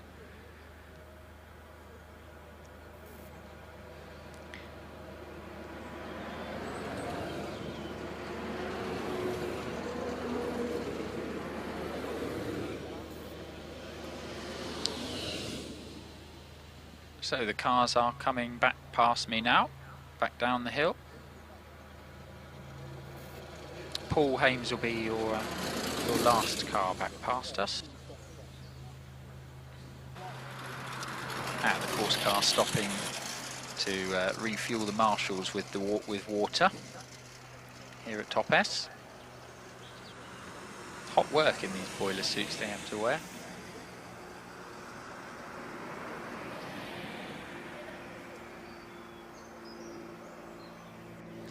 I can hear the birds tweeting through your microphone exceptionally clearly. Yes, I've got them. It's sat on my shoulder, actually. Yes, I'm really? just filming a new Doctor Dolittle episode I'm working on up here. So either that or you're a pirate. Yes, yes, exactly. Less aggressive pirate, I think, if it was a sparrow on my shoulder. It would be really... Yeah, you're a Jack Sparrow then. Yes. And on it goes. Come on, you line them up, I'll knock them in. Wow. Commentary and comedy. It's all available here at Shelsley Walsh. Yeah. But no, it's I think the Top S Marshals definitely get the busiest Marshals Post award today. This is sort of the test match special of motorsport, isn't it? I saw yesterday Alan Davies, comedian Alan Davies, curly hair. Yes, he got onto a test match special yesterday. Oh, did he? And he just made his day. You know, he's seen this, done that, done everything. No, test match special. Yeah. Could I be so bold as to tell you a broadcast story? We were at Donington for the British Bike Grand Prix. We were doing warm-up in the morning, so it's a bit low-key. It's just 20 minutes and whatever. And Julian was talking away, my colleague, and I said, sorry, Julian, I need to interrupt you. And he was really mid-flow on something hugely important about cylinders in a Honda or something or other. And I said, Mark Knopfler is stood behind us. Wow. And I just went, oh my goodness me. I was just like, what? Yeah. Mark Knopfler. Yeah. That is a... I still, it's 18 years ago. and if not longer, and I just went, wow. Yeah. I had hair and it was horrendous. And, it was just a mess. But for me, growing up listening to him, and first song ever on MTV Europe and Money for Nothing, and Great song. I just went, oh, that's really cool. Yes. Did I hear a car in the Yep. background? You did indeed. You probably heard the echo through the trees. Yes. It is the 3-litre V6 OMS of Paul Croot Lovely sounding car. with the Jaguar Formula One livery. I had the former commercial director of Jaguar Formula One, who actually sold Jaguar to Red Bull here earlier, Mark Gallagher, who was part of the Jordan Formula One team, and then latterly Cosworth and all sorts, and he was like, I half signed off the livery for that car. And here it is in my sight now. Lovely and smooth through the S's. Bit of wheel spin as he accelerates away, and it howls its way to the finish, sounding amazing over the line. It does sound good, doesn't it? Growling away like a cat. 29.13, 29.13 seconds. Now then, we've got a few cars coming through the dual drive area. We've got Steve Owen, we've got Sandra Tomlin with the white crash helmet and the blue pill beam. We've got Scott Moran with the white car with the black wings at the front of it. We've got the black nose to the David Oren Gould GR55B that he shares with Nicola Menges, who has just done a 26.08 in her second class run. Then there is the brown, well, it's red, George Brown, Richard Brown Mullock. Sandra comes to the line with the pill beam. Former ladies record holder at a few hill climbs around the UK.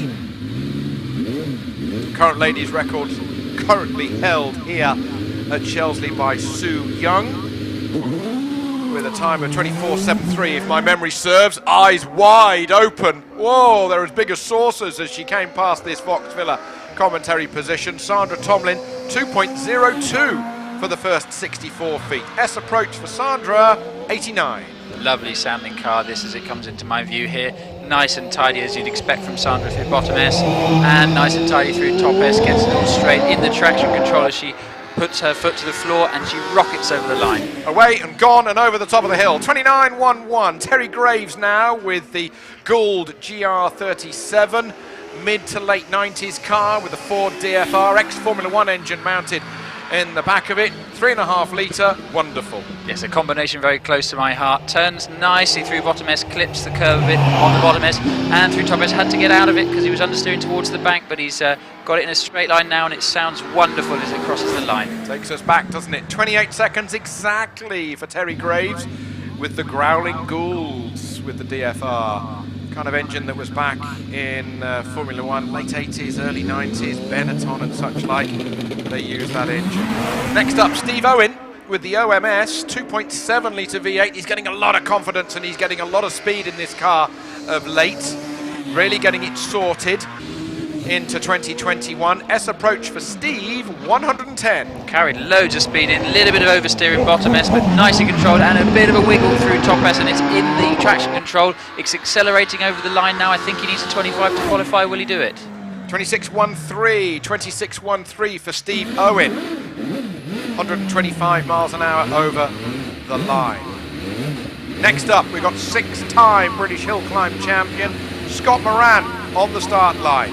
Former outright record holder here at Shelsley Walsh. He had a titanic battle with Martin Groves that day. He said, I was going to go home with the record, and he held the record until Groves then took it back. But Scott is on the line with the Gould GR59, the 4-litre V8 Judd, rockets away past me, into kennel, out of kennel, gone in a shot. 2.01 for the first 64 feet. He's building the speed through crossing at 126. Appears so quickly into my sight, and it's so neat and tidy through the bottom S. How did you expect from Scott? Big wiggle as he came out of top S. He had to get well out of the throttle, but now he's accelerating over the line. 23.84, 23.84 seconds. That is the fastest run that we have had so far today here at Shelsley Walsh. He lost a couple of tenths out of top S as well there, so that could have been an even lower time. He did indeed. Next on the line, it's Sean Gould with number 7, The Gould, similar to Moran win car that we've seen a minute ago. Sean did so many runs here last year. He ended up on a 22.73. He leaves the line 2.05 seconds. He's on his way here at Shelsley. 0.02 of a second difference at Kennel. A little bit slower than Moran at Crossing. S approach 126. Peers into my sight now. Big oversteering moment as he turned into bottom S. He had to catch that and he had to get out of the throttle coming out of top S, but this car is so fast in a straight line and it's over the finish. 23.99, 23.99 seconds. Scott Moran still quickest at the moment, but they're all going to be in the runoff, which we will have in about half an hour, 45 minutes, 40 minutes time or so. So stay tuned for that top 12 runoff. Here comes Trevor Willis now. 1.89 for the first 64 feet. It's lightweight, it's agile, but it needs just a little bit more speed, so watch him through the S's. Here you go. He's so brave through here, it is Trevor. Clouts the curve on the bottom S, through top S now, very smooth actually, exit from top S, uses all the road but doesn't wiggle and it's sparking as it crosses the finish. 23.67, 23.67, quickest run of the day. So far from Trevor Willis, electrifyingly fast through the S's, 7.43 seconds as opposed to the 7.6 of Moran. It's horses for courses, they're balancing it out. The agility, the speed, the power. How much straight line speed have they got compared with the agility and the mechanical traction off the line? Next up, it's David Arend. He won this meeting 3 years ago, June 2018. This is the car that holds the outright hill record with Groves. David Arend, he's gone so well in it. He hasn't quite done a 22, but he's done a very, very short 23. On the line now. Visor up, the red gloves push the iridium visor down and he lets the clutch in immediately. 2 seconds exactly for the first 64 feet. He's out of my sight immediately. This is rocket power. Through Crossing, speed is there, 133. Flat through the kink and nice and tidy through bottom S into top S now. Will he keep it tidy? Yes, he will. Really, really tidy through top S. This is going to be a very, very quick run. He's over the line. 23.74, Trevor Willis is quickest at the moment. Here comes Alex Summers, second fastest man ever to climb Shelsley Walsh. 1.86 seconds for the first 64 feet. Just look at this, ladies and gentlemen. It's fantastic. Absolutely flat through the kink, and this car is so nimble. It turns so beautifully through bottom and top S, and he's out of it. A bit of a wiggle on exit. That might have cost him some time, but he's already over the line. 23.45, 23.45, best time of day so far at 138 miles an hour as he crossed the finish line. It's getting very, very close, but it's getting quicker, and we've got the DJ Firestorm at the top of the hill. We've now got the Gould GR59, 3.3 litre, little bit of a smaller capacity than Sean Gould and Scott Moran Graham Wynn, but a 3.3 litre V8 Cosworth in the back of the reigning hill climb champion here in the UK. It's Wallace Menges on the line with the number 1 Gould. Visor goes down, traction control, launch, gone as quick as that. 1.89 seconds for those first 64 feet. The race is on between Wallace Menges to hold that number 1 plate in 2021. S approach 119. Massive popping and banging into bottom S, really smooth through bottom S and turns it very nicely through top S, carries a lot of speed in the traction control and he's over the line. 23.47, just 0.02 of a second between Alex Summers and Wallace Menges in these class runs. Wallace Menges rocketing up towards the top of the hill, and arguably, Billy, they're going to go even quicker in the runoff in a few minutes' time. That's half a second there separating our top 6. So we've got Wallace, Alex, Dave, Trevor, Sean and Scott all within about half a second of each other, so game on in the runoff. This is proper sport, isn't it? Indeed. It really is, eh? Andrew Tippett in the meantime with the Brabham 3.5 litre V8 is on his way towards the top of the hill. He's already passed me. Beautiful sounding car that, and he's across the line. He is across the line, 31.7. John Green now with the white Brabham with the red nose in front of you. This held the outright record here at Shelsley in 1967 with Brian Eccles. It was groundbreaking stuff in the day, but it's still just achingly lovely. It is, and a burble and a roar as it then accelerates off and up the finishing straight, and he's already across the line. Across the line at 107 miles an hour for John Green. Amanda George now. Did I say it was Amanda George before or Richard George? I apologise if I've got it the wrong way around. My mistake. So, oh no, it is Richard George. Yep. Okay. Richard on his way after Amanda had been up with the chevron earlier. Into my view, nice and tiny through bottom S and through top S as well. Really, really smooth application of the power, so not even a wiggle here. Really good run, and already he's across the line.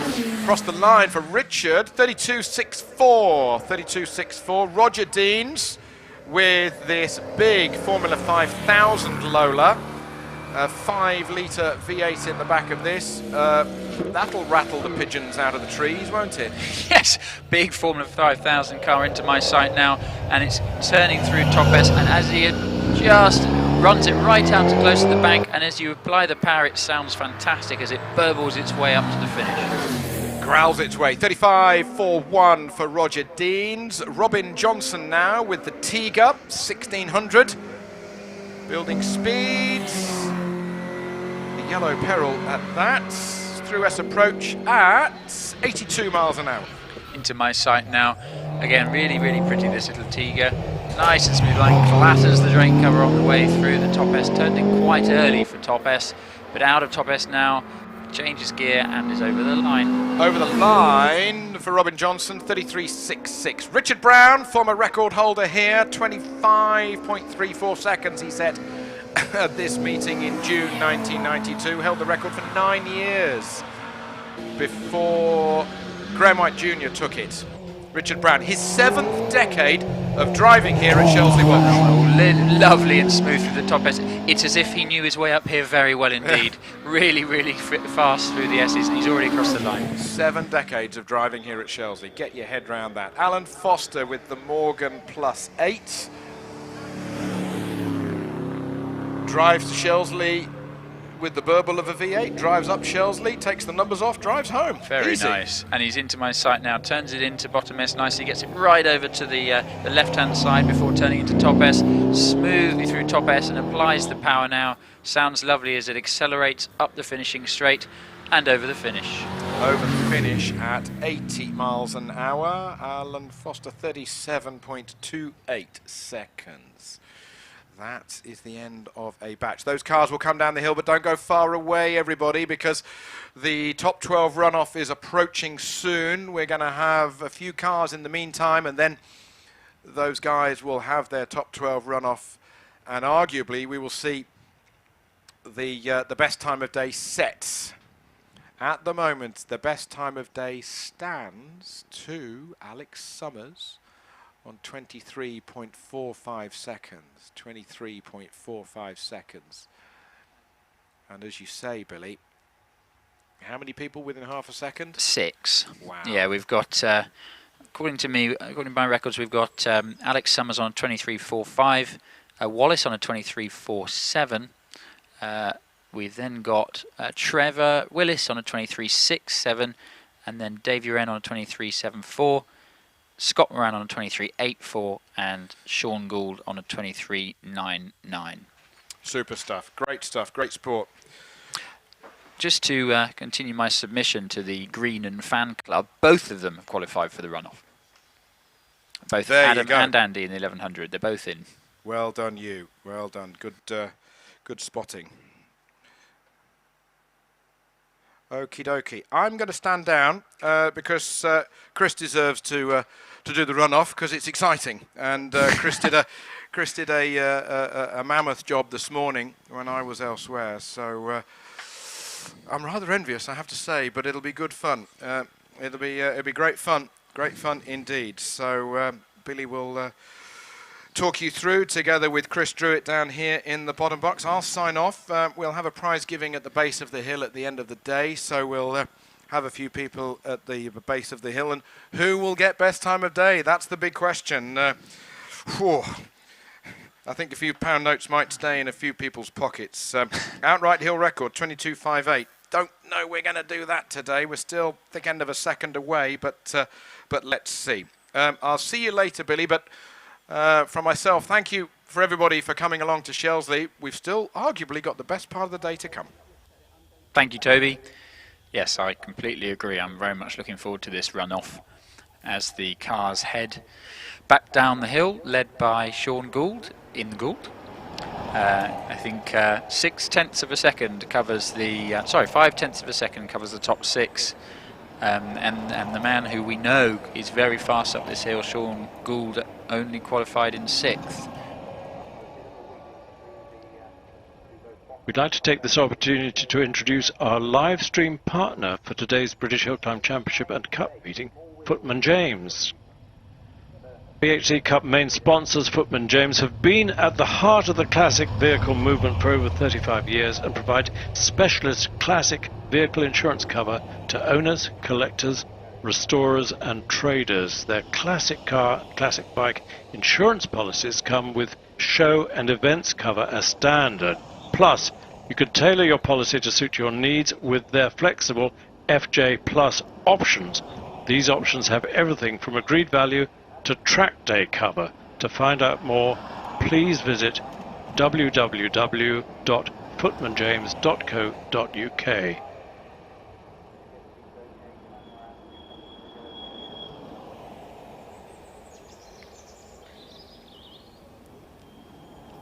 Lovely to see all the drivers waving and thanking our marshals on the way down the hill. Been very busy today, they've done a fantastic job. So thank you very much to all the marshals working here today.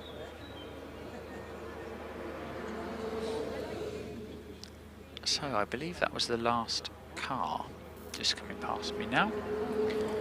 And when Chris joins us, he can tell us what the next batch is, because I don't have that in front of me. So we'll wait, and Chris will, I'm sure, fill us in when he joins us.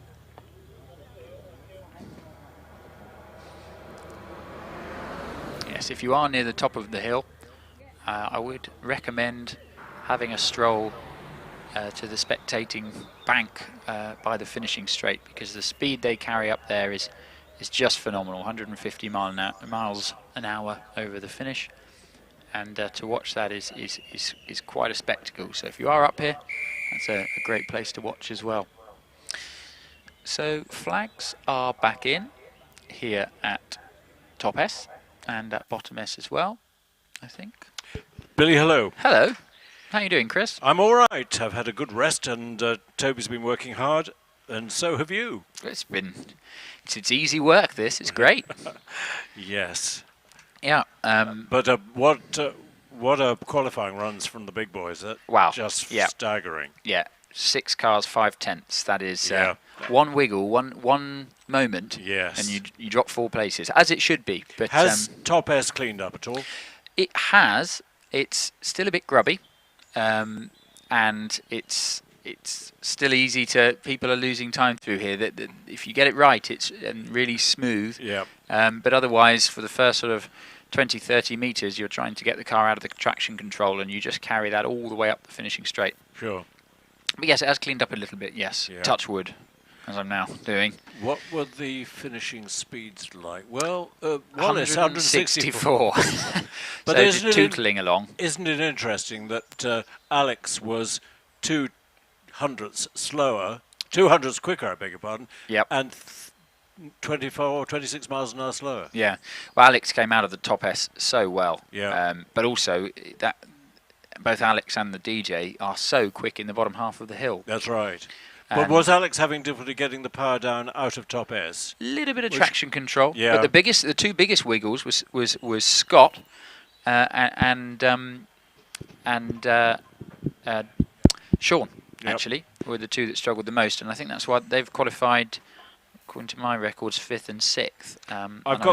I've got the runners for great. round 8, and here they are. We've got 2 double-driven cars, so Andy Greenham will go up first, come back and hand over the car to Adam. Graham Wynne will go up second and hand over the car later, of course, to Scott Moran. Third up will be Einon Price, qualified with a 25.74, brilliant. Graham Wynne was 25.30, Andy Greenham 25.75. Adam Greenham, a bit quicker than brother, 25.25. David Warburton in the GR59 25.15. Gosh, it was close, wasn't it? It was, wasn't it? Followed by Paul Hames, 24.77. Sean Gould, 23.99. And we've got a car on the hill. Quickly go through this. Scott Moran, 8th. David Uren will run 9th. Trevor Willis, 10th. Wallace Mingies, 11th. And Alex Summers, 12th. And we have got Roy Stanley on the hill in the amazing Evo Lancer 05. Burbling and popping and banging his way into bottom S on the overrun and into top S. Huge amount of really loud car this as he puts the power down, and it pops and bangs as he takes another gear up the pit at the home finishing straight, and he's over the line. Roy will have been competing when you were here in short trousers. 34.57. Or in a nappy. Yes. James Collins in this lovely mixture of Beetle and Porsche 911, and he's such a fun guy. Yes, they're going really nicely. Great sounding air-cooled engine, and tips it into to bottom S. Bit of tyre rub, I think, on the inside arch as he came through bottom S, and he's up through top S. Uses all the road on the exit, and he's accelerating away across the line. To record a 37.73 and a speed of 79. Sarah Bosworth has forsaken, well, she drove an Elise a lot, didn't she? I think she did, yes. And now she's single seating in this RF85 Van Diemen and doing fine. Nice line through the kink and into bottom S at 79. Nice and tidy through bottom S into top S now. Clatters across the drain cover, gets the power down nice and early, but controls it beautifully. Selects another gear, and she's powering up the finishing straight and over the line now. To record a 36.04. Here's Simon Taylor, well-known journalist, of course, in the fabulous Stoveboat Special, which started life as a Grand Prix HWM with an Alta engine driven by Sterling in his very early Grand Prix days. Steinman's had it for well over 20 years. It's got the Chevrolet Stoveboat engine, nearly 6 litres. Lovely stuff. Lovely sounding car as it burbles towards me, and it turns through, growls its way out of top S as well as it turns out of top S. Really fast in a straight line, this car.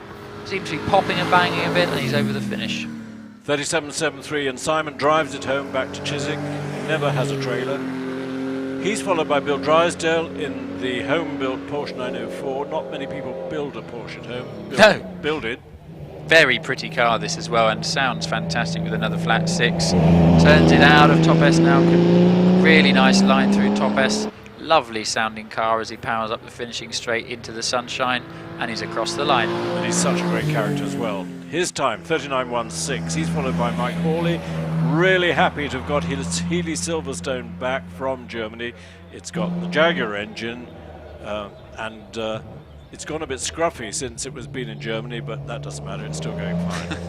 Nice and smooth through bottom S, up through top S now. Again, a lovely sounding car, big flats, straight 6, sorry, booming away in the front of that car, and he's up the finishing straight across the line now. And his time is a 43.82. He'll be very happy with that. Who's this? This is poor Bryony, who came to a halt last time in the Elva Mark 7. What's going wrong today? Has she remembered to put fuel in it? Yeah, where's she come to a halt? Sorry, I'm getting this before crossing. Yeah, she's just at crossing. Right. So she's got 50 yards further than her first run. Oh, Oh, she's on her way again. No, she's not. It's unhappy. I'm just listening out of my headset. Yes, I can hear it revving. Is it revving? No, it's... I can't hear it. I heard an engine for a minute. That could be in the paddock. No, it's gone very quiet. Yeah, I think she's going to reverse back and turn in Richard's slot, as it were. That's a shame. Yeah, it is a shame. Bryony has a lot of fun in this car. She has hill climbed for a long time. It's going again. Maybe it's a fuel pickup issue or something. What it is, it's going. Well, it's gaining speed. That's good. It saves a lot of recovery. Let's keep our fingers crossed that she gets to the top. It's got a Ford twin cam engine. I wonder if she'll keep going or if she'll put him at bottom S. It's dying again on the approach to bottom S. Yes. I think very sensibly, Bryony's pulling it off at bottom S. Yeah, good move. Mm. What a shame, though. 2 failed runs for Bryony. Not fair. But very heads-up driving to not try and take a poorly car all the way to the Absolutely, and also not to sort of sit stranded and wait for rescue. Yes. We've had enough of that today. So it brings us to our next batch. I think, is that lot going to come down the hill, or are we going straight on? I think we'll probably go straight. We haven't had too many cars No. up, have we? So I think we'll probably go straight And we on. haven't got any double-driven cars in that lot, I don't think. No, we haven't. So we should go straight on into the class for the Hennies Classic Car Championship. Hennies being local manufacturers of cider, and I was speaking to Mike Henny. They produce about 1 million litres of cider a year, which will keep us drinkers going, wouldn't it? Yes, if Mike's listening and he'd like to deliver half of a litre, let's say, to the top S. I've tried that. And that's very... I've tried that. I'm now demanding a case. Yes. And I think I'll have exactly the same success as I've had before. If a nicer tone helps, I'm not demanding it, but I'd very much like it if it's available. So. Well, if you're successful, I'll change my tone. Yes. Yes. On the start line is the lovely Mark I Escort of Martin Saunders. Good to see that. And it reminds us, I didn't realise that we were going to have a rally class at Classic Nostalgia in the middle of July. That's really good news. That's really exciting, isn't it? It is. Yeah. And I think Toby was saying there's an 037 Lancia coming. Really? Yeah. Oh, wow. Which will be, that will be something to see. Very fun. So there's no cars coming down, but there's also no cars coming up. So any sign of life down at the start? No sign of flags coming in yet. We don't have flags up here. Oh, we've just got a flag on the start line. The Escort has approached the start line. It's got its air conditioning on, i.e. the door's open. Now it's closed, and Martin Saunders ready to go. So that's good. We're not going to have a batch returning. No. Isn't this a smart car? Very pretty. It's not a Mexico, and it's not. It might be an RS or a replica RS with a 2-litre engine. It's nice anyway. Off the line nicely in 2.68. Sounds like a Ford. Not a BDA. BDG? I don't think so. It could be. Could be.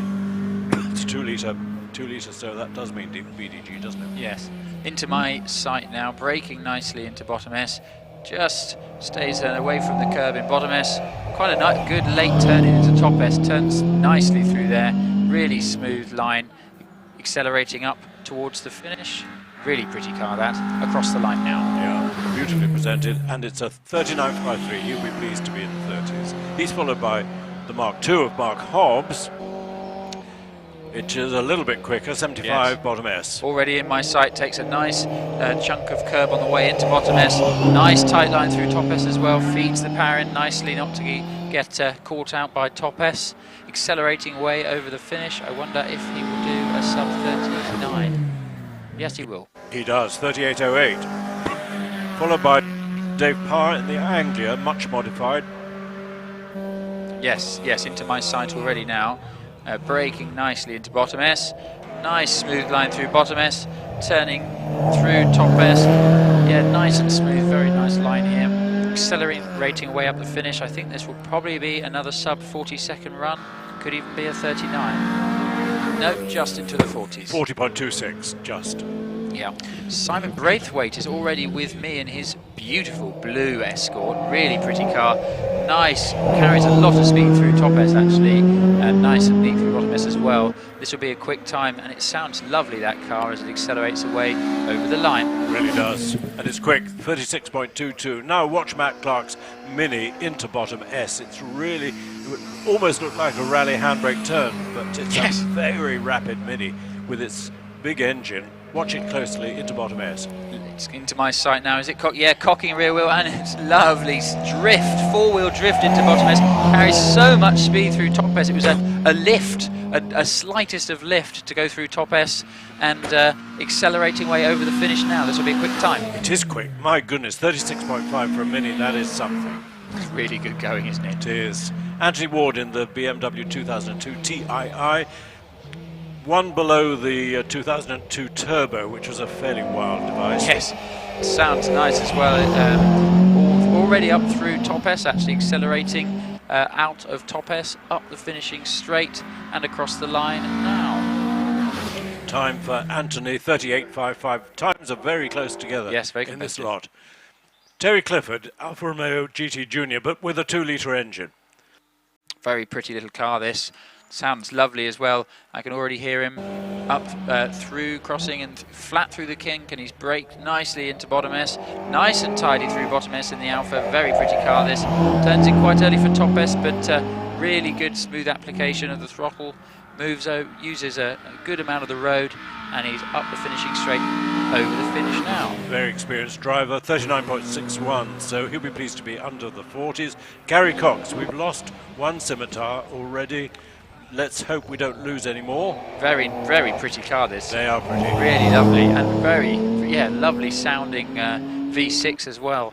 And very smooth through bottom and top S, already over the finish. Gary's time is a 35.11, that's quick. Ted Elwes in the venerable MGA with its hood up as always and its MGB engine.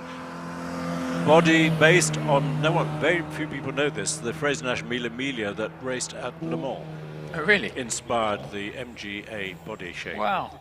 Well, it's a very pretty car. It's already into my sight. Nice and smoothly through bottom S. Early on the power through top S, but giving the left-hand side bank the space and respect it deserves.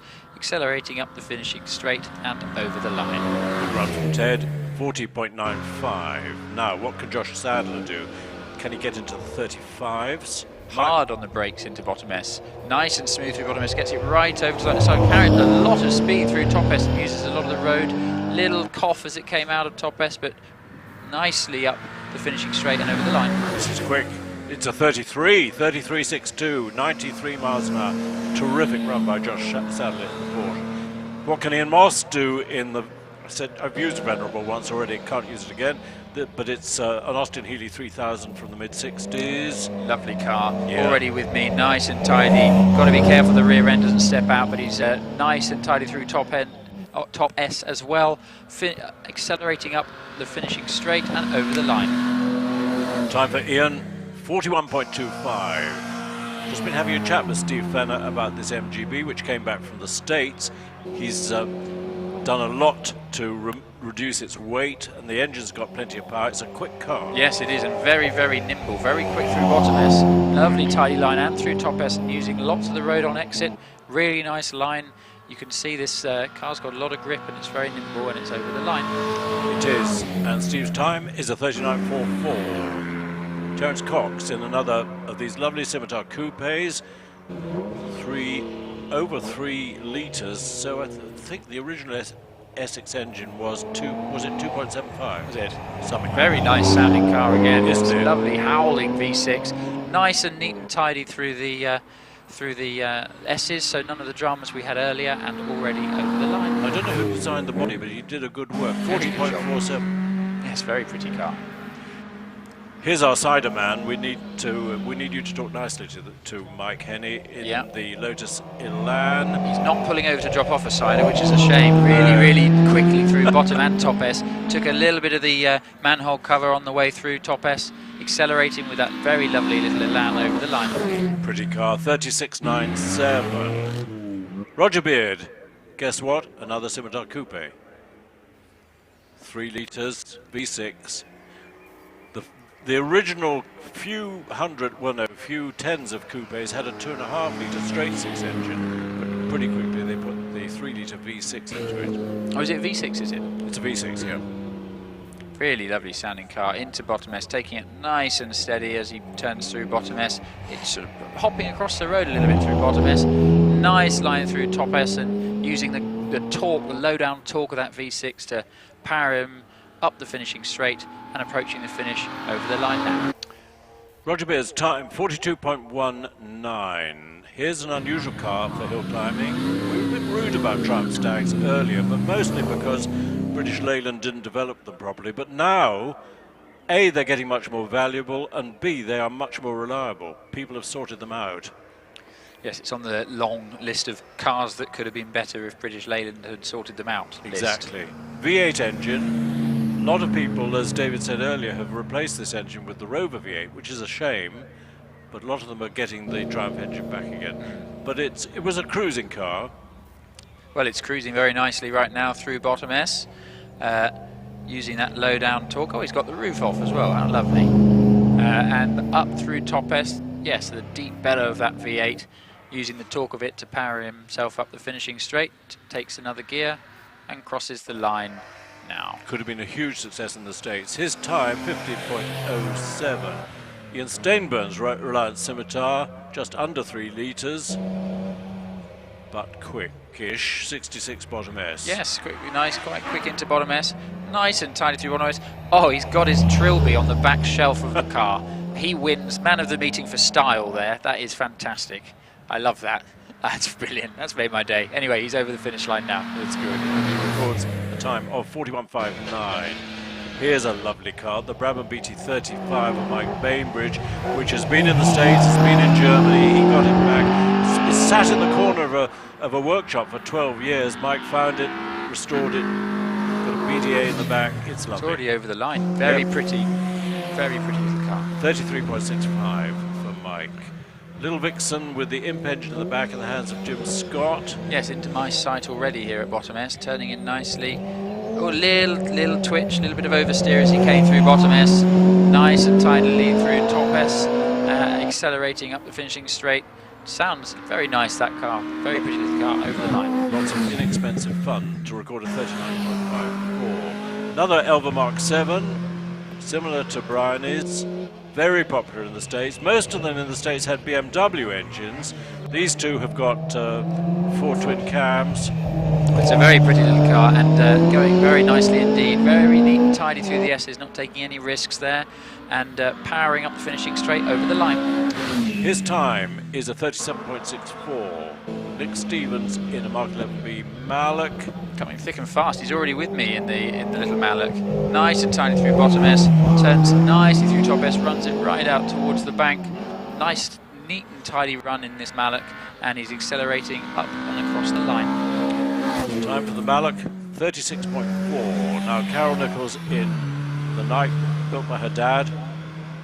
She found it. She was determined to race a Nike in memory of her father. Oh, that's lovely. Wow. He was working, building chassis until he fell off the twig.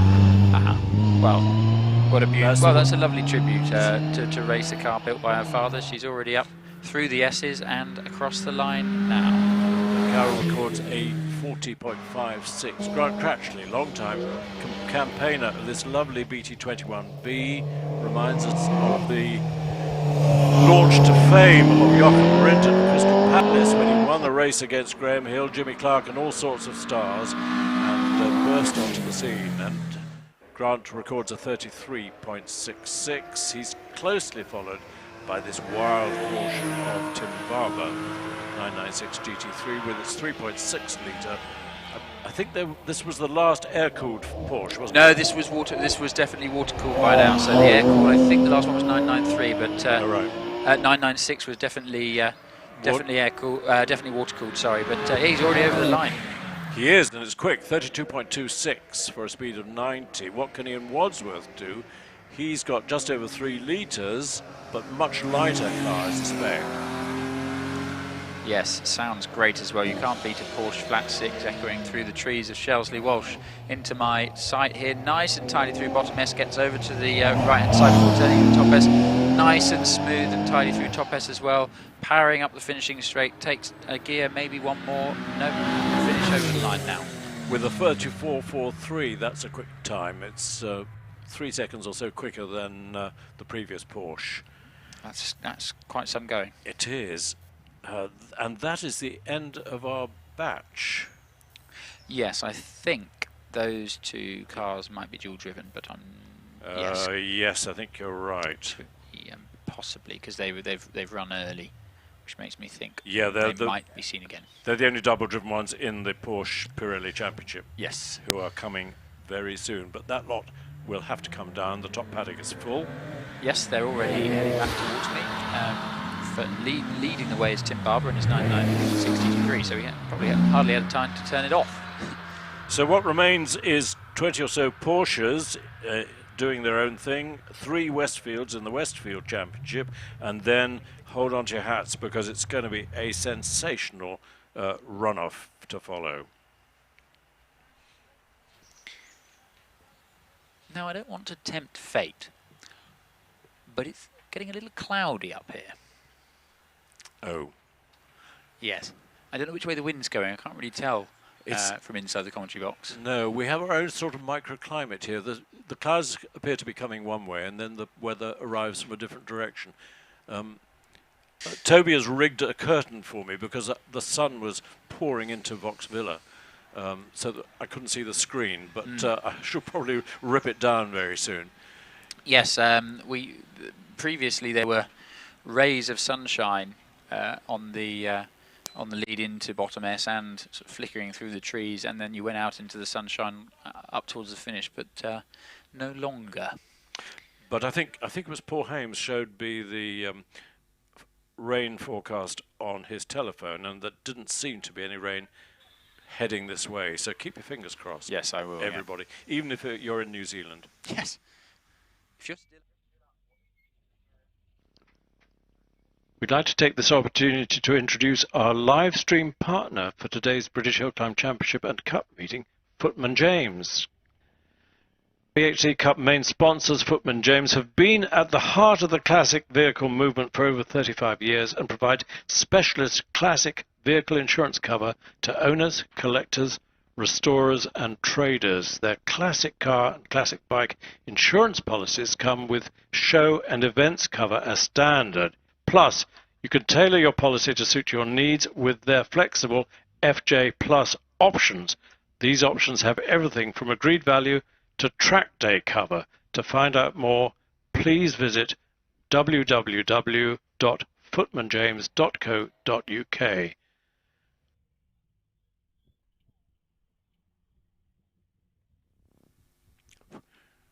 So a bit of silence on the PA while we on screen showed an ad for Footman James, who do sponsor our live streaming. Thanks very much to them.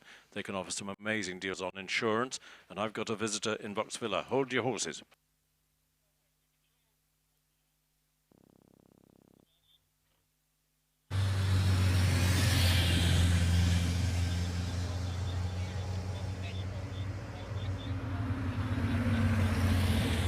Someone's lost a pair of specs. Not sure where he lost them, but if you see a spare pair of spectacles lying on the ground, please, take them or ask someone to take them into the office. Thanks. Cars coming down the hill. Mike Henny's Elan, Reliant, the Stag, and Carol in the Nike. The last car you'll get back is the Elva, the Mark 7 that was stranded at bottom S. Yes, which is now started and ticking over nicely, so I don't know what's going on there. That's very strange. Brian's husband Philip, if you watch Bargain Hunt at lunchtime on the telly, you'll know Philip Serrell, great character and a great specialist knowledge of antiques.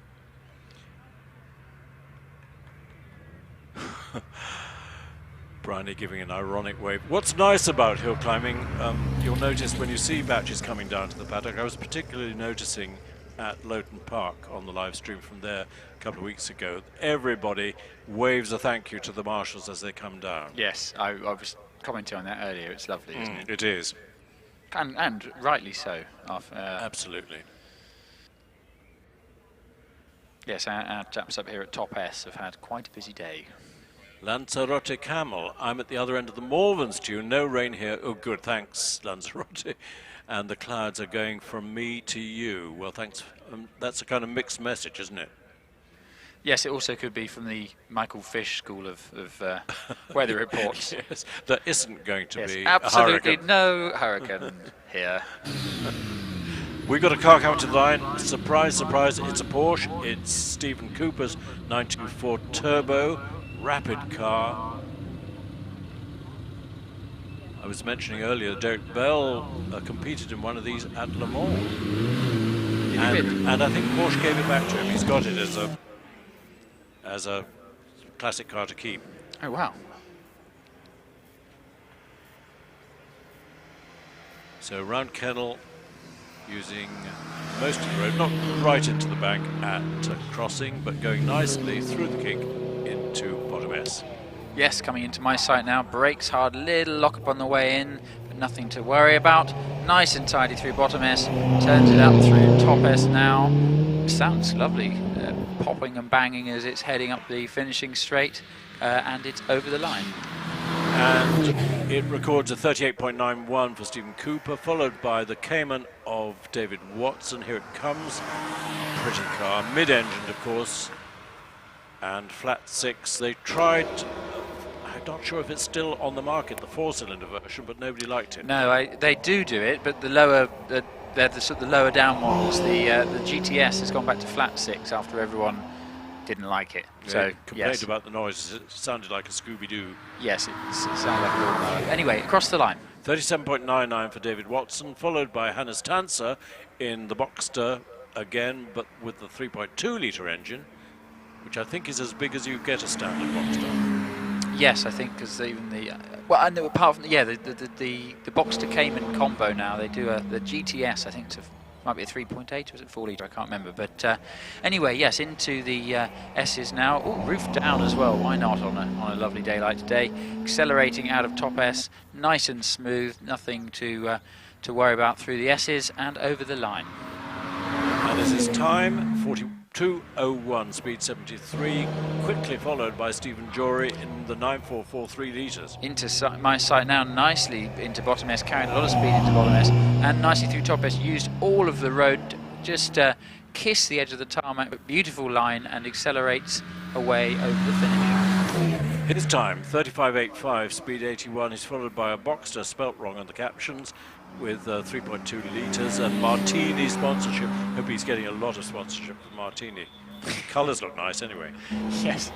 Yes, it's very clever to come up with an iconic livery racing car because everyone gives you free sponsorship. Yeah. But yes, into my sight now. Really, really smart, tidy-looking car. This nice, taking quite gingerly through the S's, but accelerating out into the sunshine, up the finishing straight, takes a couple of gears and crosses the line.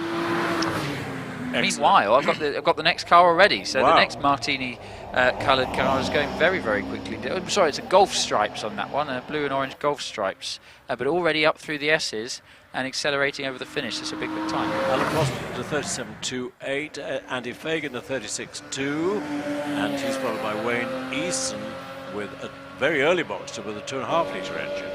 It sounds lovely, this car, as it howls towards us. Brakes very late into bottom S, but very nicely done. Carries a lot of speed. Lovely through top S as well, and got right over to the left-hand side before he turned into top S. Sounds good as well, and over the finish. I suspect it's a much modified 2.5 litre engine, 35.73. It's a good time. It is a good time.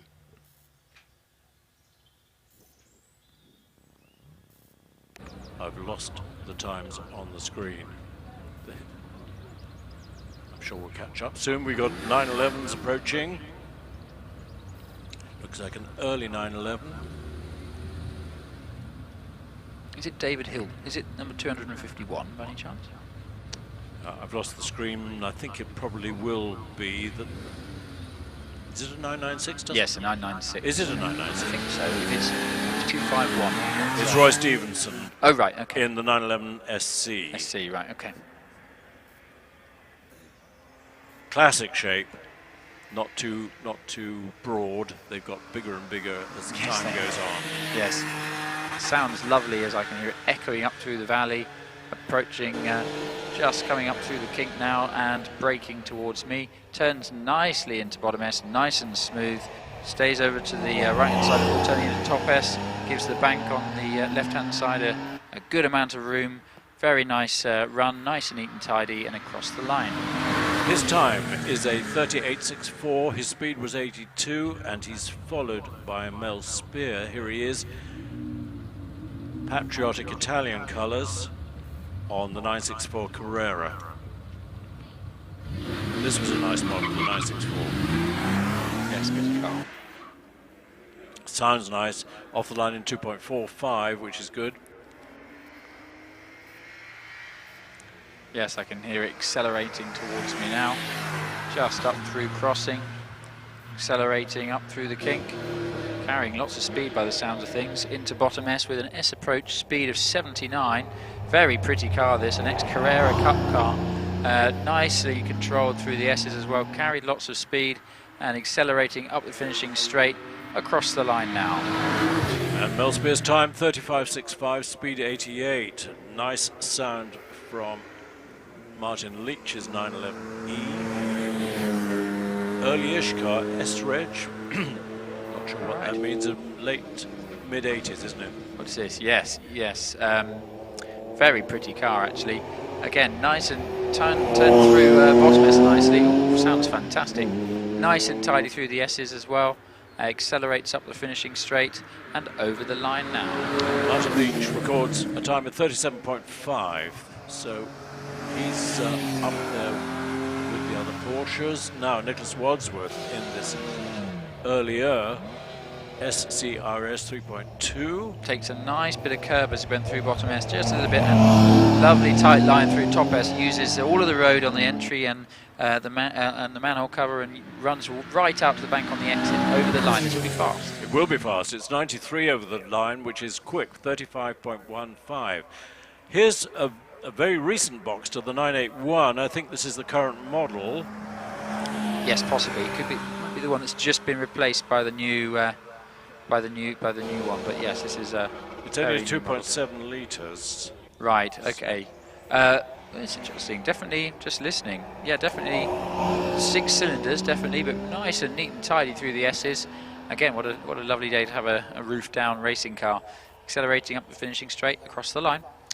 And his time, 41.74, speed 76. Geraint Evans in the well-known and well-used 3.3 litre Carrera. Yes, already up and through top S again. Sounds lovely, this car on some open pipes. Very neat and tidy through the S's and already across the line. Geraint records a 35.91. Last Porsche, no, penultimate Porsche, Justin Mather, 924, but 2.7 litres and supercharged. Yes, I've been listening to this car all day in the paddock, and it sounds like a supercharger with a Porsche attached to the back of it. Already into bottom S there, takes a gear, huge fizzes and pops and bangs through the S's, and accelerating up the finishing straight. Quick car in a straight line, that. Already up the finish and across the line. Lots of power and lots of speed, 35.34 and a speed of 90 miles an hour. This is the final Porsche, Boxer S, with a 3.2 litre. He's running with the hood up, I think because he left his goggles at home. Right. But aerodynamically it makes sense as well. Yes, nice and turns through bottom S, nice and tidy, up to top S here. Quite a late turn in, little bit of a tyre squeal as it went through, but nothing to worry about.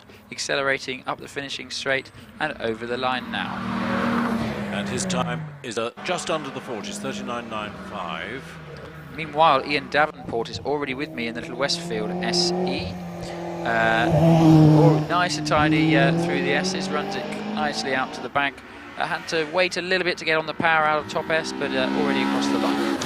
Yeah, the first of our Westfields in their own championship, and his time 34.64, followed by Graham Franklin in a pretty much identical car, but 1800cc. Could be a K-series engine. Yes, yes, nicely through into bottom S already, nice and neat and tidy. Turns it into top S, nicely. Oh, he caught it. Thank goodness for that. Sorry, he had quite a big moment there coming out of top S. It ran it really nice line, but then just touched the bank on the exit, which lit up the rears and sent him back over to the right side of the road, but he tidied it up and got across the line. Thank goodness for that. Yes.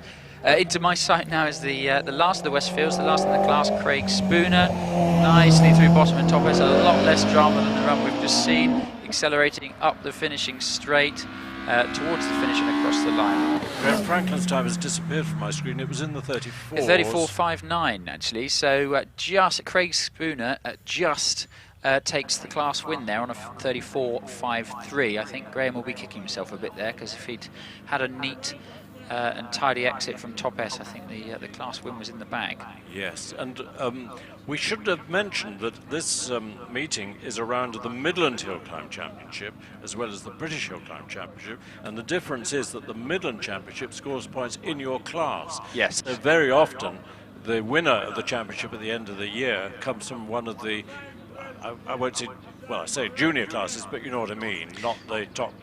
Yes, it's fastest about where class. you finish in your class, It not where you is. finish overall. Yeah. Like the Leaders' Championship. Exactly. Which is, sorry, the British Hill Climb Cup. Now we're coming to the climax of the meeting. It's 6:15, so not too bad. Round 8 of the Motorsport UK Avon Tyres British Hill Climb Championship. It's been quite a championship battle so far between Wallace Mingies and Alex Summers, and I think that battle is going to be maintained today. Yes. They qualified only 200ths apart, with a 23.47 for Wallace and a 23.45 for Alex. So if you're a betting person, well, good luck to you. Yeah. Yes. Go for an each way bet, I think. I think so. Well, also, I don't think you can count out Sean Gould. No, indeed. Second quickest man up this hill last year, and had a bit of a scruffy S's sector in qualifying, and cost a couple of tenths. So a couple of tenths there to find for Sean. And we know Alex and Wallace are very quick up here. I think it's going to be difficult to bet against Alex in the kind of form he's in at Shelsley. Indeed. But same with Wallace. We've had 7 runoffs so far this year, and he's taken 5 of them. And David Uren was in the 23s. Scott Moran was. Yes, as well, yeah. Trevor Willis, of course, he's always quick. Yes, you can't count any of them out. No. If you're looking on the screen in New Zealand or wherever, there are our runners in the reverse order in which they will run. In other words, we're starting at the bottom with Andy Greenan and Graham Wynne. Because those are double-driven cars, they'll come back down and swap drivers. Yes, also, it's we've definitely got some more cloud cover again approaching up here. But it may not be an advantage to run later in this runoff because it's getting cooler. Against that, you don't have the sun in your eyes. True. I don't think we're going to be threatened by rain. No, I don't think. Touch wood. Fingers crossed, yes. Absolutely. But then the 1600 runners get to the top and instantly start doing a rain dance in conditions like this. Opposite me, opposite Voxvilla, is a very distinguished ex-hill climber, or current hill climber indeed, Billy Morris, with whom I had a major battle in 1988 in the Midland Championship in an identical March 782s, and we had great friendly fun together. Oh. now he's embarrassed. Now he's blushing. No, Billy's a great guy, and he's competed right up to the present day. He was born the same year as R4D for ERA aficionados, you'll know what I mean. Andy Greenan comes to the line. Good to have 2 brothers in the runoff. Yes, very, very competitive. And driving an 1100 as well, so yes, very impressive. They've really got this car going well at the moment. 1.83, that's a... Oh, no, the screen said 1.83, the other screen said 1.97. I've got 1.97, flat through crossing. I can hear him already into my sight now, throws it into bottom S, sparks fly as he touches the curb on the inside. Lovely line through top S as well, and the sparks fly again as the under trays just touching the floor, and he's over the line. 25.86, brilliant run, slightly a tenth or so slower than his qualifying run, but in the 25s, excellent. Yes, very good run from Andy. I think we should get one more dual-driven car. We do, it's Graham Wynne. He's approaching the pre-start line. He'll do a few rear tyre warm-ups, burn-ups. People don't do that as much as they used to. In your dad's day, you know, there were 10 or 12 spins of the rear wheels to clean them up and get some heat into the rear tyres. I guess modern tyres... Oh, we've got a red flag coming out. Okay, nothing up here, so maybe something further down the hill. A The pheasant? engine needs restarting. Ah. Are we driving the pheasants away? I mean, there's nothing up here, but I just thought maybe... One of our marshals is returning back from the crossing corner to the crossing post. So I think it won't be very long before we are back in action. Although, hang on, Graham Wynne is being wheeled back from the start line. So maybe there's... Obviously, he wants to not to have the rear tyres cool right down. So he might probably to do a couple more burn-ups on the way up to the line. I would expect that. They often don't do it in the class runs, but I expect they would in the runoff. Need the car in the perfect And I guess people state. fit the newest tyres they've got. Yes. Yes. It's also interesting what a tyre battle we've got going on between Pirelli and Avon. A lot of the top runners are running Pirellis. Good on screen, if you're looking, the flags look as if they're coming in. Yes, I know that Wallace is on Pirellis, Trevor's on Pirellis, Sean's on Pirellis, Scott is on Avons, I believe. Yes, he is. I don't know what Paul Hames is on, actually. Graham is on Avons. And So, the yes. Pirellis call themselves ultra soft. Now, does that mean they're even softer than the softs running in F1? Probably it Oh, does. yeah. Yes, I would imagine so. They're yeah. probably softer than even than wets. Yes. Graham brings it to the start line. He lines up pretty much over to the left-hand side of the start line. Everybody looks for the grippiest, the apparent grippiest bit of the start line area. It does make a difference. Oh, yes. If you can get down into the 1.8s, 1.9s. Interesting, though, everybody used to line up on the right-hand side as the driver sits in the car, and now there's a bit of variety. There's Yes, Alex comes right over to the left-hand yes, side. so does David Warburton. So, Graham in the GR59 Gould with its 4-litre Judd engine, the sort of engine that was raced at Le Mans in LMP2. Sort of 600-700 horsepower in a car that weighs 400 and something kilos. Yes, I could already hear him accelerating towards me, and he's into my sight now, turning nicely into bottom S, nice and smooth from Graham, turning through top S, all masses of traction control as he exits, but very neat and tidy, and he's over the finish now. To record a 25.41. Interesting, he was behind Adam for a little while, but just caught up on the finishing line. And what was his speed over the line? 143. Gee. There's the difference. Andy Greenan was 105 over the line in his 1100, and Graham was 143. So that's a 38-mile-an-hour swing from the top of the S's to the finish. And Andy was quicker through the S's as well, through the S's sector. So it just shows the power on tap in that Gould. Yeah. Up to the line is phenomenal. But and Graham won't mind me saying that he's actually 72 years old, so he's got lots of experience.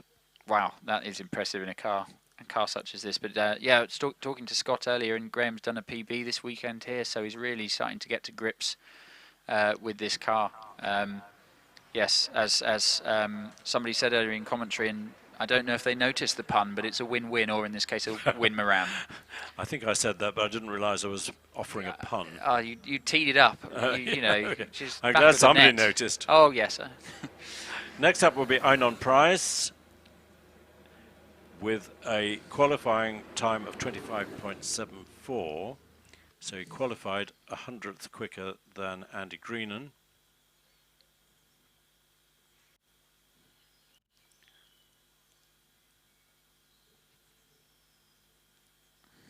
A lot of activity near the start line. Often the tyres, the front tyres, are covered with plastic to keep them absolutely clean on the way up to the line, but it doesn't look as if people are doing that today or late this afternoon. Sean, I think, has got plastic covers on his tyres. Yes, for those asking why do they not cover the rear tyres, any debris on the rear tyres is quickly disposed of in the warm-up area when they spin their wheels, so there's no need to cover the rears, just the fronts. So here comes Einon. doing quite a number of warm-ups. Oof! And some fairly sharp steering to line up where he wants it, quite a long way over to the left-hand side of the start line. Right-hand side as we're looking at it in this Force TA. Yeah, the latest incarnation of Ian Dayson's Force family of cars. I don't know if he stalled it, but because the rear wheels didn't cross the line, that's okay. He gets his run. Ah, so he'll restart, will he? Yeah, it wasn't a stall, but it almost stalled, so he quickly Stopped. dropped the clutch and put the brakes on. So second go, he's off the line with a 1.92. Good start, excellent. Hardly a lift at all at Kennel. Ditto at Crossing. He's quarter of a second up already. Absolutely flat through the kink and into my sight. Carries so much speed into bottom S. Lovely car control up through top S and gets on the power nice and early. He was very quick through the S's. Can he make the lead? Not quite. 25.63 pops him into second place. 25.63. Speed over the line 115. Again, S sector there, 7.66, so That's it's third quick. of a second up on Graham Wynne. It's just that power deficit up to the finish of the little bike engine cars. So I think we should be expecting a green un, but I think it may take a little bit of time to swap drivers. There is a bit of swappage going on in the double driver paddock at the moment. Bit of strapping in. Of course, as I think you mentioned earlier, people wear the HANS devices to have neck protection, and they take a bit of fitting. They do, yes. I don't think they're very comfortable either. I don't. I mean, Dad still races his Healy. Once it's on, you don't really notice it.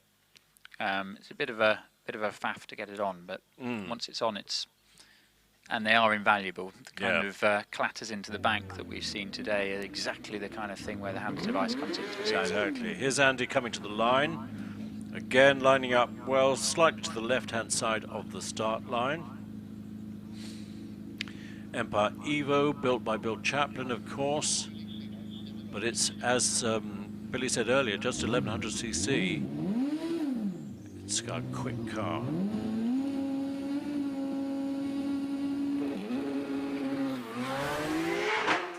.97, excellent start. Oof, wide line out of Kennel, that's no bad thing, using every inch of the road available, and up into bottom S. So much speed into bottom S, bit of a big opposite lock through the S's, lovely line though through out of the top S. He's been so quick through the S's all day. Can he make the lead over the line? 25.35, fantastic. That's brilliant, 112 finishing speed. So he pops into the lead, but he's going to be threatened by David Warburton, who's coming to the line, who qualified with a 25.15. David would love to pop in a 24. I think it might be out of reach, but we'll see. I think Adam will be very pleased with that. That's a fantastic result. Just a tenth slower than his qualifying time, and as I said, I think it's just a little bit cooler. Just a reminder, folks, that the record, 22.58, could be under threat. The conditions are okay. On the line, David Warburton in the GR59, sharing with his dad. Is it a good start? It's a pretty good start, 2.17.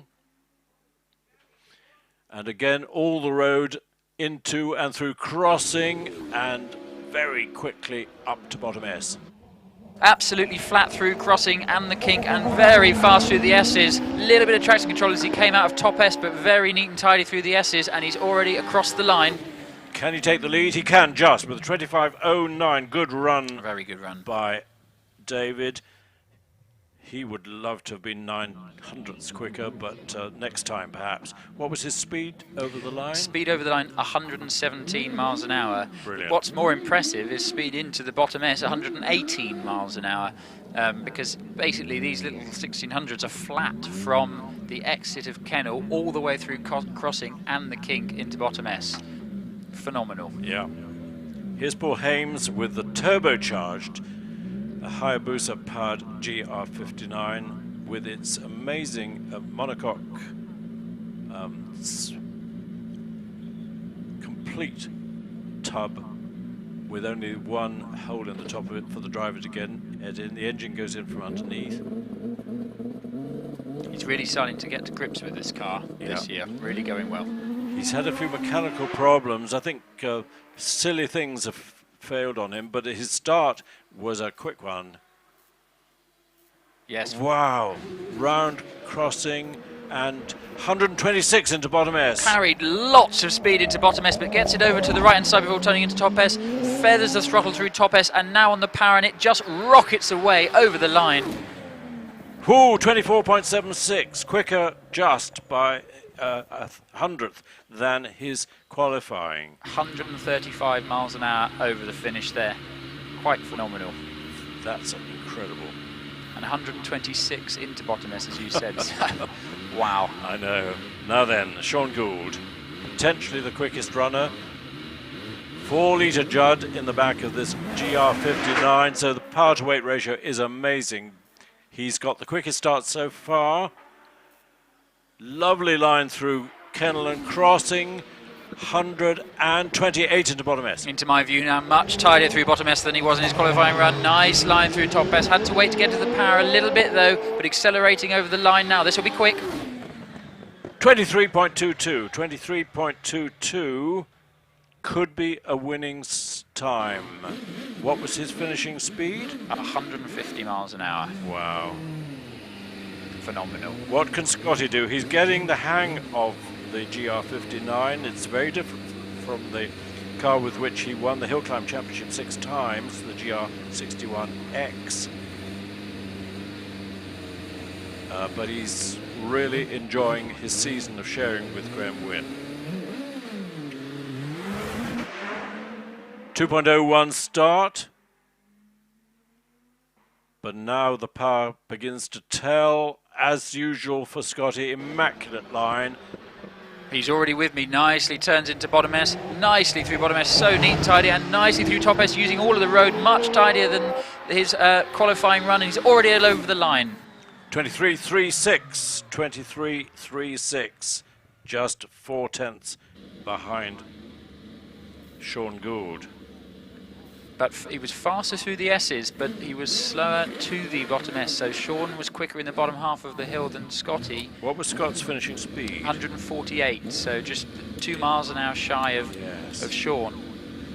Now then, David Uren in the car that holds the record here, GR55B. Martin Groves is here to watch these guys threatening his record. So GR55B, is it an NME engine? I think it's yes, 3.5 litre Nick Mac. Yeah. Here we go.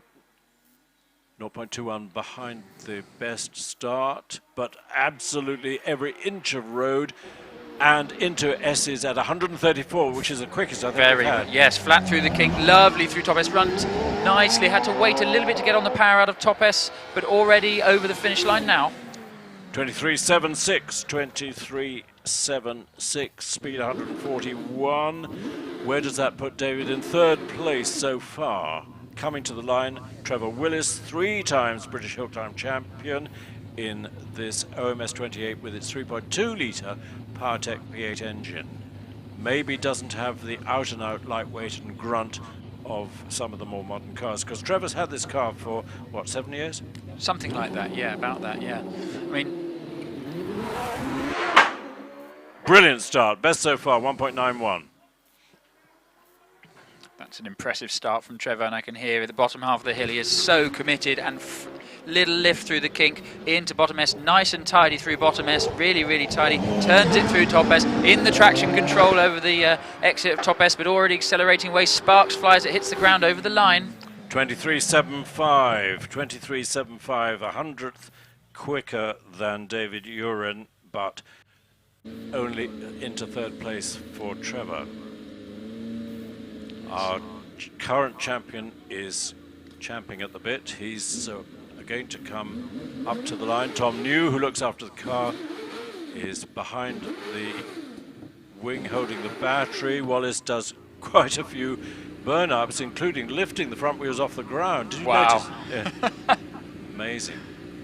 There's so much power and torque. Gould GR59 with a 3.3-litre ex-IndyCar engine. Doesn't run on methanol, doesn't have a turbocharger, but does have power. Yes, he is going so well in this car this year. Oh, stop quickly. Oh, thank goodness. Wallace managed to stop before the rear wheels crossed the line. Otherwise, that would have been a failure. Obviously, there is more grip on the line than in his previous runs. It's a very finely judged thing. It's getting a racing car off the line is not easy. It's a very fine line between stalling it and having too much wheel spin.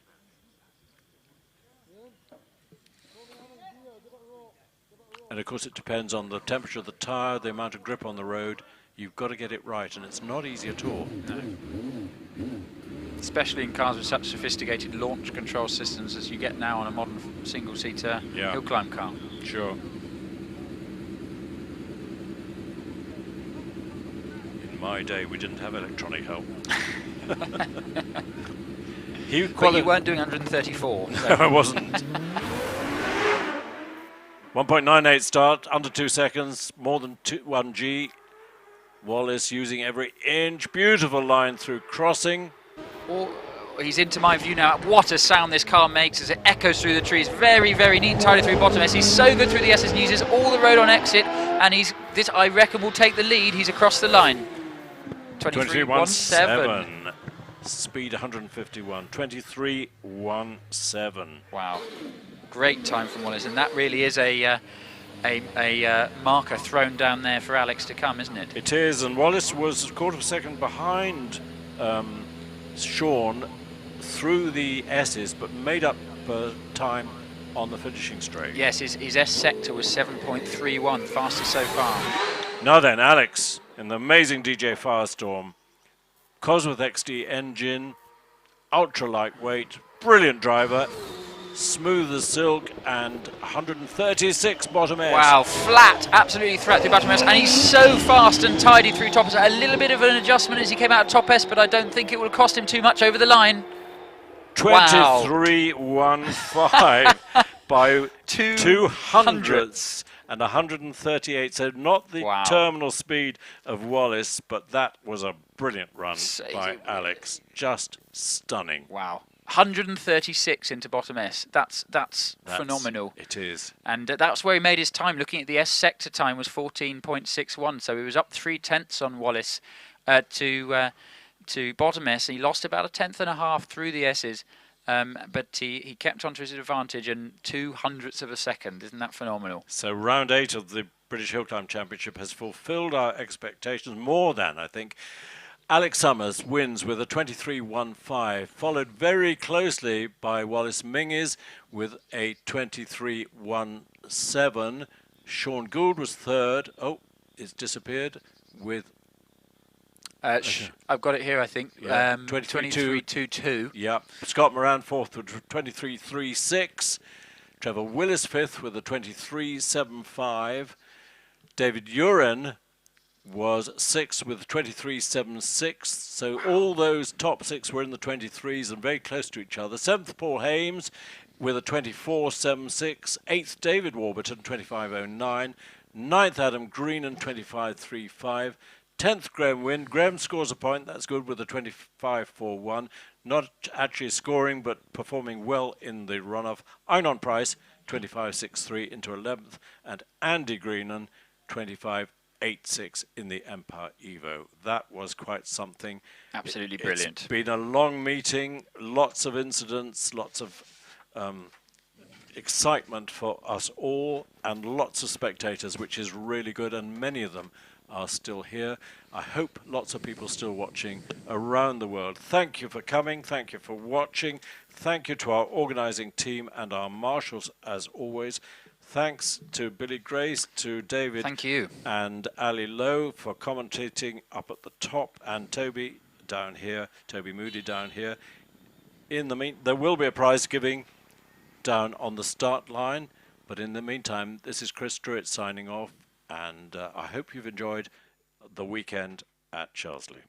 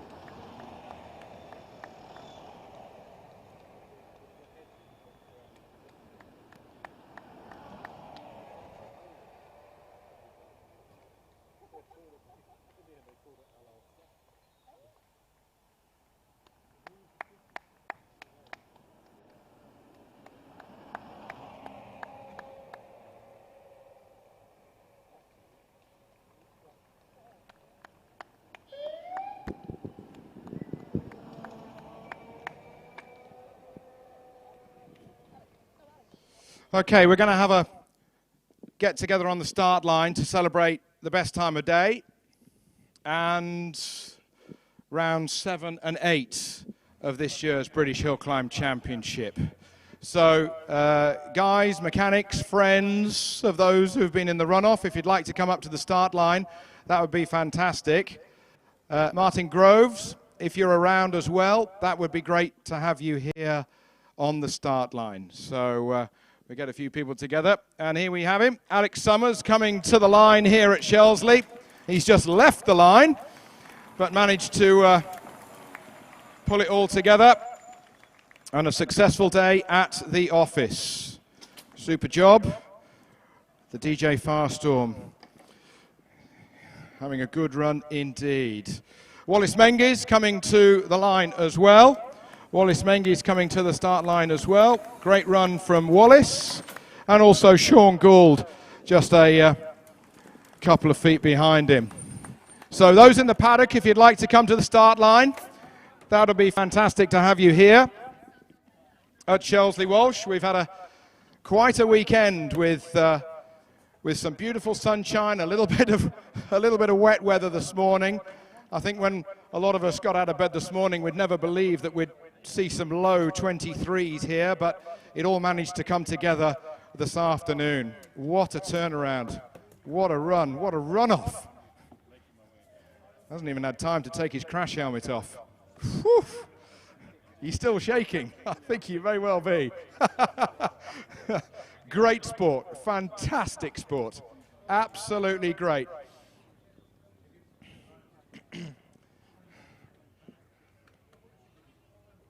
Martin, if you'd like to come and join me. We've seen you at Shelsley sporadically since you set the record. What struck you today? What's in the forefront of your mind of hill climbing in 2021? Well, it's certainly still spectacular, that's for sure. Yeah, these guys are going incredibly quick, and yeah, it's good to see that the level of competition is as intense as it is now. I think it's going to be a great year.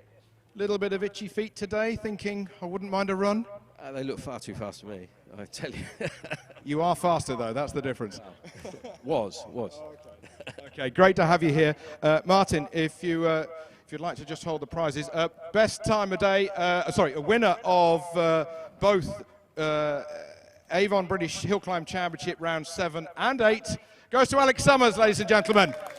A great runoff this morning in damp conditions, and then he managed to do it here this afternoon as well. Congratulations, Alex. Big thumbs up, big smiles. So therefore, in reverse order, third best time of day here at June Shelsley in 2021 is Sean Gould with a time of 23.22 seconds. Congratulations, well done. It's just 7/100ths of a second covering the podium today. Second best time of day, reigning British Hill Climb champion. It is Wallace Menges on 23.17 seconds. The new overalls are working. The new overalls are working. So probably still leading the British Championship. But best time of day at Shelsley, and again getting his name in the record books in the 116th year of Shelsley Walsh, is Alex Summers. 23.15 seconds. Congratulations. Absolutely fantastic.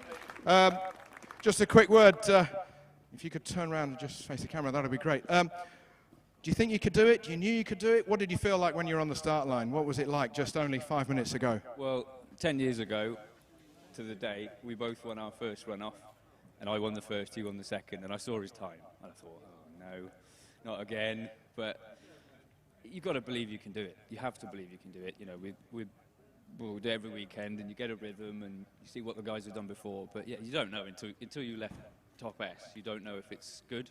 But as soon as you get out of there, you can kind of breathe out. And yeah, the car's just brilliant. You know, DJ have done a great job, and so the club. By the way, thank you to all the marshals. Thank you everyone supporting. Thank you for everyone who came along. So excellent, really chuffed. And mum and dad, of course. Thanks to mum and dad. But also, I mean, what a privilege to race against these guys. You know, it's so close. It's awesome. You got these guys. It's nip and tuck. The cars are so different, but everyone's doing a really, really solid job. So what a privilege. Thank you very much. 7/100ths of a second between the three guys here on the podium at Shelsley Walsh. Super job. If we could just have a picture of you on the podium, and then we've got that in the annals for the year. So if you could just pop your suit on, Alex, could you please? That'd be great. Wallace has got his NASCAR overalls on. Look at him. Yeah, NASCAR. So cameras at the ready, guys. Stuart, Cale, Ollie, all there. Super job. All right, great job. We look forward to seeing you back here at Shelsley in a month's time for our club event on the Saturday and the vintage on the Sunday. But the British Hill Climb Championship will be back here on August the 14th and 15th of August. So we all look forward to seeing you then. In the meantime, thank you for joining us. Great to have you with us here at Shelsley Walsh.